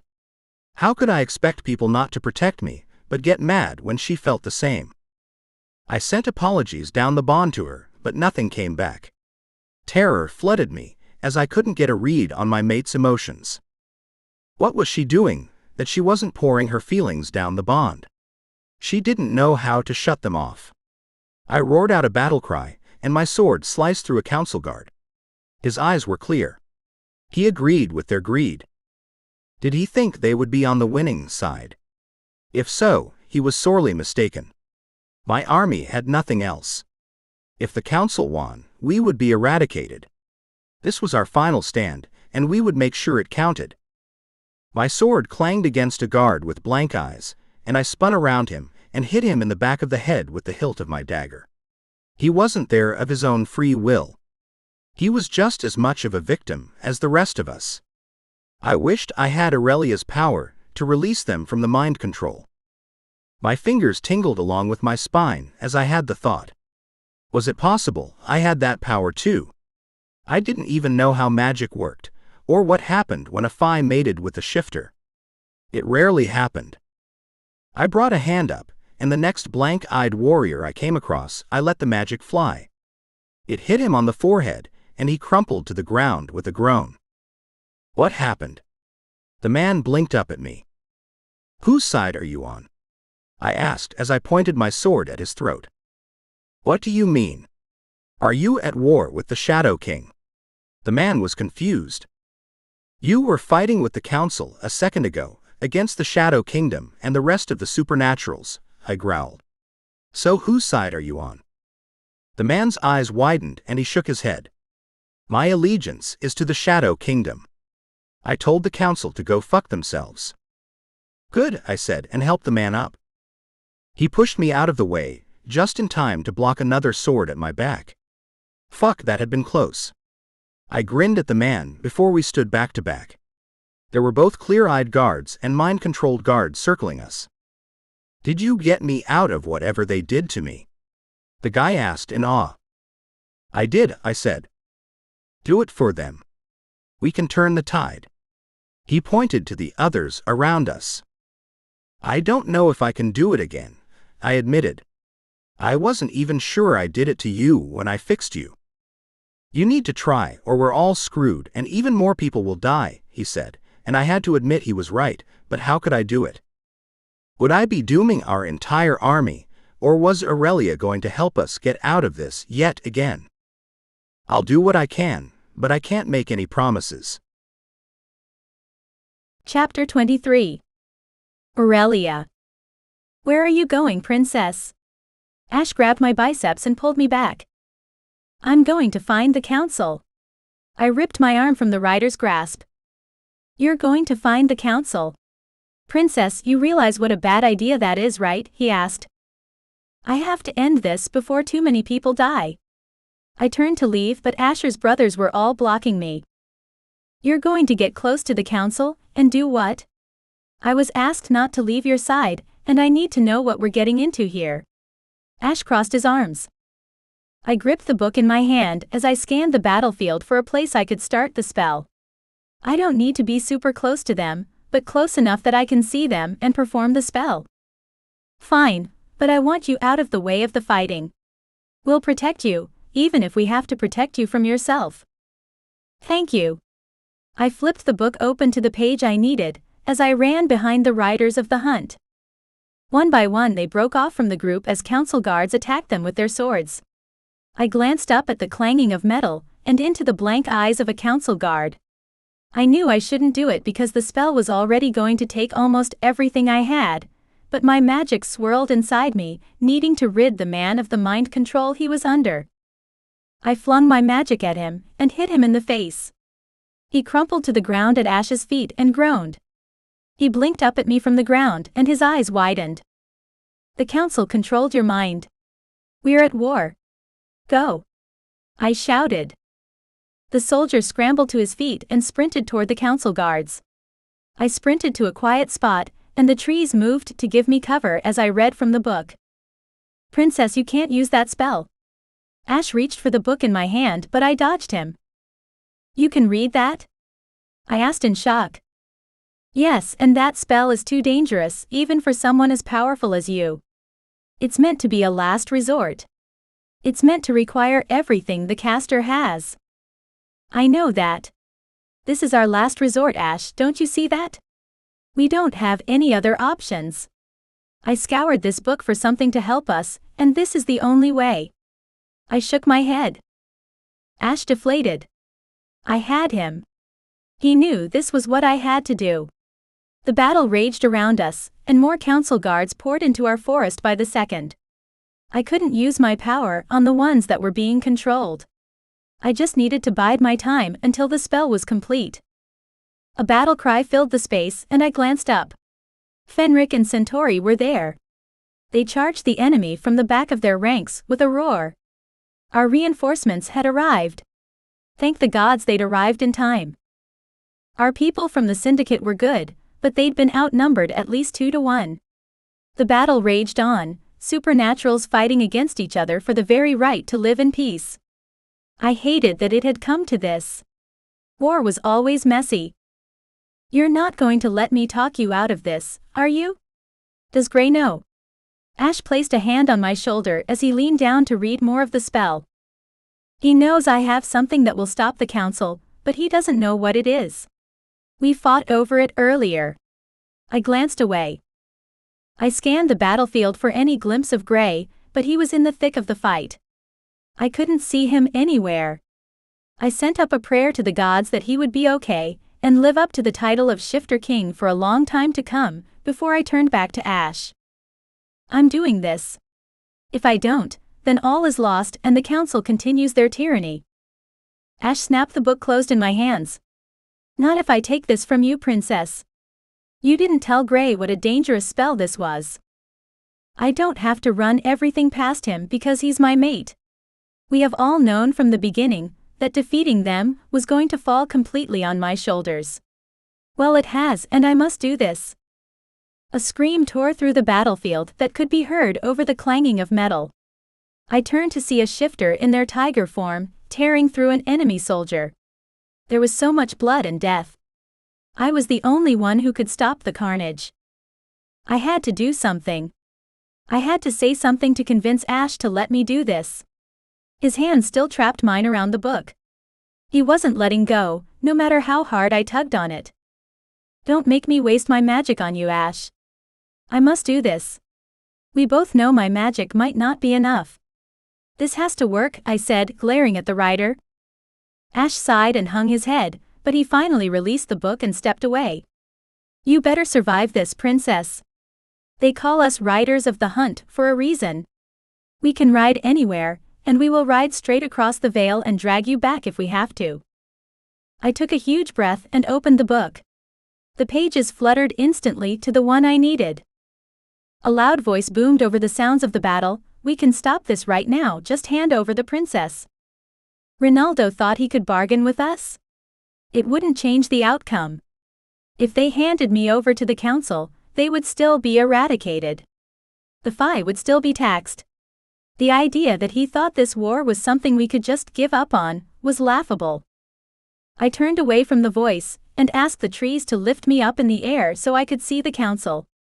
They resisted at first, knowing from my mind what I was about to do, but finally a branch wrapped around my waist and lifted me high in the air. I could see the entire battle from there. The council guards were surrounded by the supernatural army and the Fae rebels. I couldn't see anyone's faces, so I had no idea how my family was doing. Were they still alive? Gray's reassurance flooded through the bond. He was still there. He was fighting in the war with his people. He would protect my family from the council the best he could. I sent back all the love and regret in my heart. Confusion came back to me and then his terror. I did my best to shut down the link. There was a definite possibility, just as Ash had said, that I might not make it out of the spell alive, but I had to do it. It also hadn't been the best idea to distract my mate while he was in the middle of battle. I scanned the battlefield again but couldn't pinpoint him. He was still out there somewhere fighting for us, and pride flooded me. My mate bond was strong, and if by some twist of fate the spell didn't kill me, I would tell him just how much I loved him and how proud I was that he was mine. The book flared with magic as I began the chant. It was difficult, but I had been practicing the words inside my head all afternoon. Magic poured from me as I stared at the council members surrounded by their guards.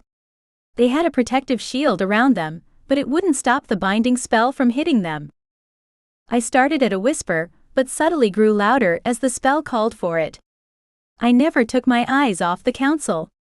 The weakest members began to fidget, and were shuffling their feet nervously.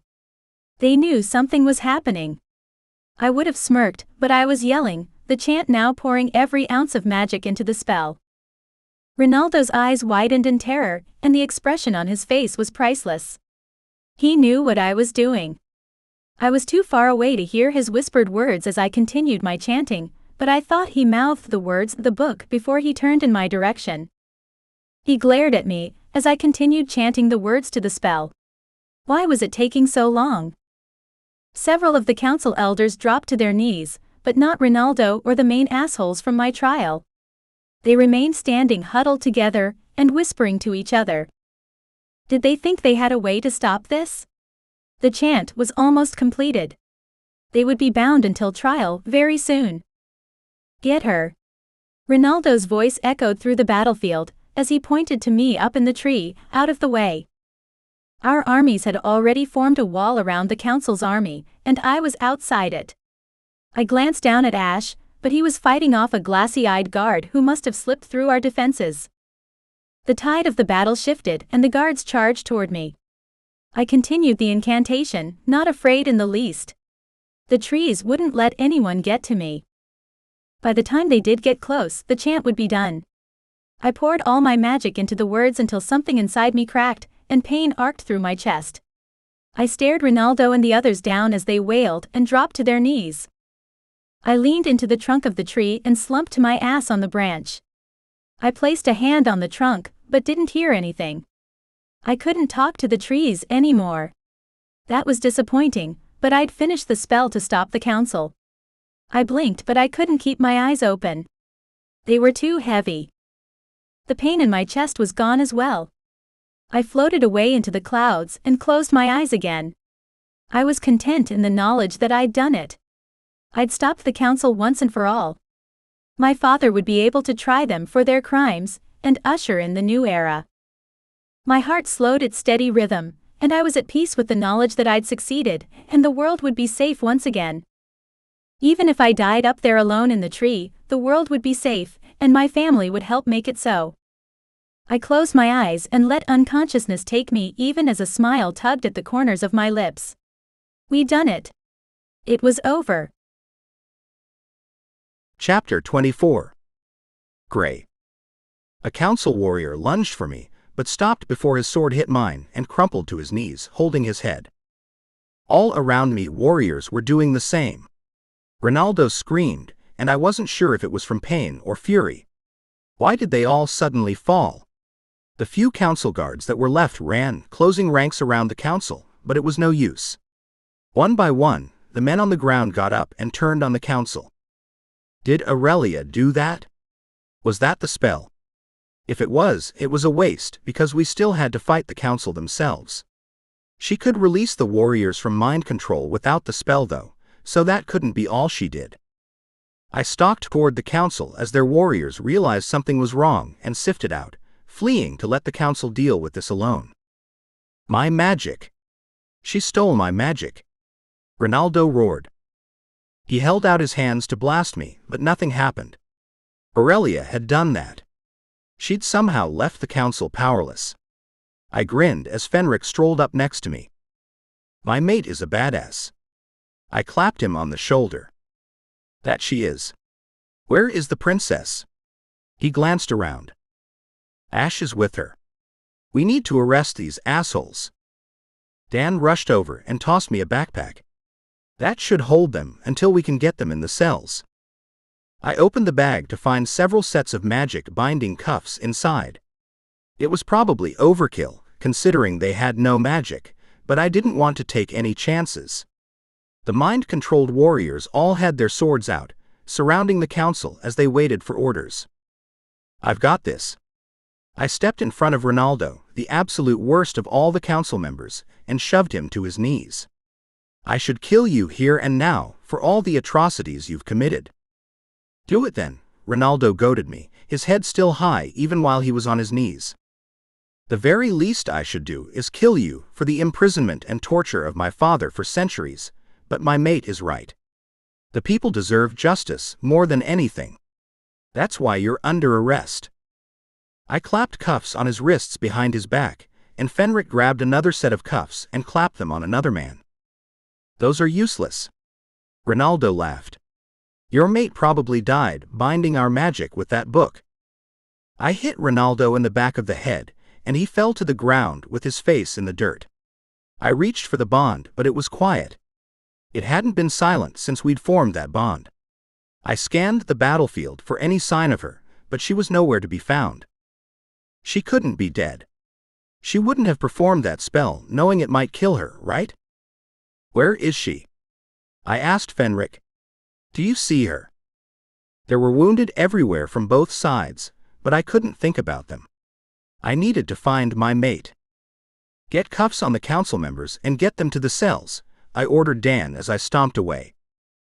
I passed a group of shifters standing over a Fae warrior. He had a slash through his side, and they were trying to help him stop the bleeding.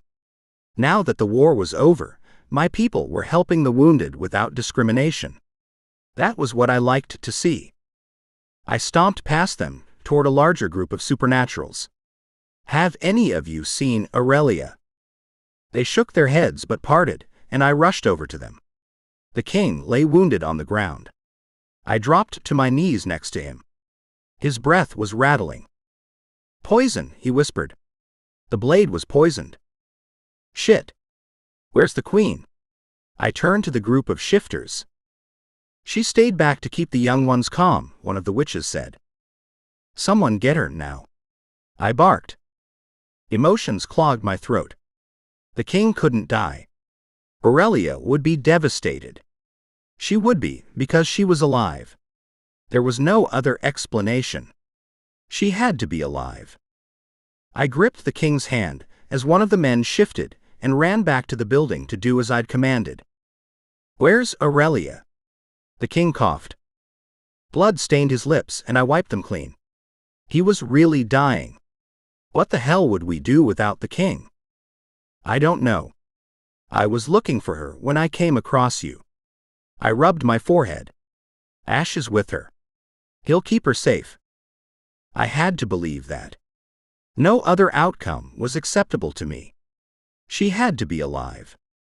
You two will have to rule, the king whispered. He was fading fast. Fenric rushed to me and dropped to his knees. What happened? Poison, I said.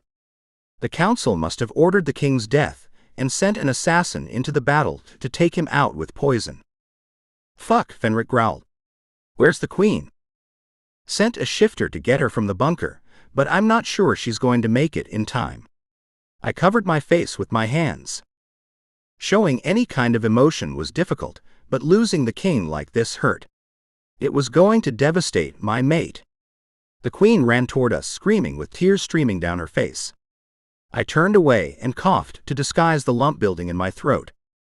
The king had become a friend. Was this how Aurelia had felt when my father died in front of her? The crushing despair racked me. Tears burned the backs of my eyes. The queen wailed as she fell to the ground at the king's side. His eyes cracked open and he smiled. I couldn't take any more of this. It felt too personal to watch their final goodbye. I stood up and scanned the battlefield again. Many of the mind-controlled Fae were leaning over supernaturals, using their healing abilities to help the wounded. I still couldn't find Aurelia. Where the hell is she? I rushed back to the wards. She was back behind the battle lines. I'd made sure she wouldn't get close enough to the council, but did she listen? A crowd had formed at the wards, and I prayed to whatever gods that were listening that they weren't crowded around my mate's body. I grabbed a supernatural that was running past me. He stopped in his tracks and bowed his head to me. Have you seen the princess? I asked. No, my king. I haven't seen her since before the battle. He glanced down at my hand and I released him. I spun back toward the crowd and stomped to them, but the mass parted and a somber ash was in front of me. My body buzzed with electricity, and my wolf whimpered and howled in my head. I glanced down at the bundle he carried gently in his arms. The world spun around me, and I bellowed with rage as I dropped to the ground. What had she done? No, this couldn't be the outcome. It couldn't. Magic pulsed beneath my skin. We were bonded. If she died, I was supposed to be taken with her. What kind of cruel trick had fate dealt me that she was so still in Ash's arms? No, no. This isn't acceptable. I'm sorry, Gray, Ash whispered. I'd never seen so much emotion on the rider's face. Not even when we'd had to leave his brother with the council. Wetness pooled around his eyes, and a single tear fell down his cheek. He crouched down in front of me, with Aurelia still cradled in his arms. The magic in my veins roared inside me, desperate to get out. What would happen if I let it out? I would burn the world. I told her that if I lost her, the world would have a new monster to deal with. I tugged her out of Ash's lap and fell back on my ass in the grass. I inhaled deeply through my nose, filling my senses with her beautiful scent. I buried my face in her hair and sobbed. My chest burned with regret, anger, despair, and probably a few emotions I couldn't name. I squeezed her close and rocked us on the grass, as my magic continued to push at the boundaries of my chest. It wanted out, but there was nothing it could do in this situation. Aurelia's eyes were closed, and I kissed each lid softly. She couldn't be gone. The magic building inside of me leaked out through my palms where I was touching her, and glowed gold against her skin. I glanced at the magic, not wanting it to harm her even though she was already gone. I panicked and tried to pull it back, but it rushed out with my emotion and flooded Aurelia with warmth. I told her I would ride across the veil and bring her back if she died. Ash choked out the words. His head was down and he swiped at his eyes. Was the rider crying like I was? He didn't see the magic pouring out of me into her. The magic was angry, but I realized it wasn't dangerous. Her skin changed back to her usual healthy glow before my eyes, and my mate gasped for breath as her eyes shot open. Gray, she croaked. She lifted a hand to my face. My mouth hung open, and words escaped me as I stared at her beautiful eyes. The bond flared back to life, and her relief and love filled me.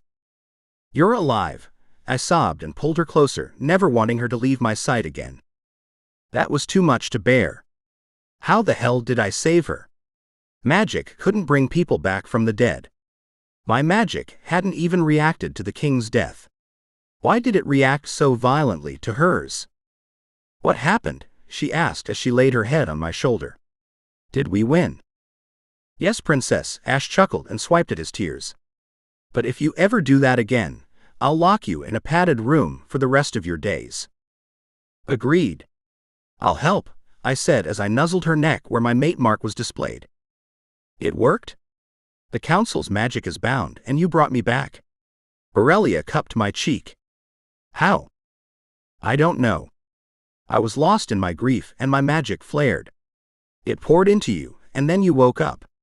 I shook my head. It sounded crazy when I said it out loud, but there was no real explanation for it. She was there, and we'd won the war. The council would be tried for their crimes, and we could figure out a way to work with the humans. Where are the others? My father, is he okay? Fenric jogged over with a frown and dropped to his knees. He bowed his head, but his eyes were red and glassy. The king is gone, your majesty. Aurelia gasped and tried to jump from my arms, but I held her to me. I wasn't ready to let go of her yet. He can't be gone, she cried. Don't call me majesty, Fenric. I'm sorry, Aurelia, but before he left this world for the beyond, he stated that you would rule. Now. Together. Fenric nodded my direction. A shifter king mated to a Fae queen, maybe that was how we were to usher in a new era. Our people would all be safe in Fairy and free from oppression. We'd lost a good king that day, but the future was looking brighter than ever as long as we could work with the humans. Chapter 25. Aurelia. Why are we doing this now? I asked over my shoulder. My queen, we have been over this. The people need some light after all the dark. Magna grinned. Gray stepped next to me in a suit that looked sinful on him and kissed my cheek. Right after the coronation, we have a meeting with the world leaders in the human realm. You want to be seen as the magnanimous queen you are. And not everyone knows I'll be your king. We need to show a united front. Not everyone agrees with your decision to let the other supernaturals and the half-breeds return. They need to see that they're wrong, and bigotry will not be tolerated. Magna nodded. I understand. I stood in front of the mirror in a gold gown that would have been all the rage in the Regency period.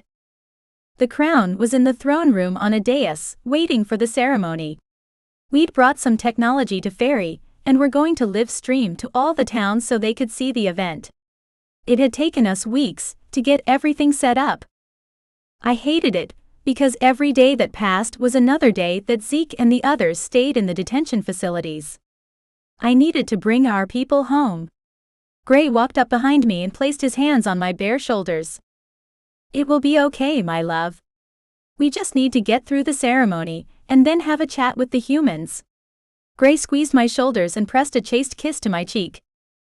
It's time, Magna said with a grin. Finally. Let's get this over with, I groaned. The king needs to go out first. Asher and Fenric will escort you, Magna said, shooing Gray out of the room. I hated that my parents weren't going to be with me for this ceremony, but that was the nature of a coronation. Kings rarely gave up their thrones in Fairy. They were almost always claimed by someone's death. My mother would be with my father, sitting at his side as she always did.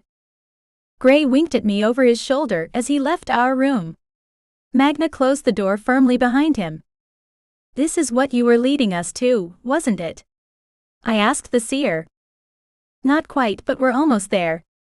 There was a twinkle of mischief in her eyes. There's more? I asked with a sigh. Not for you, princess. Your story has its happy ending, but others are just beginning.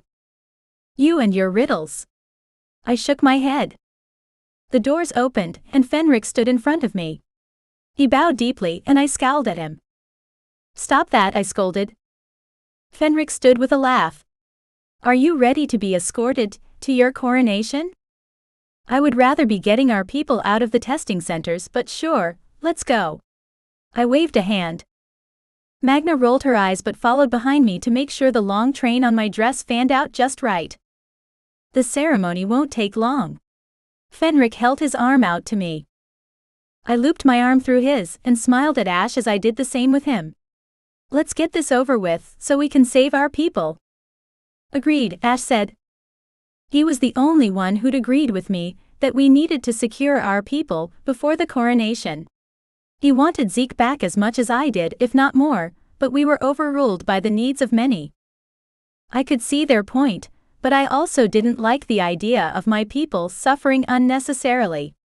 If I could help them quickly, I wanted to do it. You know, the human government wouldn't take you seriously unless you were the actual queen. Fenric squeezed my hand. I huffed out a breath. This was the same argument we'd had for weeks, and I got it. But it didn't make me happy. Supernaturals and Fae lined the hall leading to the throne room, and when they saw me, everyone dropped to one knee. That wasn't weird at all. Especially when we got to the rest of Ash and Zeke's brothers, and they were kneeling as well.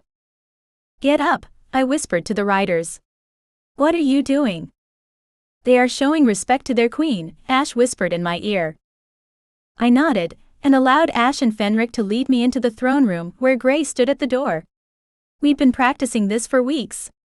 I just had to promise to uphold the laws and protect my people, and then I would be crowned. It was simple and would only take a matter of minutes, but it was tradition and mattered to the people of the realm. I took a cleansing breath and smiled at Gray as he reached for my hand. We both made our way down the aisle lined with friends and family, until we got to the steps of the throne. We knelt there and said a prayer to the gods that they would bless our reign before standing. Gray helped me sit in the seat of my father. It was something we'd discussed at length. He'd said I should be the head of government since my father was king, and I'd saved the supernaturals in the war. I hadn't actually agreed, but outwardly to everyone, we would have these roles, though we would make decisions together. The high priest asked us to give our vows to our people, and then we said another prayer to the gods for their blessing before the crowns were placed on each of our heads. The crowd exploded in cheers and applause as we hurried from the throne room into the surveillance room we had off to the side. Are the world leaders on the call yet? I asked the tech. They aren't, but you are a couple minutes early. He grinned. He gripped a microphone and handed it to Gray. Gray clipped it carefully to my dress, and the shifter handed me a set of ear pods. He clicked a few buttons, and we were ready for the video call. A few moments later, the president came on the screen. You. He pointed a finger accusingly, but did a double take when he saw the crown on my head. Mr. President. You have something that belongs to me, and I want it back. I glared at him. I have something of yours? I don't have anything that belongs to you. You were supposed to be tried for the explosion of the prison. How are you suddenly wearing a crown? I would mind my tone and show respect for the new Queen of Fairy if I were you, Gray snapped. The president glanced at Gray next to me and his eyes widened. I guess he didn't know who the new ruling monarchs of Fairy would be. Look, before this meeting devolves any further, you have my people locked in your testing facilities and I want them back, I said, placing a hand on Gray's arm. No, the president said. No. I asked, cocking my head to the side. I have citizens of the United States locked in detention facilities. They are mine to punish as I see fit. Your citizens? Punished? What crimes have they committed? You detained them because they weren't human, and as such had no human rights, but now you claim they are your citizens and you can punish them for existing as you see fit? I asked and glanced at Gray.